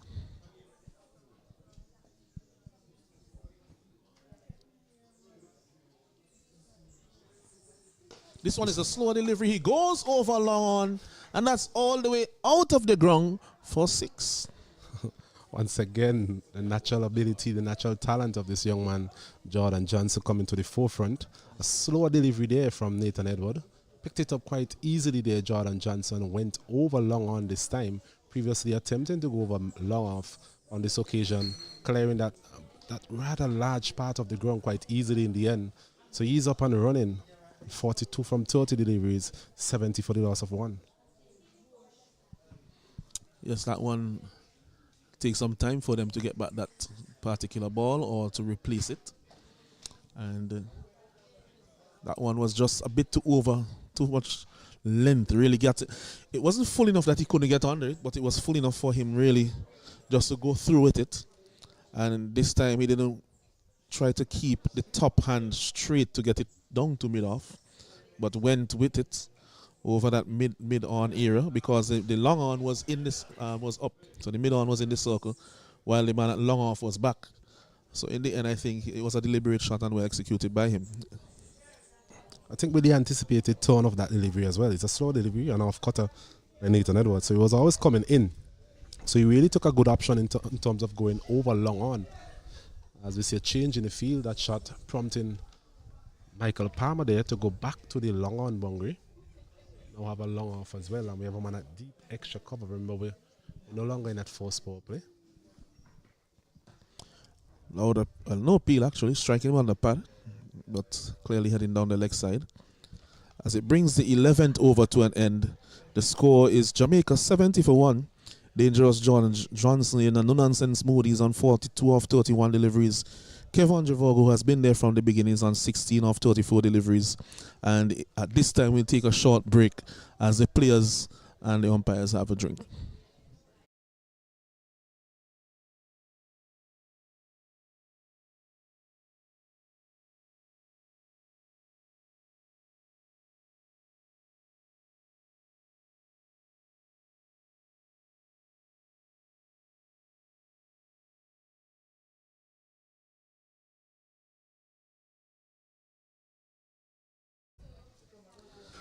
So actually drinks will be after this next over, the 12th over. There's some miscommunication there. Mackenzie will come on for his first over. Yes, and it's a key part of the game here with the introduction of the spinners.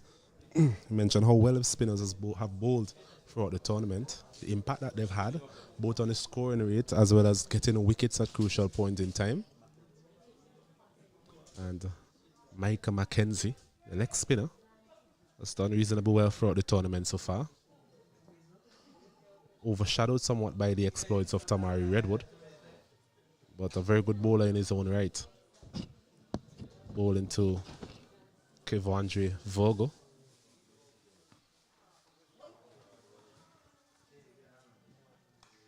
one turning back into him. Quite a bit of turn there. And interesting to see Alonso Mackenzie coming from this end, which we spoke about extensively during the Jamaican bowling effort. Yeah, this is the end he has always bowled from. And so he is coming from his preferred end here at Park Hill, as opposed to what we saw from Redwood this morning. It's going to be a case of a chance there for a direct hit. Jordan was a bit slow out of the blocks. And they're coming around. Xavier Henry, a wild throw in the end. Needed something special really to get a direct hit in place and maybe put some pressure on Jordan Johnson. Yes, we were saying that for the Jamaican in terms of their bowling effort, it's a case of what if we had bowled Tamari Redwood from his rightful end, the end that he enjoyed so much success from in the previous encounters here at the Parkway playing field. Actually bowled his 10 overs from the northern end. Quite strange decision. Managed to pick up 2 important wickets though.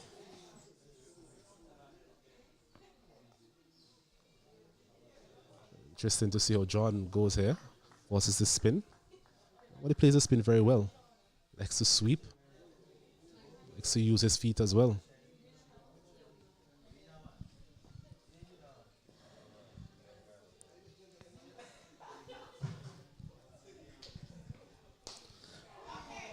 This one is high. A chance for a catch. And he's dropped it. I'll tell you what, he never looked comfortable there coming in. We praised him earlier, being one of the better fielders in his outfit. And Morton there, Israel Morton, the man there on the deep, long off position. There was Johnson looking to go over long on once again. Get to the outer portion of the bat and presented an easy, a relatively easy, well, they say no catch is easy, Alonso, but that was a relatively easy opportunity, especially at this level. Yeah, you'll be highly disappointed with that one. Bitterly disappointed, in fact, especially given the match situation and the player that would have dismissed in Jordan Johnson. Oh, Martin there shaking his head still, wondering how did I really put that one down. It's a beautiful day here at Park Hill. Visibility 100%. But quite unfortunate from the young man. And he's bowled him. What a beautiful delivery. Mackenzie flighting that one and coming back through the gate. There was Vogel coming forward, but just missing that one completely. Brilliantly bowled by Mackenzie. A beauty by the leg spinner. Yes, excellent delivery. Almost similar to what we saw with the dismissal of Greenwich from Redwood on Friday. But this one didn't turn as much, but it still was an excellent delivery. Coming back between bat and pad and bowling Vogel as everyone takes drinks in now for the actual time, you know, not like the last over. So we'll take a drink here as we have a break in play.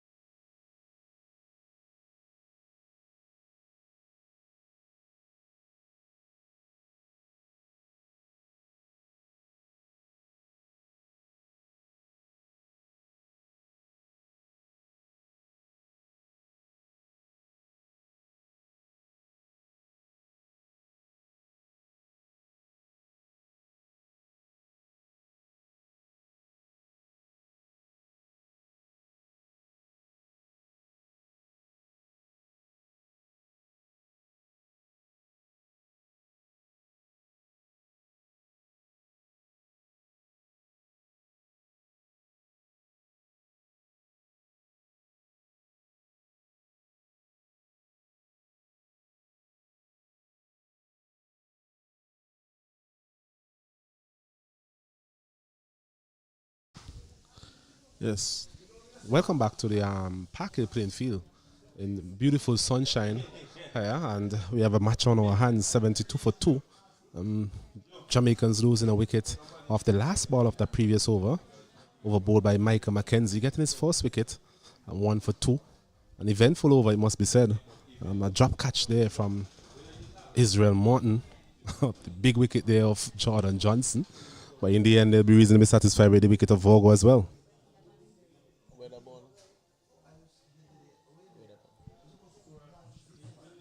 See Crook coming into the attack. Off spinner. Doesn't turn it a great deal. Quite accurate.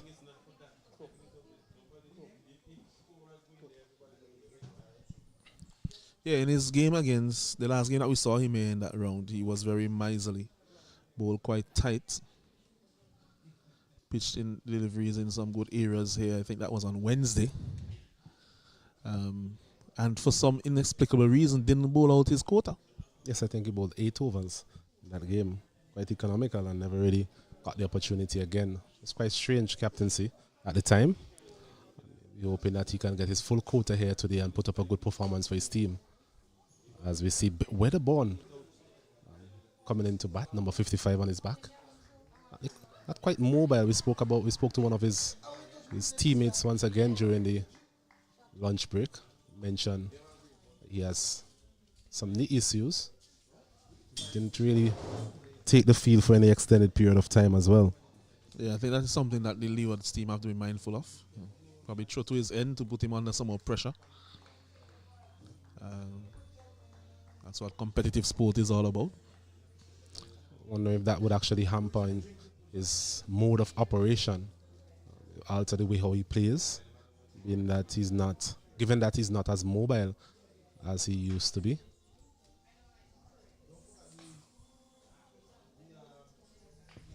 And Crook doesn't give the ball a lot of air. It tends to be flat. So it'll be interesting to see how Johnson goes against him. Johnson loves to sweep. So it's a shot we might see at some point. It's a crucial partnership, two of the more experienced. I think we can safely say these are the two best batsmen in the side. Experienced as well at this level. Yes, definitely. Two West Indies under 19 batsmen.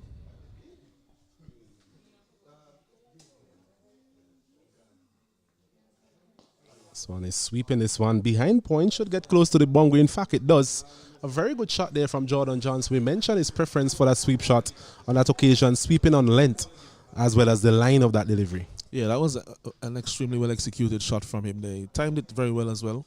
But the placement is, I think, is what was a hallmark of that shot. Getting it square of the man who was on a deep square leg boundary. Just getting it backward of square. Sped away really into the boundary. And got there quite easily in the end.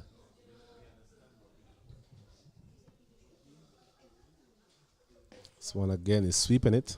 This time a bit squarer. Nori comes around and prevents a second. So it's the end of the first over from Crook. 7 runs coming from it. Jamaica continues to march on here. 80 for 2.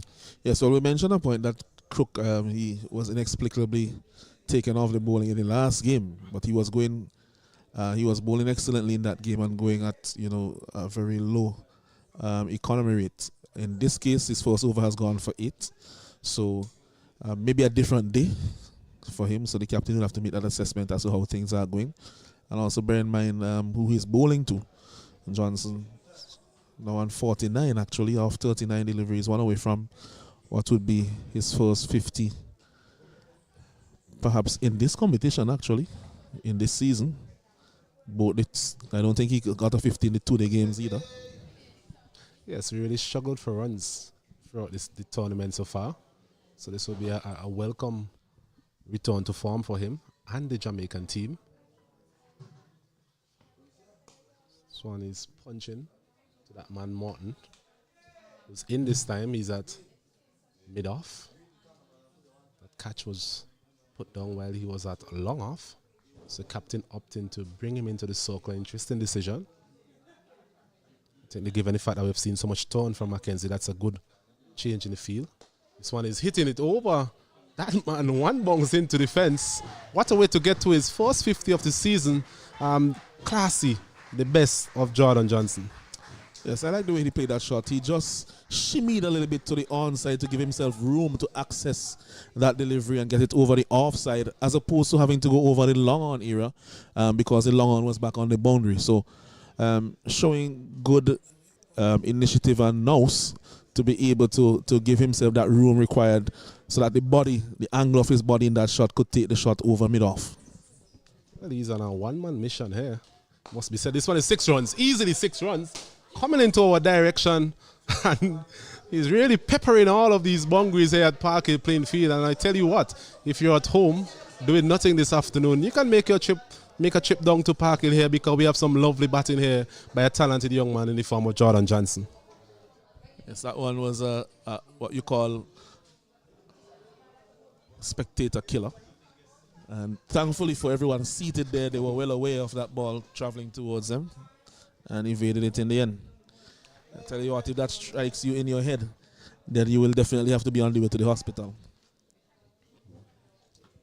Johnson once again showing all he's made of. This time again looking to repeat that previous shot, getting the inner portion of the bat. And thankfully for him, missing the stumps, gets a single. Yeah, that is usually where he gets himself into problems. He gets on a roll and just keeps going. And that one was a smarter delivery there from Mackenzie. He went a lot fuller and almost got under the bat for that sweep. In the end, it was way too full for the sweep. A similar delivery to what you saw got the wicket of Joel Andrew earlier today. Yes, and I think that's really, if there's any sort of criticism we can level at Jordan Johnson, is his ability to curtail his natural instincts at time. Here it is, he already has 10 runs from this over. Was looking for more, getting a bit greedy. And I think from a Jamaican perspective, they'll be happy that Stephen Wedderburn took that last delivery. But at the end of the 14th over, it is Jamaica, they're 91 for 2. Yeah, some very exciting shots.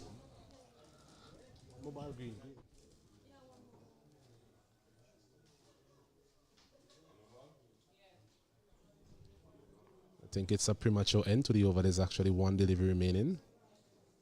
Maybe the umpire's getting all excited in the stroke play of Jordan Johnson as well.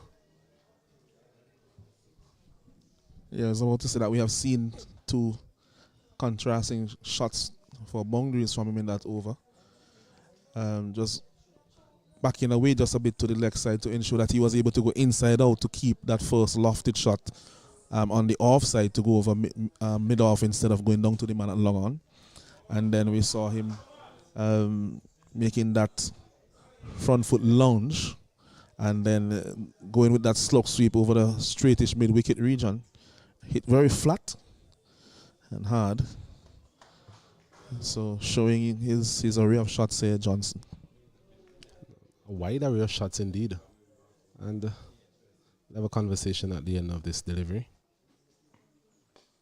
This one is played back up the pitch by Wedderburn. So the end of another expensive over. It's 11 coming from it. Thanks to Jordan Johnson. He moves on to 60 from 43. Wedderburn is yet to score. Jamaica then 91 for the loss of 2. Doing it quickly here at the Parkhill playing field. Yes, and the Leeward Islands would want to see the back of Jordan Johnson, because I tell you what, if he bats for being on 60 now, if he's there at the 21st over, not even beyond that, if he's there at the 21st over, he will be close to 100 or thereabouts. The way that he's going now. So they definitely want to see the back of him, and if he's close to 100, then it means that they will not be that far from the total leader. So they will want to get rid of him within the next few overs for sure. Entertaining afternoon here. This one is beating him outside the off stump. Quite languid on that occasion, Jordan Johnson. It's a good delivery there from Crook, who has bowled quite disciplined, in a disciplined manner in the games that he has played thus far.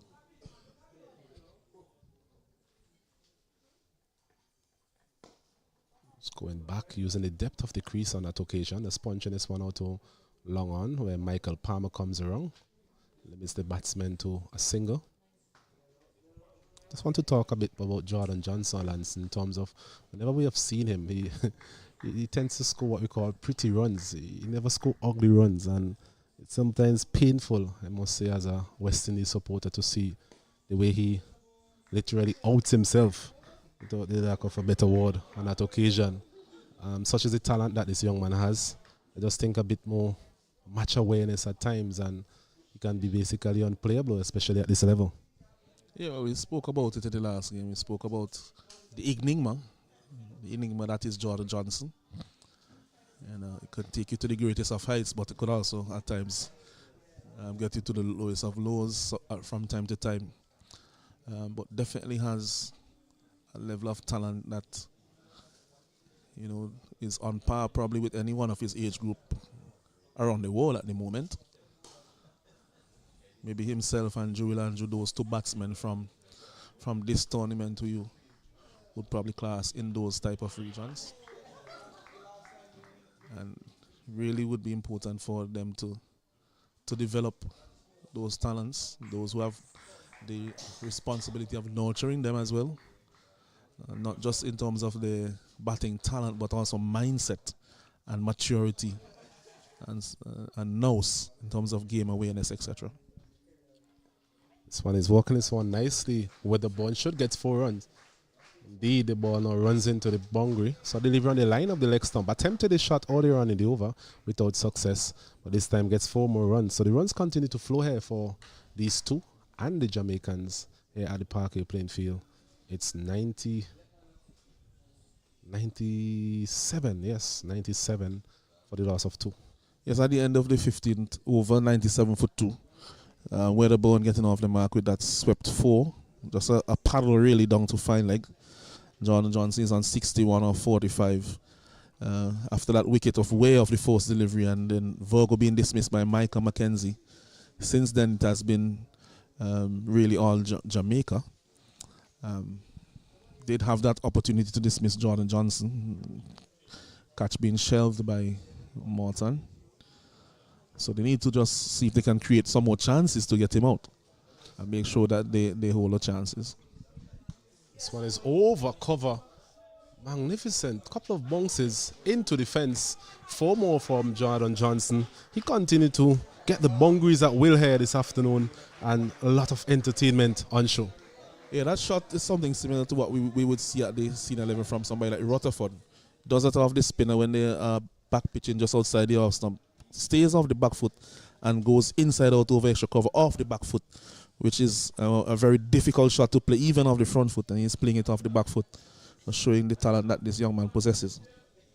Mackenzie, he will be ruining that chance along with Israel Morton, created in his first over, where he was put down really quite simple chance. And the longer Jordan Johnson stay there, it's the more that they'll become more concerned about the progress of this Jamaican team. 100 coming up as well into over number 16, so they're really scoring quite quickly, the Jamaicans. And Johnson here, he really backed himself against the leg spin of Mackenzie. Mackenzie will definitely have to think of ways of not only limiting his scoring opportunities, but finding a way of getting him out.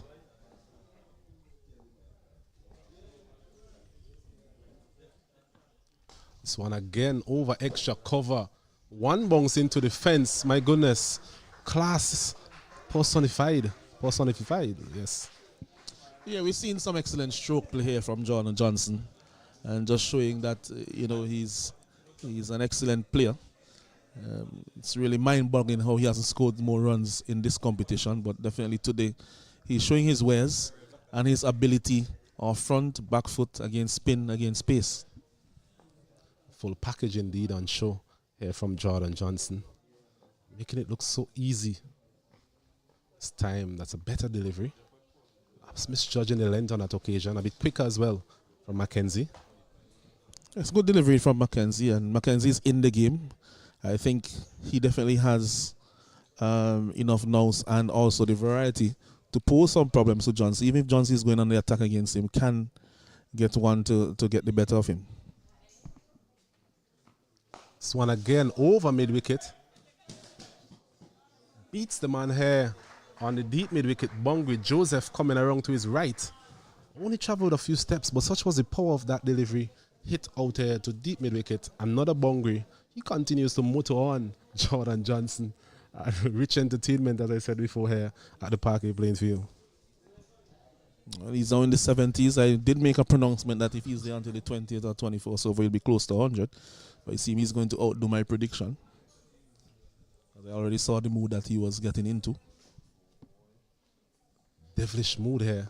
This one is mistimed, should be caught. And he's dropped him again. My God. He actually, he almost got to the weight. I think he misjudged the direction of that. Again, a shortish delivery, and there was Crook coming in, and in the end didn't even get close to it. And it goes into the bungle 4. So Jordan Johnson living a charmed life here. I think initially he didn't pick up the flight of that shot. He was running in initially and really needed to run to his right as soon as the ball was struck.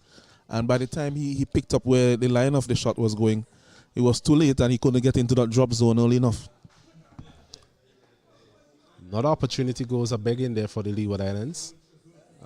Will they rue these chances? I think they've already ruled them. It doesn't matter even if he gets out now, but they're still in a ridiculously good position. So he's already making them pay. Nobody is paying more than Micah McKenzie at the moment. 16 runs from this over so far. Make that 22. It's the biggest of the lot. Over deep square leg. An exhibition here being put on by Jordan Johnson. He rushes on to 83. And the score moves on to 119 for the loss of 1. Yes, 119 for the loss of 1. And we said that he will really pay in this innings. And so far, Jordan Johnson 83 or 51. Really rubbing salt into the wounds of Micah McKenzie, the Leeward Islands team, and also Israel Morton here this afternoon. It's just good to see good batting from Jordan Johnson as a neutral, really. It hasn't been anything swashbuckling. Just clean cricket shots, good cricket shots.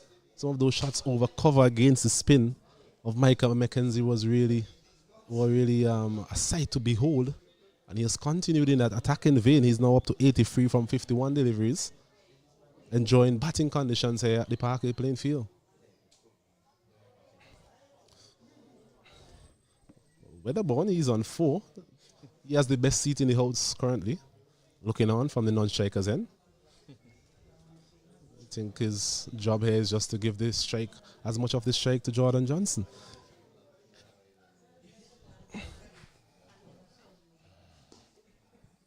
That he does. Interesting there that Mackenzie didn't throw at a Weatherborn end. We mentioned his lack of mobility on that occasion. Maybe trying to get rid of that man himself. Yeah, well, he just took him for 22 runs in his last over, so definitely doesn't want to bowl to him again.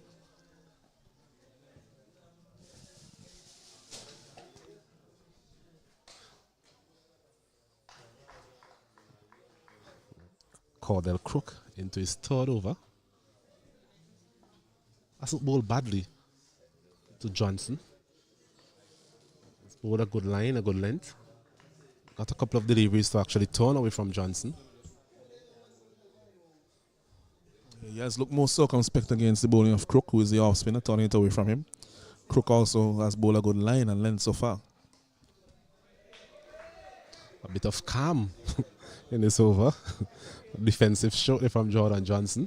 One of the few we have seen from him in this innings. As he's sweeping this one again, should get close to the boundary. In fact, it does. Once again, his placement on that occasion, impeccable. Timing as well. 4 more runs to the young man. Yeah, we're witnessing a special innings here from a special player. Just oozing class. We're not just talking about the stroke play, but the placement, the intent, the wide repertoire of strokes.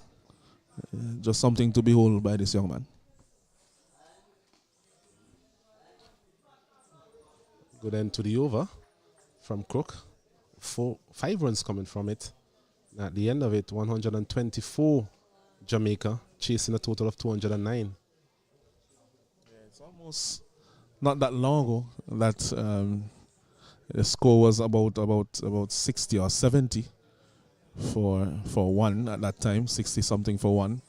I think that was at the end of the 10th over. And the last 7 overs, they have scored in excess of 60 runs. So really motoring along here. The Jamaica team really at the hand of Jordan Johnson, really, or we would say from the bat of Jordan Johnson. He's on 87 or 56 deliveries. But interestingly enough, Israel Martin making his way into the bowling attack.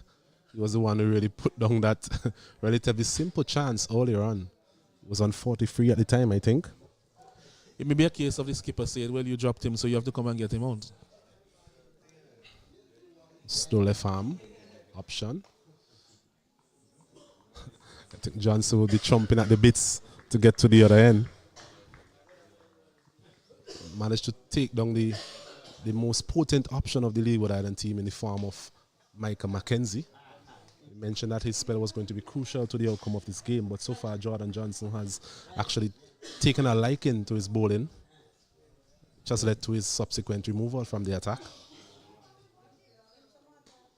Yeah, with Johnson being there, it has kind of negated the threat for the time being. He still has overs left. And if Johnson is dismissed soon, then he still can end up posing some danger to the remaining batsmen. As we saw from that delivery that he bowled to Vorgo. A splendid delivery. This time he's hitting it out to the man there at square leg. Quite deep. Honore for a single. Brings the man on a mission into strike. How long can this mission go on for? Jamaicans will be hoping that it does for the entirety of this run chase.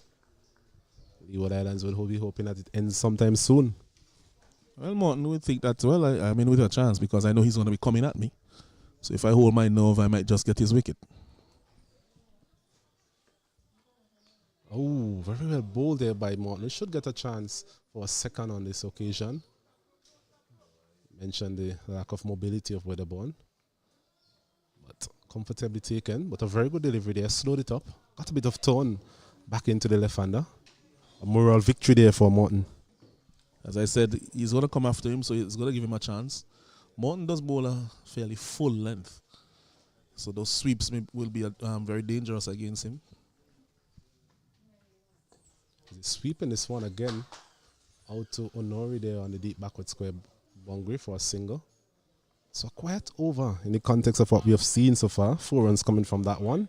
And at the end of it, it's 128 for the loss of 2.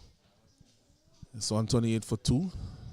Here the Leeward Islands in pursuit of a target of 209. They need another 82 runs from a lot of deliveries. So the required run rate is about 2.55. Even in the last game that they played, the required run rate when they were chasing was never really an issue. In that game against Barbados on Friday, it was really the wickets that they were losing. Today, conversely, they have only lost 2 wickets so far with the score on 128. A magnificent innings up to this point from Jordan Johnson. And I think at this time, because he's so close to the 100, those 3 figures may actually be on his mind at this moment. So 90 from 58 deliveries. Facing up to Crook into his 4th over. Hitting this one expertly down to long on. Michael Palmer fields, gets a single. That's all really that is required by the Jamaicans at this point in time. You mentioned as he nears this milestone, you might see a change in tempo from him. Yeah, I think he will slow down just a bit. And if he gets to the 100, then really will be on to the bowlers after that. They will have to dismiss him, because if they don't, the game could be over in a very short time. Although I don't think you'll be complaining, Osned. I think you have some plans to be somewhere else a little bit later on. Well, given what we've seen from Jordan Johnson so far, I think I might have to shake his hand. if he stays there for any extended period of time. Hopefully that opportunity to leave early might come our way. Leeward Islands will be hoping for a different outcome.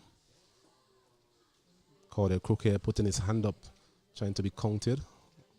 1 run so far from this over, bringing back a sense of normalcy to proceedings.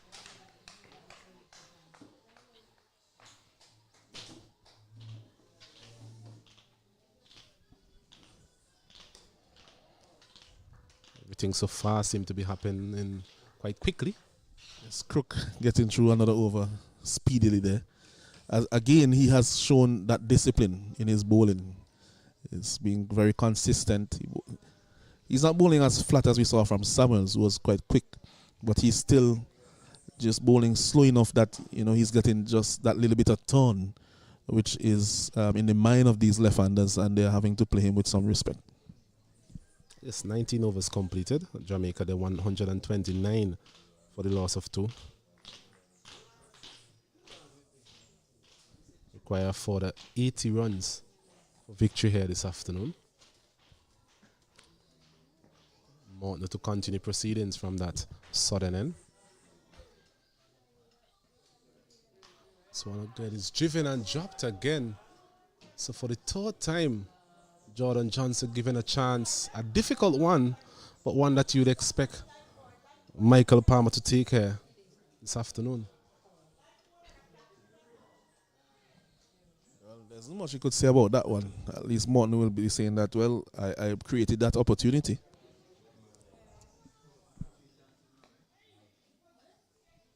Quicker delivery from him on that occasion. Let's dive into his right there, Michael Palmer. A big man. Had to get down quickly. Was dying on him. In the end, not taking that opportunity.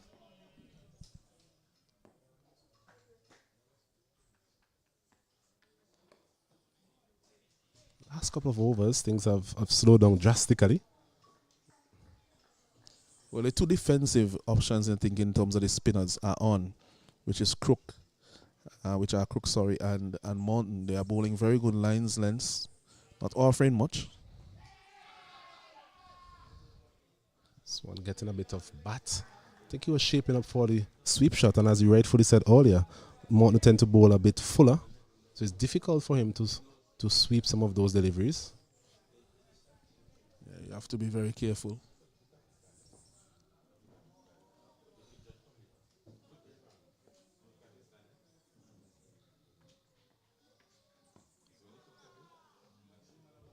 A flighty delivery once again. So losing a bit of momentum, a bit of rhythm here in his batting, Jordan Johnson, such as being the way he has gone about things this afternoon. Somewhat of a calm period of time here. This one getting the inner portion of the bat again. So good bowling there by Morton, a very good over. Challenging one to Jordan Johnson, but at the end of it, Jamaica, they remain on 129 for 2, 20 overs completed. Yes, the spell there from Crook and also this from Morton. These 2 bowling in tandem have slowed down the run rate just a little bit, by slowing down Johnson just a little bit. And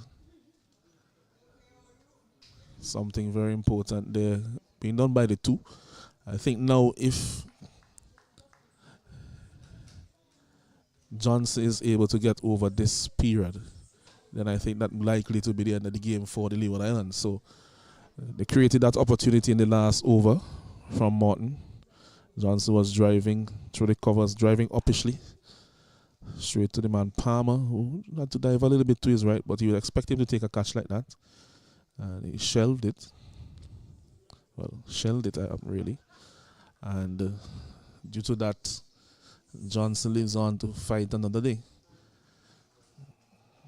So he has definitely given opportunities. And when you play an innings like that, with such aggression, you tend to think that you'll have a chance coming, but you really have to make sure you take it, because by the time the next one comes, there can be a lot of runs in between the 2. That is exactly what has taken place here this afternoon. This one is walked out to square leg for a single. Johnson at the end of that previous over getting a bit of refreshments. It's a relatively hot day, as we mentioned before. So definitely will need those fluids to keep himself hydrated.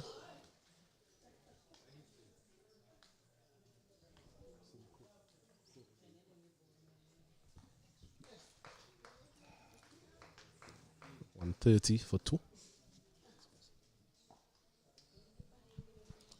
So Crook now to Johnson. Looking for that cut. Beaten outside the off stump. Well, not taken cleanly there by Andrew behind the stumps.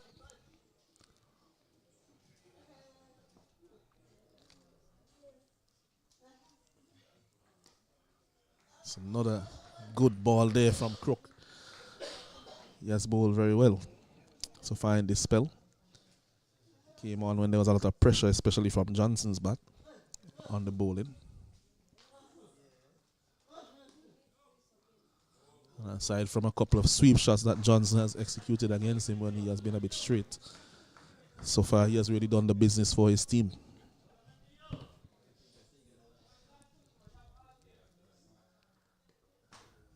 So on outside the off stump.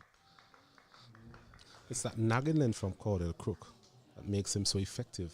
It's not full enough to drive. It's not short enough for you to go back and cut. So it's the consistency that he shows, making it a bit difficult here for both of these left-handers. Partnership of 58. John Johnson contributing all 48 of that. So it's the end of another over. 21 completed, 130 for the loss of 2.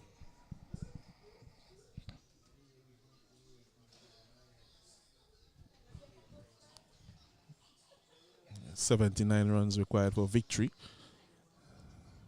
for the Jamaica team. 8 wickets needed for victory for the Leeward Islands team, and I think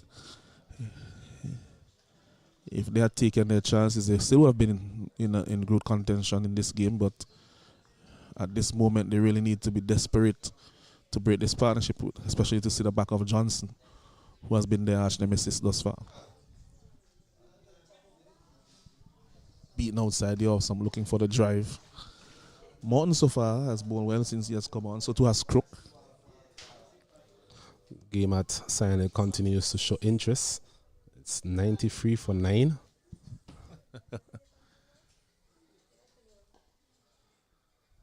Tell you what, that is what you will call a well-fought victory by whoever wins.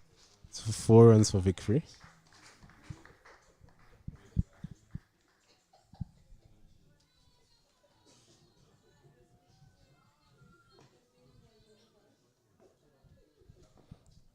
So Morton again to Johnson. Long off in place, long on. Deep mid-wicket, deep square leg.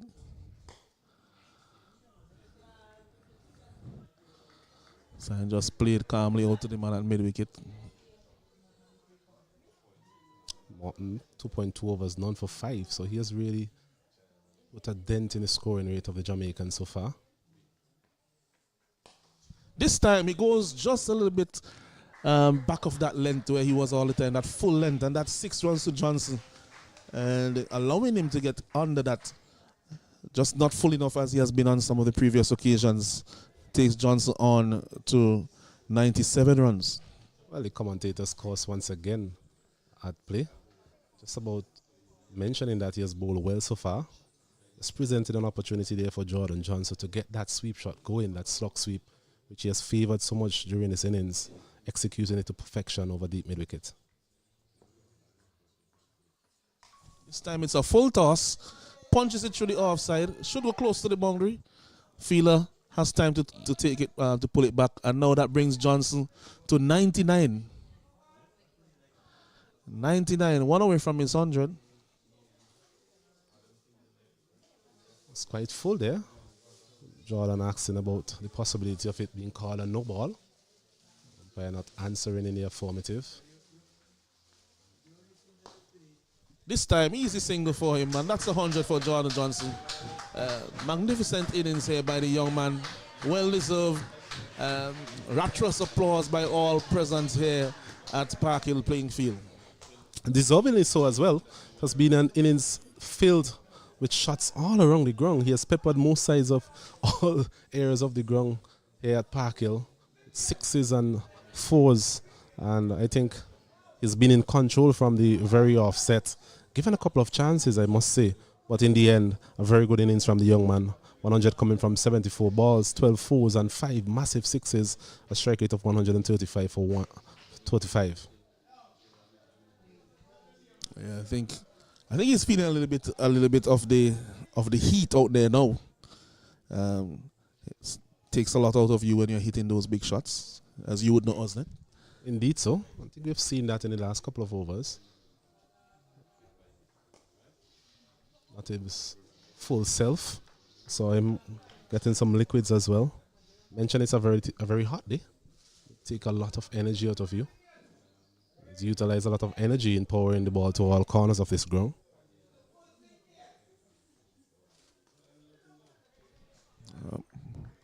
Just pay a thought here for Morton, who dropped him earlier. Has bowled well since he has been bowling, but I think that will continue to be on the mind of the young man. Crook, definitely in the midst of a very good spell as well. So when he comes forward and just pushes it back to the man at silly mid off, Morton, who does the fielding.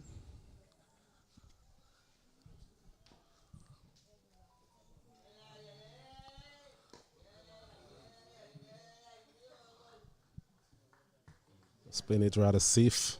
Yeah.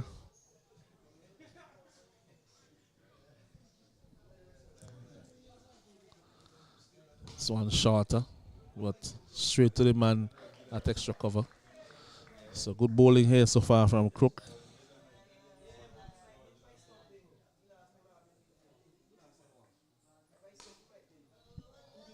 Straight to Honori again, who comes around, does the feeling, and Crook, as he usually does, when he's finished the over, he just walks away because there's no cap to collect. It's a very good over there by the young man. It's actually a maiden over. To bowl a maiden over to Jordan Johnson, having scored his 100, is something commendable, but he has bowled well so far. I think Jordan has appreciated that he is a threat in terms of his line and his length and his pace at which he bowls at.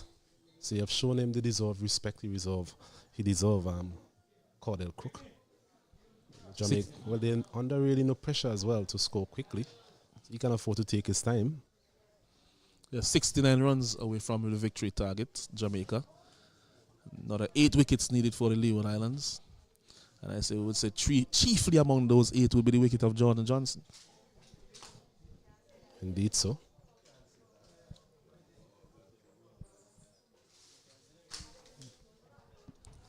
Should they have time for 2 here? Yes, they do. Just wait on a signal from the umpire blades. Buys signal by umpire blades. So, and there's one shot. So that will be 1 run. So 1 shot. I think Weatherborn the guilty party here.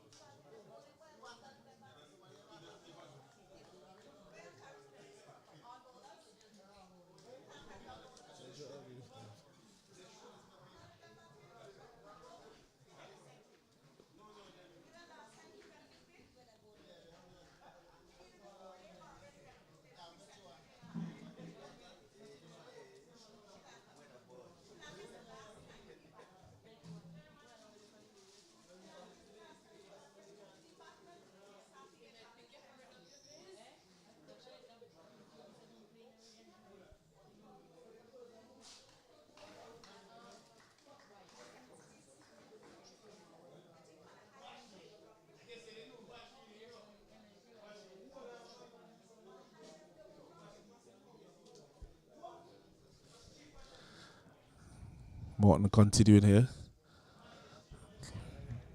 Just another wide delivered by him down the leg side.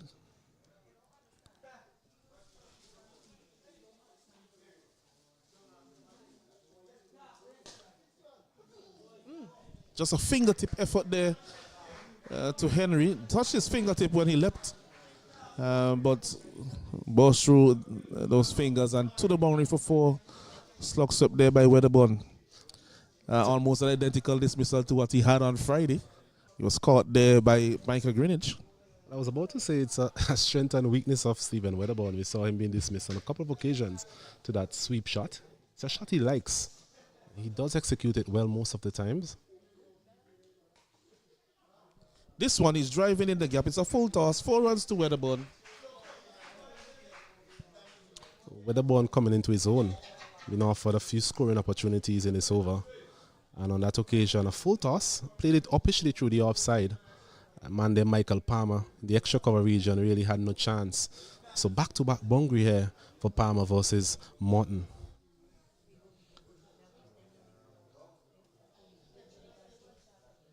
So Weatherburn, I think, getting some easier runs now because of the pressure exerted by Johnson against the bowling team.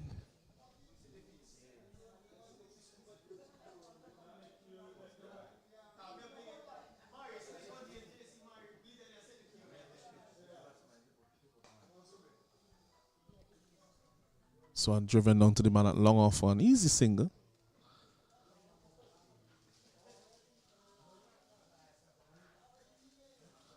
And this will be drinks here at the end of 24 overs.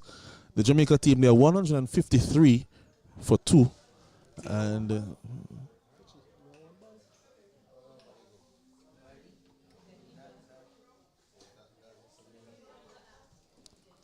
we'll have a short drinks break here, 153 for 2.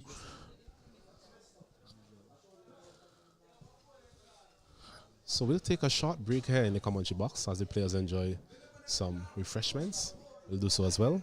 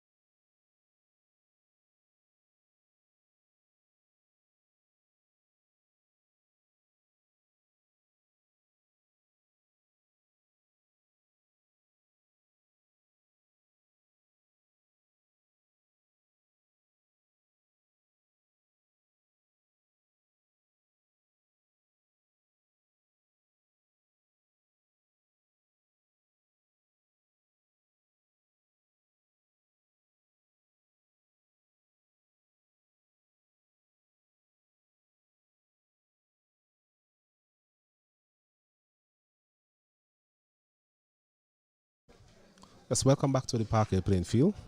We have action in the Cricket West Indies Rising Stars Under 19 tournament. A game interestingly poised here at the Parkway playing field. We have seen some brilliant batting from Jordan Johnson. He's on 100 from 80 deliveries. Jamaica pursuing a target of 209, 152 for 2. As we players resume after that short drinks break. Cordell Crook continues along his merry way. It's been economical so far.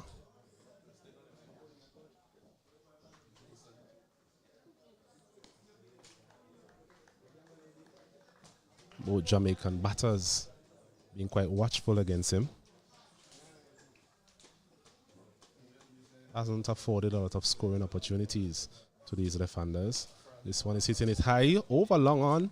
Skied, chance for a catch, and takes it very well in the end.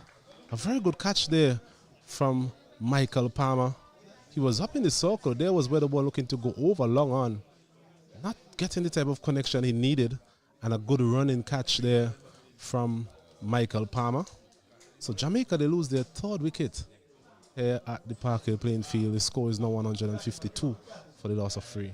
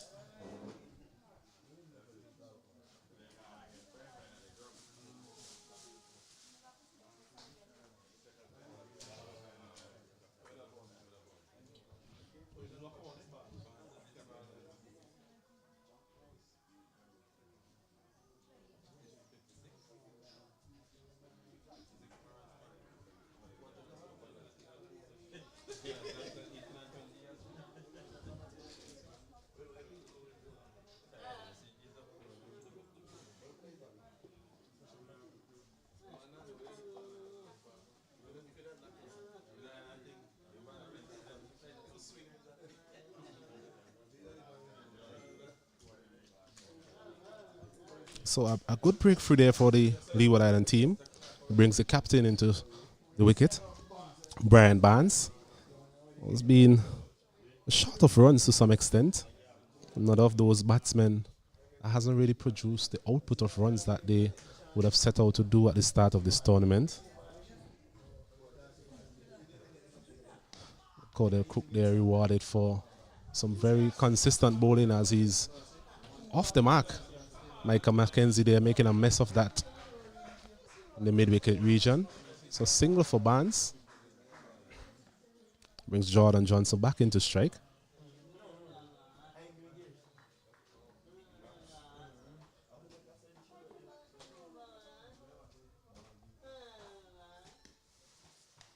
Cordell Crook continues to do what he does well. Quite simple in his approach. This bowler rather straight. This one is hit over mid-wicket for 6. Just as we were praising Cordell Crook in terms of his line and length, there goes Jordan Johnson once again over mid-wicket for a shot we have seen on a couple of occasions today. 159 now for the loss of 3. As we welcome back my co-commentator Lance Cruikshank. Yes, good afternoon to our viewers, good afternoon to you, Osnet. Shouldn't be too long away from the finish here if Jordan Johnson continues in this mood. Doesn't look like he wants to do much running. I think he's a bit tired now. Don't think he has batted this long for a while in a competitive game at this level. Has been some bad form, I would say. Maybe since that Sri Lanka tour had some starts in the Super 50 tournament. But generally since then, in all different cricket that he's played, he hasn't really gotten a lot of runs. So this will augur well for him. Gotten himself back into some semblance of form. And has done so in a way that makes a statement as well.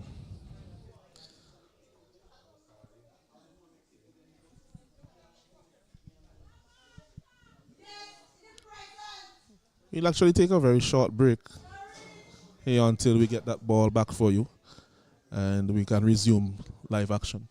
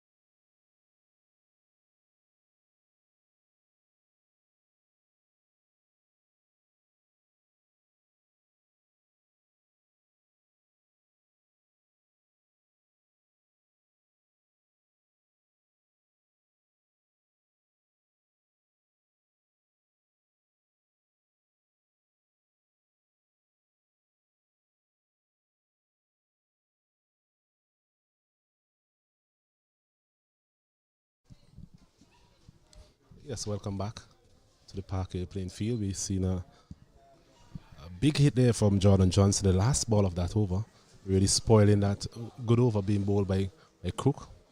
As we see Morton continue proceedings, bowling up to Barnes this time. Barnes a bit short on the runs as we mentioned before. Good opportunity for him to just play a supporting role here with Jordan Johnson and get his team to victory. Doesn't need to do anything out of the ordinary. This one is taking the inner portion of the bat. Is it? Wait on the signal there from umpire Blades.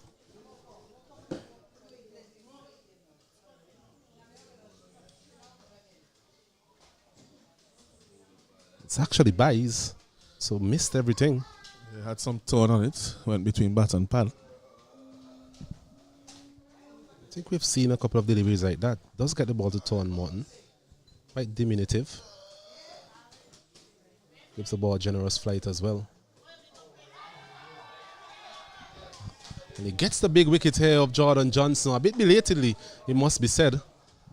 But delivery, just turning it back and hitting the back leg, which really made the decision a bit easier for umpire Blades on that occasion. But a brilliant innings nonetheless from the young man. 106 from 82 deliveries. Jamaica, they lose their 4th wicket. 160 for the loss of 4. That's 160 for the loss of 4 and big wicket there by Morton.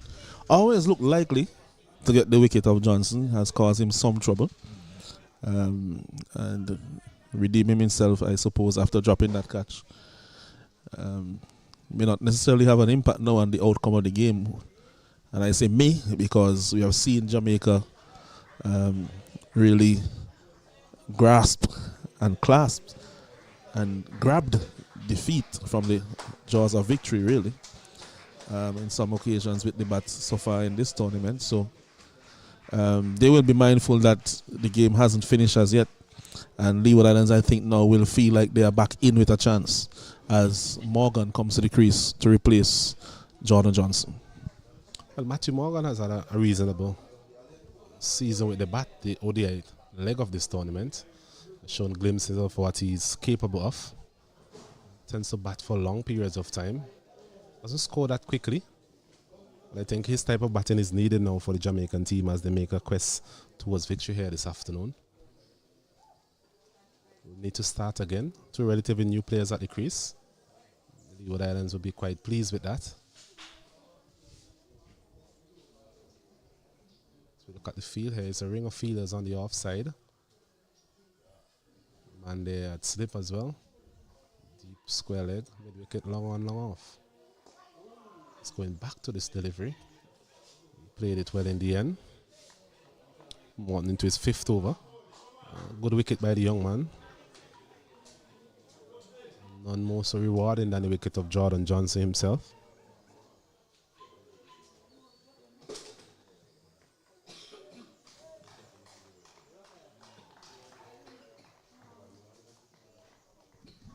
see the field here, there are 2 extra covers, fairly short on the offside. On that drive.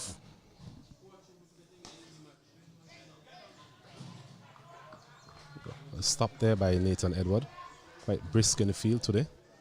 It's the end of a successful over from Morton. And at the end of it, Jamaica pursuing 209 for victory. They are 160 for the loss of 4. It's 160 for the loss of 4. 49 more needed by the Jamaicans to overhaul this total.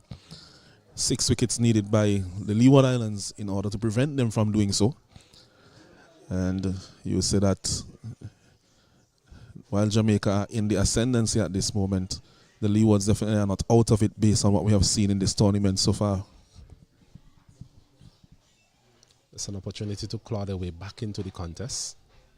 As we see Crook continuing proceedings there from the northern end. In the middle of a very good spell, Crook.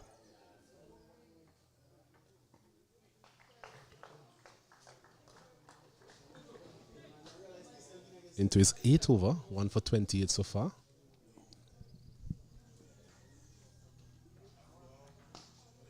Ryan Barnes once again going back and punching this one up to long on for an easy single. That's exactly what they need to do.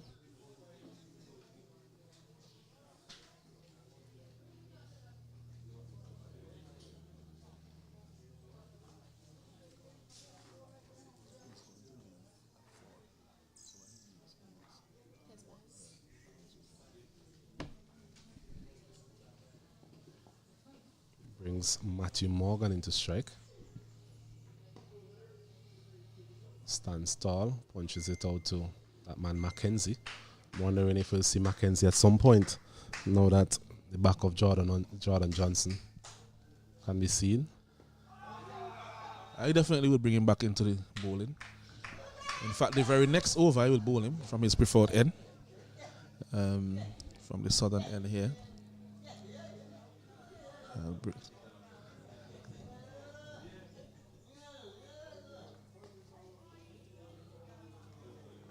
Morgan once again going back. Tends to play the spinners off the back foot.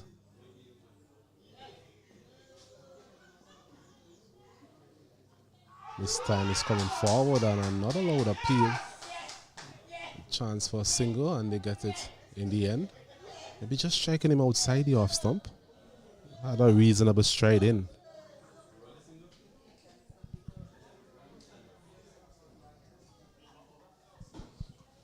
Close one, but probably enough doubt there in the mind of the umpire because of the stride. A bit of turn there for Cordell Crook.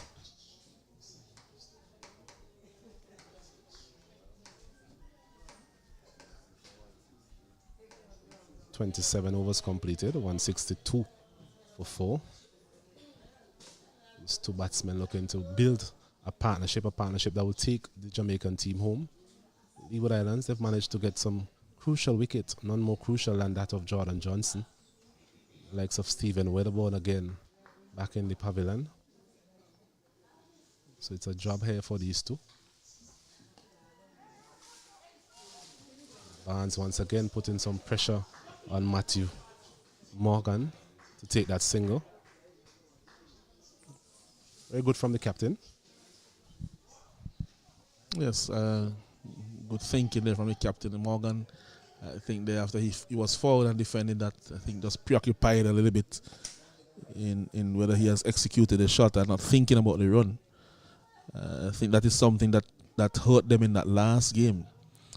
If they had run a few more of those forward defensive shots against the Barbados team, then it would have been a different result. Agreed. Brings Barnes, Captain Barnes into strike. Employing a leg slip. Leeward Island team. Given the tone we have seen from Morton on occasions, I think a very good position.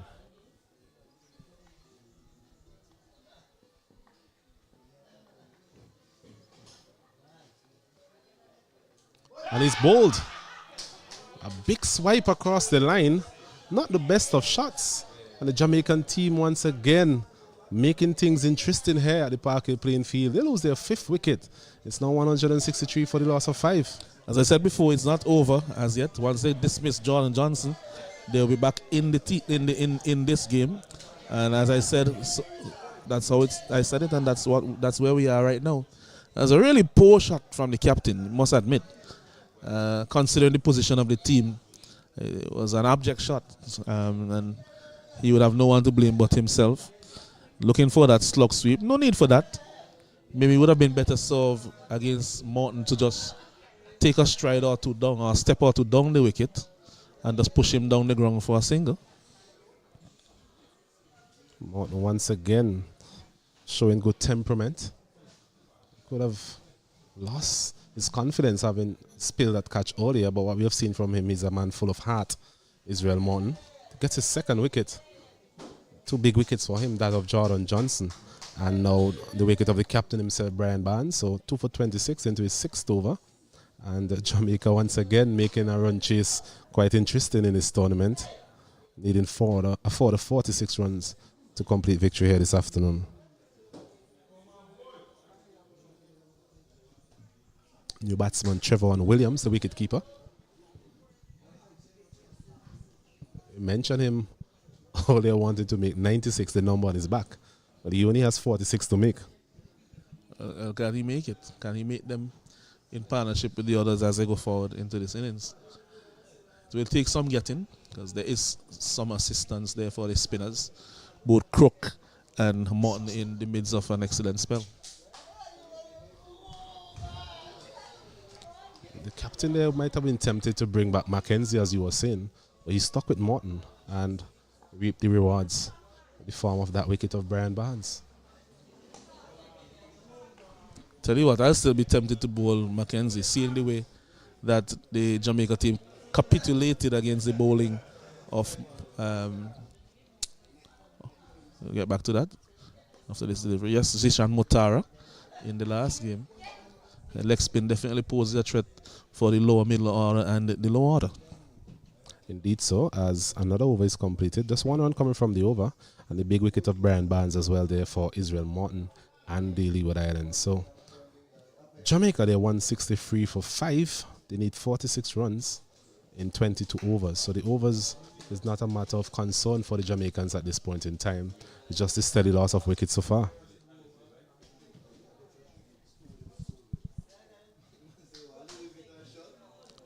Yes, as you mentioned, 46 runs needed.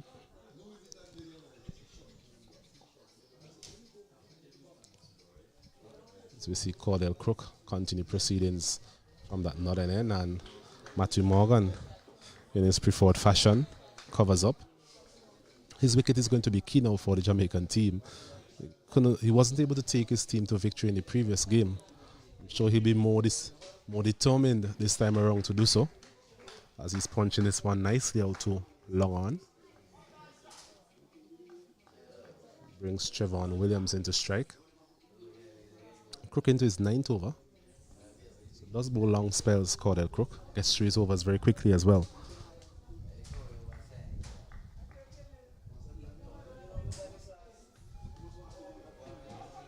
A chance for a run out, and it's going to be a run out, mind you.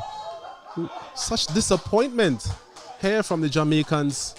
Another wicket goes. I'm not too sure where Trevor Williams was heading, but he'll be heading back to the pavilion at this point in time. Yeah, there was no way that there was a single on that delivery. He hit it straight in the direction of the man coming in there, Honore. And he was run out even before he was further than halfway down the pitch. There was no way that that was a single. And really, he ended up just giving it away. So the pressure now really on the Jamaican team after the dismissal of Jordan Johnson. Will his 100 end up being in vain? Wheels coming off here for the Jamaican team. We mentioned their inability to chase scores so far in the tournament. And even in that one situation where they actually got over the line, it was really by the, by the skin of their teeth, as you would say. Just to update the viewers, that game Trinidad and Tobago versus Windward Islands, Trinidad and Tobago just narrowly taking that one home, 97 for 9. So an interesting contest there over at Sand Hill, now coming to an end with Trinidad and Tobago and taking victory there. Just to remind you that Barbados, they won all year versus Guyana, quite comfortably in the end, chasing down a paltry total of 58. And here at the Parkway playing field, a lot of excitement. Saw the brilliance of Jordan Johnson, and now we are seeing the Jamaican team struggling really to take advantage of what was a reasonably comfortable position at one point in time. They continue to lose wickets here and lose them in clusters.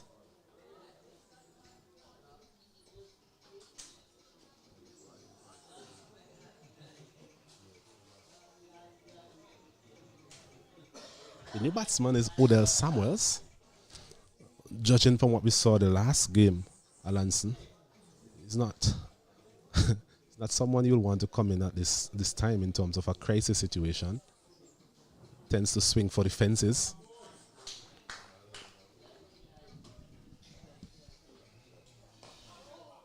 And with the absence of Michael Clark in his lineup, it really opens the door here for Leeward Islands. Yeah, I think that it lengthens their tail just a little bit. So they have a fairly long tail.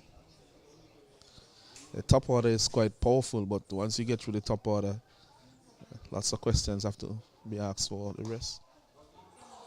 Well played there by Odell Samuels, and a brilliant fielding there by Michael Palmer. Should have really been a single, but given what transpired before in terms of the run out, I think that created a bit of uncertainty there, especially for Matthew Morgan. Yeah, well, it was Samuels' call, and he didn't really run. Samuels just stood up in the middle of the pitch. It was his job really to run that. And with the stroke that he played, once he beat the bowler, he should have been herring down the pitch for the single. This one is punching off the back foot. Good looking shot, should get 4.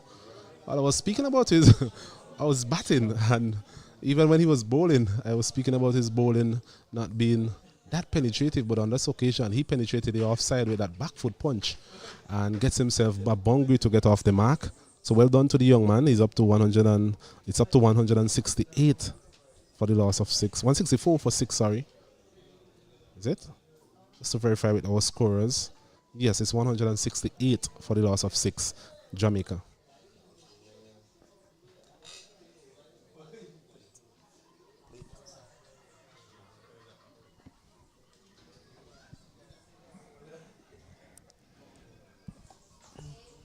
Is going to have Israel Morton to continue proceedings. Flight in this one. Matthew Morgan, 3 from 11 delivery so far.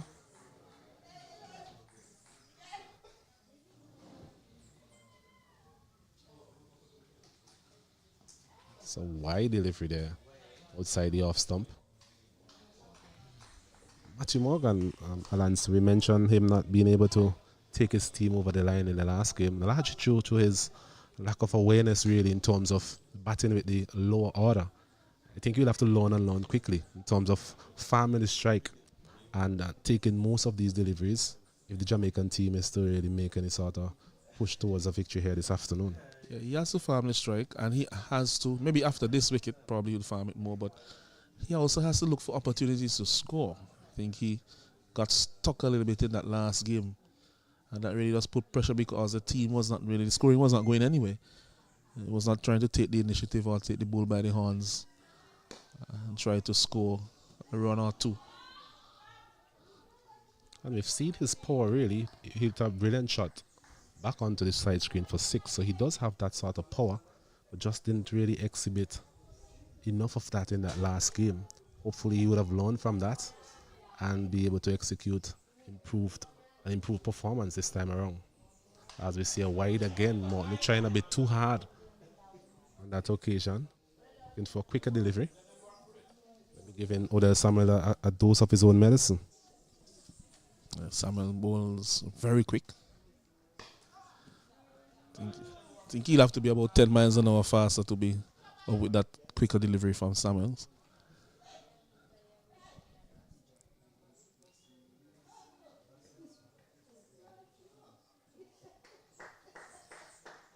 Samuel hasn't looked too bad at this point in time. Looks to be getting the bat on ball. Ball striking in the middle of the bat on most occasions so far from him. He's hitting this one over, long on. Is it going to be caught? Yes, it is. We mentioned that he has a tendency to be attacking, and there he was again. His eyes lit up. A flighted delivery by Morton. There went Odell Samuel just not getting all of it really. And the man there, Watley, on the long off boundary, taking a comfortable catch in the end. So they lose their seventh wicket here at the Park Hill playing field. It's 171 for the loss of 7. Jamaica, they're in for the trouble. Yeah. Well, what can you really say? I mean, I did say, based on the way that they're batting so far in the tournament, that if Jordan Johnson gets out after making his 100, then it will be a very difficult task for the remainder of the batsmen. And so said, so done. Winter coming out to join Morgan now. They are 6 down, well 7 down actually. And so only 3 wickets left. And not too long ago they were in a position of strength, 152 for 2. And they have lost 5 wickets for 19 runs. A similar collapse to what we saw from the Leeward Islands, who were also in a very strong position at one point in time with Joel Andrew and Michael Palmer, and lost a cluster of wickets in the middle order. So we are seeing a similar thing here in terms of the Jamaican batting effort, mirroring what we saw from the Leeward Islands.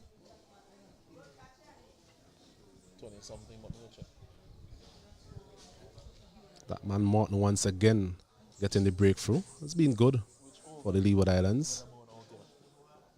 7 overs, 3 for 29. So wickets doing the trick here for the Leeward Island team. And it also begs the question now in terms of how will Matthew Morgan go about his innings, something that we spoke about in the last over. As this one is a full delivery, he's out. Once again, another breakthrough for the Leeward Island team. Matthew Morgan looking a bit disappointed. Maybe thinking to himself, he got some bat on that. It's difficult to see from our angle, but definitely struck in front. And umpire Cisnet judging that one to be LBW. He has to go. So another wicket goes for the Jamaican team, and the wheels coming off here. And Leeward Islands, they're over the moon as another wicket goes, 171 for the loss of 8. Yeah, Morgan is a little bit puzzling to me in terms of the way he goes about his innings. It seems as if when he's under pressure, he just goes further and further back into his shell. And maybe it might be a case for if the Jamaica team wants to get the best out of him, probably might be a case of batting him a little bit higher in the order when that type of pressure is not on him, and ask him to play his natural game. So the 8th wicket goes down in the 31st over, and the 3rd wicket actually went down in the 25th over. So that brings Deshaun James. Deshaun James, right arm fast medium, more known for his batting. Deshaun James, his bowling, sorry. Apologies. And he's coming in here into a pressure situation with the Jamaicans 171 for 8. They need a further 38 runs to win this contest. Leeward Islands need 2 wickets. Cordell Crook into his last over.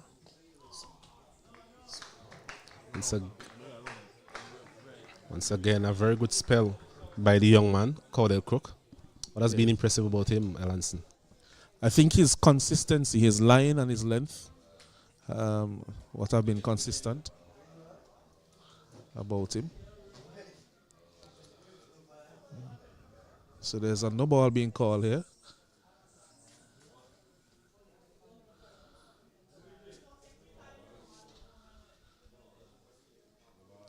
No ball signal by the umpire. I think it's a case of too many players on the leg side.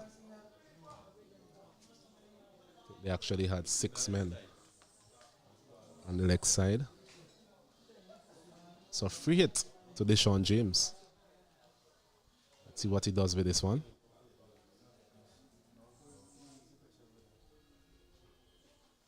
This one is hitting this one out to the man there at long on position. Was a free hit, so I think in the end it's a very good save. I just dropped in front of him. Looks to be Nathan Edward. Yes. So putting his chest on the line there, but probably might have been better so just come forward and take the catch. Maybe like 3 or 4 steps that he needed to do that, just to avoid any dental damage. Was it quite flat as well? Difficult to judge the trajectory of that one. This one is Walking behind square again. The Jamaicans here panicking. Something that we have seen from them throughout this tournament.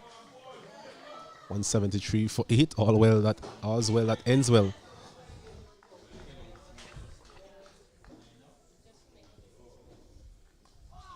Yeah, these 36 runs are going to seem like a mountain to climb for the last two remaining wickets here for the Jamaicans.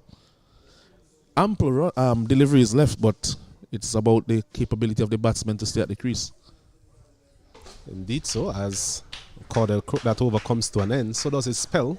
Spell of 10 overs, 2 for 37, 10 overs bowled on the chart. We mentioned very impressive from the young man. Came in at a difficult time where Jordan Johnson was on the go. He managed to curtail the scoring to some extent, and in the end, 2 vital wickets for him, adding to the fact that they were able to just quell the progress of the Jamaican team, and they are now in the ascendancy, must be said. The Leeward Islands, Jamaica 173 for 8, requiring a further 36 runs for victory. So some changes to the field. Now there's a man at slip quite deep. Maybe he should take a step or two in. There's not much bounce, especially to Morton, or for Morton, I should say. This one is a full toss, and well fielded there by Israel Morton. He's up for the challenge here this afternoon. Saw the worst of him in terms of that drop catch, but he has really bounced back so far with the ball and in the field as well. Yeah, he has shown good resilience, good character. You know, he said could have hung low after he dropped that catch and be really out of the game. But he has come back and bowled well. Has taken the wicket of Johnson and the skipper Barnes. So 2 massive wickets. And he continues to bowl well.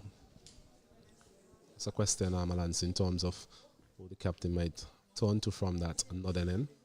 So Crook finishing a very good spell in the last over. So we'll need another bowler from that end. What would be your choice? Well, at this moment, the leg spinner has to bowl for me. I don't know which end you'll bring him now. Bowling to the lower order, the leg spin is really a no-brainer for me. Swinging across the line there again, Deshaun James. His eyes lit up seeing that one flighted quite a bit from Israel Morton. Thankfully for him, not doing any damage to that wickets column.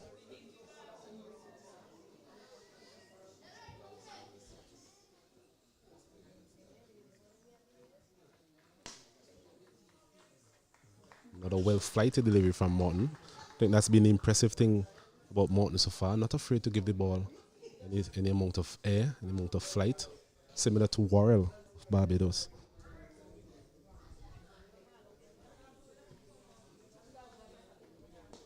Yes, and he's also mixed up his pace quite well. Brings another over to an end. A made over, that is. 173 for 8. The score remains here for Jamaica. Just to recap for you, the Leeward Islands, they won the toss this morning, made 208 for 9. Palmer 74, Joel Andrew, a polished 54, Yannick Watley 24. Deshaun James for Jamaica, the chief wicket taker, taking 3 wickets. And in response, Jamaica, they're 173 for 8. A brilliant innings by Jordan Johnson and the likes of Israel Morton, 3 for 29. And Cordell Crook, 2 for 37. The chief destroyer so far. I think when you look back at the innings, I think that dismissal of Weatherbourne is quite pivotal. He was batting there with Johnson. No need really to take the risk that he took. The ample deliveries were left. And I think it goes back again to Friday. I think I would hold him a bit responsible as well on Friday when he got out, when he was in that partnership with Morgan. As a senior batsman, you really have to take that initiative to say that I'm going to be there at the end. And not that the others who came after could cover themselves in glory, but when you are in that position, when you are in the ascendancy, you don't really give it away. Agreed. I'm talking about ascendancy, bringing back the chief leg spinner in the form of Mackenzie from the opposite end this time, trying to really drive home that advantage. Leeward Islands, that one, a shortish delivery outside the off stump, signal wide by the umpire. Not the best of start. Not the best of start from the Leeward Island team.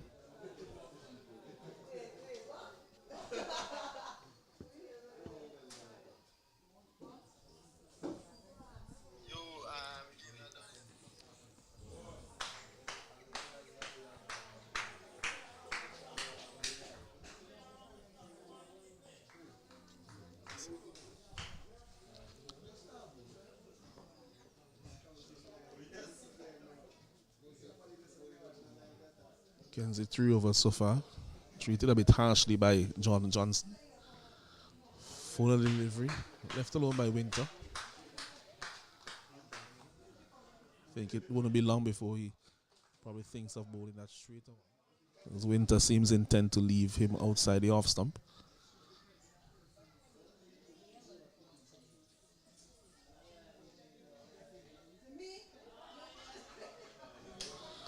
And that one, Miller, Winter not having any clue on that last occasion, but he survives to tell the story, so to speak.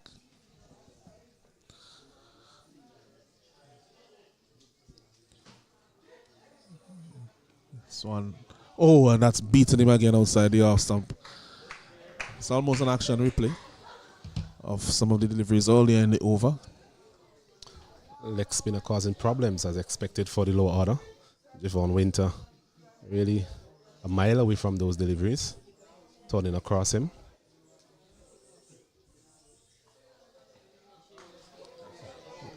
This one is hit straight down the ground. And is it 6? Is it 4?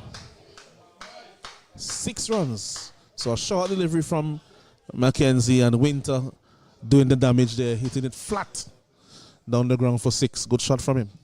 Yes, deservingly so as well. A short delivery, just sat up, asking to be hit, and there goes Javon Winter. We just mentioned a while ago, he was miles away from the previous 2 deliveries on that occasion, getting the connection that he was looking for over long on for 6. No chance there for Nathan Edward or the long on boundary. So 29 needed now for Jamaica for a victory. 2 wickets for the Leeward Islands. Oh, and that's a lovely delivery. So if he bowls there all afternoon, I don't think he's going to get a wicket because they're going to keep missing them by a long way. Yes, another good delivery there to finish the over. Mackenzie, he'll be disappointed with that previous delivery, really affording the opportunity for a massive 6 down the ground. So Jamaica, they continue to soldier on. 180 now for the loss of 8. 33 overs completed.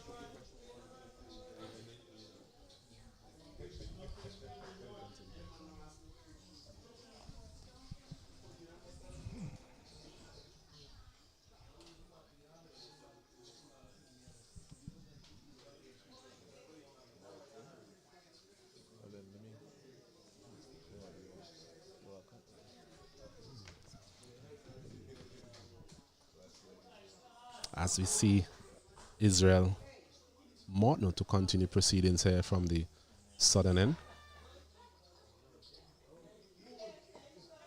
This one is playing out into the covers. A good run there by these 2 man there. Joseph was a bit on his heels there in the backward point region. Allowed it to the cross for a single. So good batting there from Deshaun James, showing his experience at this level.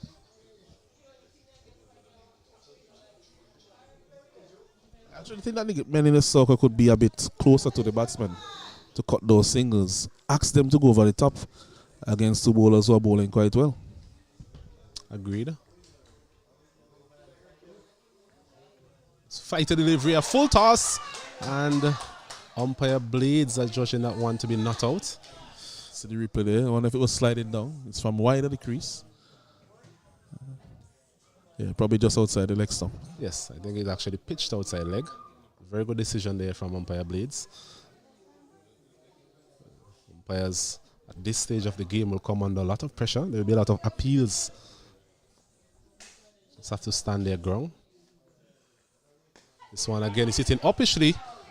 Chance for a catch, dropped. Well, didn't really get a hand on it there, Nathan Edward. Made a very good fist of it. And in the end, batsman there living to fight another day. Yeah, if he had caught that, it would have been a catch of the tournament if he had gotten to that one. He was at full tilt and making a spectacular dive to try and get there. It's 2 more runs added to the total. Winter has shown that he is willing to go over the top. As James also has that ambition, but I think that Winter showed that he is capable of doing so. So they should look for something in the deep as well. The feelers for a wide delivery there from Morton. We've seen that on a couple of occasions, maybe striving for a bit a bit more torn, and he has really given away a couple of wides. Needlessly, it must be said. Still a very good spell by the young man. 3 for 33 into his 9th over. This one is punching off the back foot out to the man here at deep extra cover for a single. So Winter seemed to have some batting ability, some power as well. We've seen a big 6 from him previously. He's punching this one out to deep point for a single. 2 more deliveries left in this over.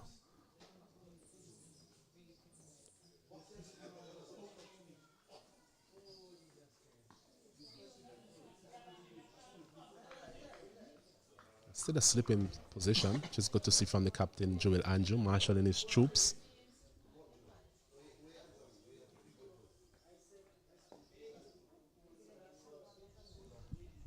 The end of another over, 34 overs completed. Jamaica 185 for 8. James is there on 2. He has with him as a partner Javon Winter. He's on 9. Israel Martin 9 overs, 3 for 34 so far.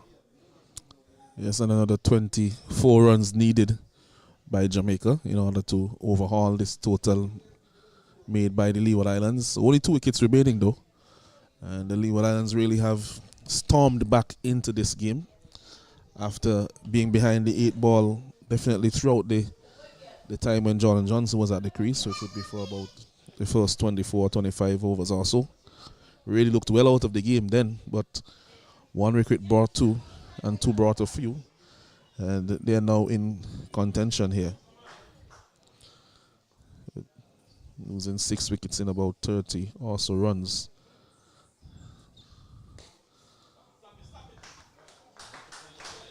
The Jamaican team. So Mackenzie continues, and that one was full and driven back to him.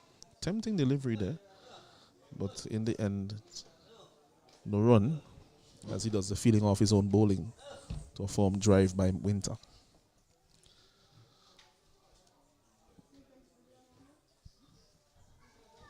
It's a flighty delivery, but well left there by Winter. You can see that there's a long off, there's a long on, there's a deep mid wicket, deep backward square leg, a man at mid wicket, extra cover, backward point, and a man at slip.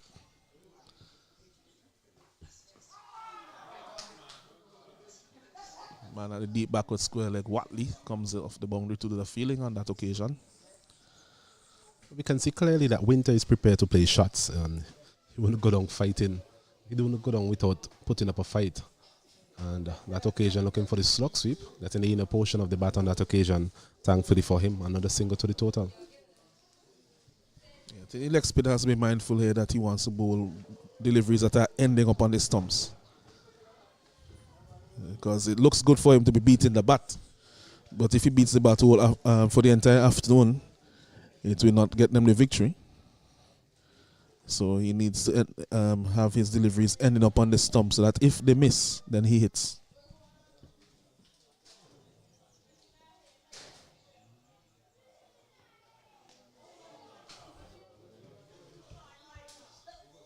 I haven't seen him employ the googly as yet. Micah Mackenzie, we know that he has it in his armory. I think it will be a good time having bowlers, leg spinners turning away from these 2 batsmen so far. Googly mixed in between those would be good.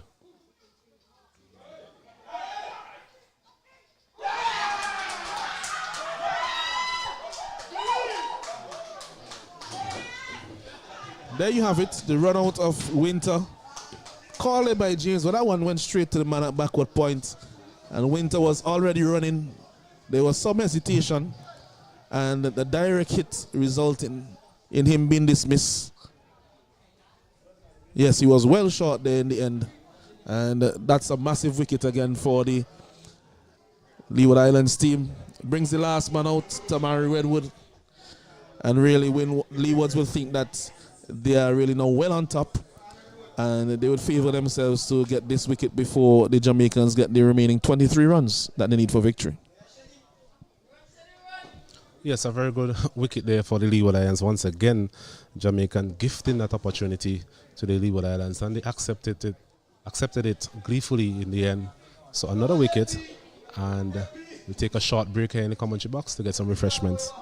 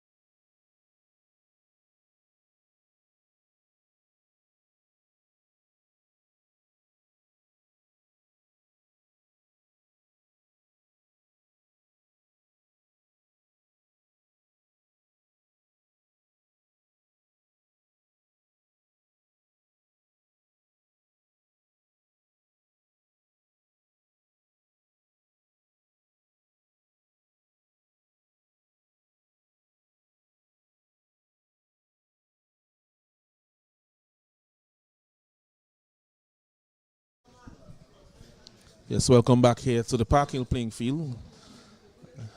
That dismissal run out. Winter being dismissed of that delivery. And as we mentioned just before we took that break for the drinks, he brought Tamari Redwood to the crease. But Deshaun James will be on strike to Israel Morton.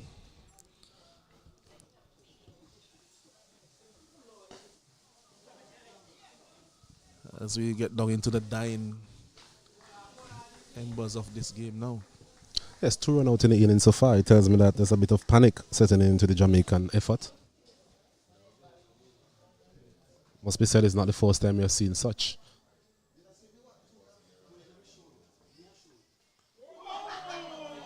Well, that was a massive swing there from James. I tell you what, if he had connected to that, it was going over in the other valley, beyond Park Hill, over into Mount Grinan. Or up at Fireburn, as we would say here, Fireburn. Just missing that off stump. In fact, missing everything. Missed the bat of Deshaun James, and as you mentioned, a mighty heave over the leg side. Interesting to see how they continue operating here, the Jamaicans. 23 runs required for victory.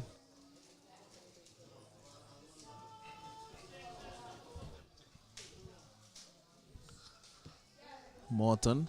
This one is edging, but past the man at slip. They have time for a single. Joseph does the fielding from backward point.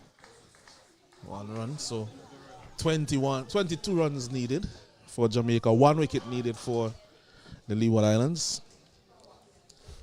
In the last game, Alans, we mentioned that supporting Jamaica is not for the faint-hearted in this one-day tournament.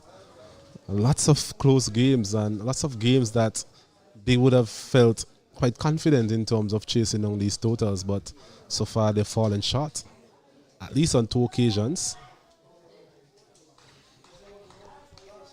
Another opportunity to there again, and really flattering to deceive the Jamaicans.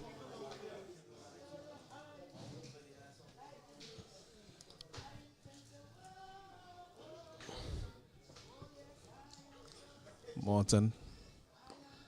Well played that time from James. Actually, it's Wedwood. Just pushing that one out to the man in the covers.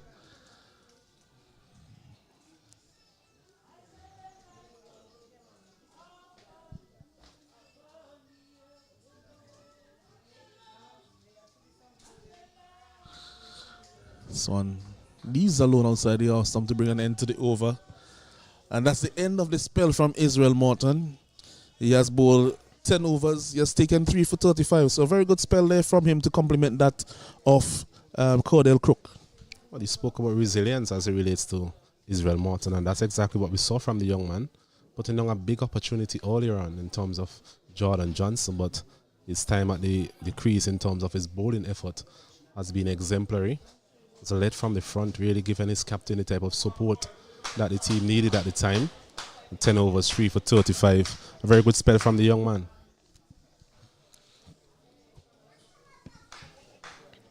Yes, and Mackenzie will continue here. The field is deep set to James, who has been looking to aim something massive down the ground over the onside.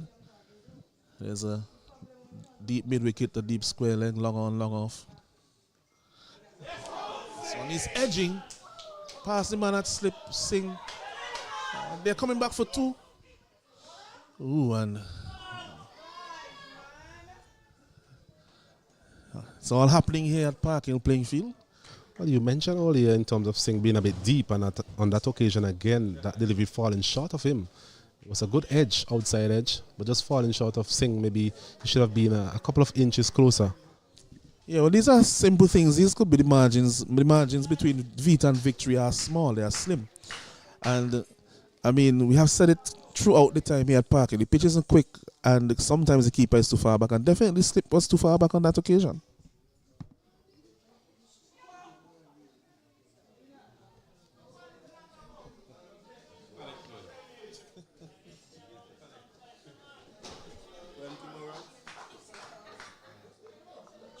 A big heave there from Deshaun James, something that we've seen from him before.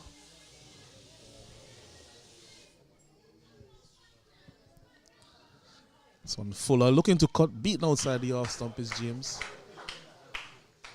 So he's getting a lot of balls past the outside edge. Mackenzie so far hasn't gotten the wicket that he's looking for in this spell.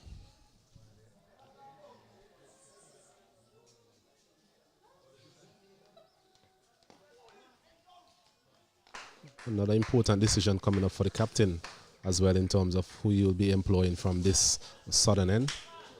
Israel Morton finishing his spell previously.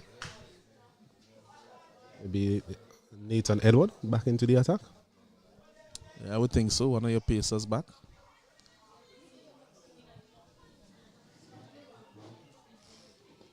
Nathan Edward does bowl that very good Yorker, which may be a bit too much for the lower orders.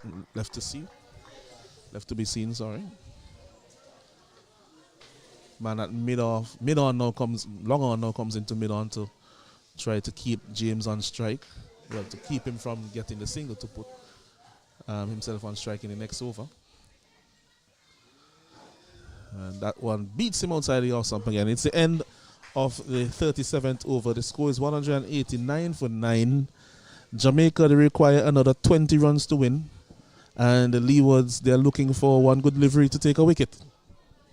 Yes, another close encounter here at the Park Hill playing field. These close encounters tend to follow the Jamaican team around. They'll be hoping to get over the line this time around. 20 runs required, a lot of overs remaining, 13 overs to go. These two. Wondering what the conversation in the middle is like at this point in time.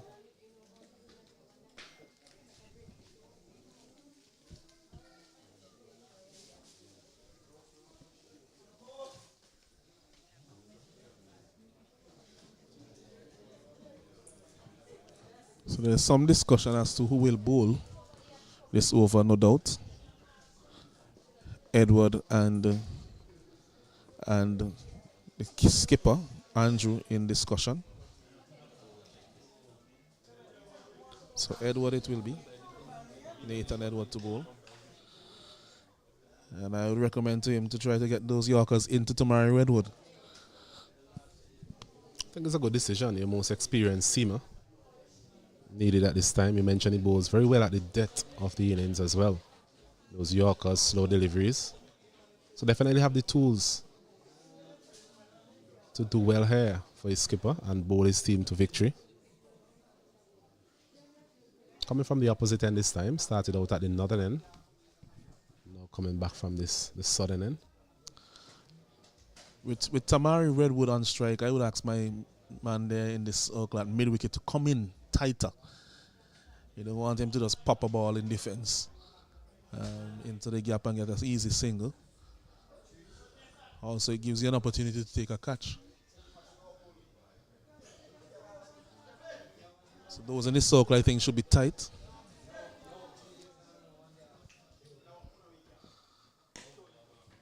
Because that is exactly what he's going to be looking to do. So you want to keep him on strike. I think the batsman here would have an idea of what is coming down.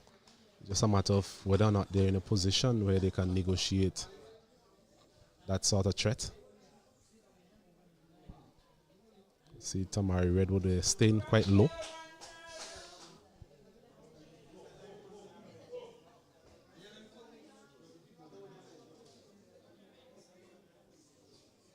It has been a good contest between bat and ball today. Both teams following a similar template. This one is bold. He's chopped it on, and Nathan Edward cleans it up for the Leeward Islands. Jamaica, they have lost, and that is the end of this fixture here in the 4th round. And the Leewards, they have done it here at Park Hill. Indeed so, and we mentioned the experience of Nathan Edward coming to the forefront for his skipper, needing 1 wicket for victory, and he was able to deliver on the big stage. So Tamari Redwood, the last man to be dismissed, and Jamaica, they are all out for 189, losing by 19 runs. So another defeat again for the Jamaican team after being in a very commanding position at some points in this innings with the likes of Jordan Johnson on the go, but lost their wickets at regular intervals and lost them in clusters as well. Some panic setting in, a couple of run-outs would have really dented their progress towards a victory here this afternoon. Yes, well played to the Leeward Islands. Yes, and we mentioned that they lost their 3rd wicket at 152, so they were actually 152 for 2. And now to be bowled out for 189, it represents a collapse of 8 for 37 runs. So that's a significant collapse, something that the Jamaican team have had repeatedly in this competition. Just to go over the innings for the Jamaica team, Kevin Jivogo, he was dismissed for 17 of 38 deliveries. Bowled Michael McKenzie, was a pitcher for delivery. Adrian Ware, he was bowled the first delivery of the chase without scoring by Nathan Edward. Jordan Johnson, imperious innings by him, LBW to Israel Morton for 106 of 83 deliveries. Stephen Weatherborn was caught. Michael Palmer bowled Cordell Crook for 17 of 28. Brian Barnes was bowled Israel Morton for 2 of 7. Matthew Morgan was LBW to Cordell Crook for 4 of 14. Trevor Williams was really run out by Devon and Singh for naught. Odell Summers caught Watley bowled Israel Morton for 4 of 7 deliveries. Jevon Winter was also run out by Xavier Henry. Deshaun James was not out in 5 of 23. And Tamari Redwood, he was bowled that last delivery by Nathan Edward for 5. In terms of the bowling for the Leeward Islands, Nathan Edwards, 6.2 overs, 2 for 28, getting a wicket of his first delivery and also got that crucial wicket in the end for victory for his team. Michael Palmer, 5 overs, none for 34. Michael McKenzie, he toiled hard. He came in for some tap from Jordan Johnson, 6 overs, 1 for 45. Cordell Crook was quite economical in his spell, 10 overs, 2 for 37. Israel Morton, the pick of the bowlers, it must be said, 10 overs, 3 for 35. So very good effort from the Leeward Island team as they won this one by 19 runs here at the Parkway playing field. Yes, excellent comeback, we must say, from the Leeward Islands. They have overcome those from the land of wood and water, Jamaica, here at the Park Hill playing field in round number 4. And we have 1 round left in the Cricket West Indies Rising Stars under 19 competition, the 50 over leg. And here at Park Hill, we will have Guyana versus Windwards on Tuesday. And Jamaica will play Trinidad and Tobago at Arnesville. And the Leeward Islands will be Barbados at Cumberland. So that's the last round of matches on Tuesday. For now, at the Park Hill playing field, from us here, myself, Adamson Cruikshank, and Osnet Cato, it is goodbye until Tuesday.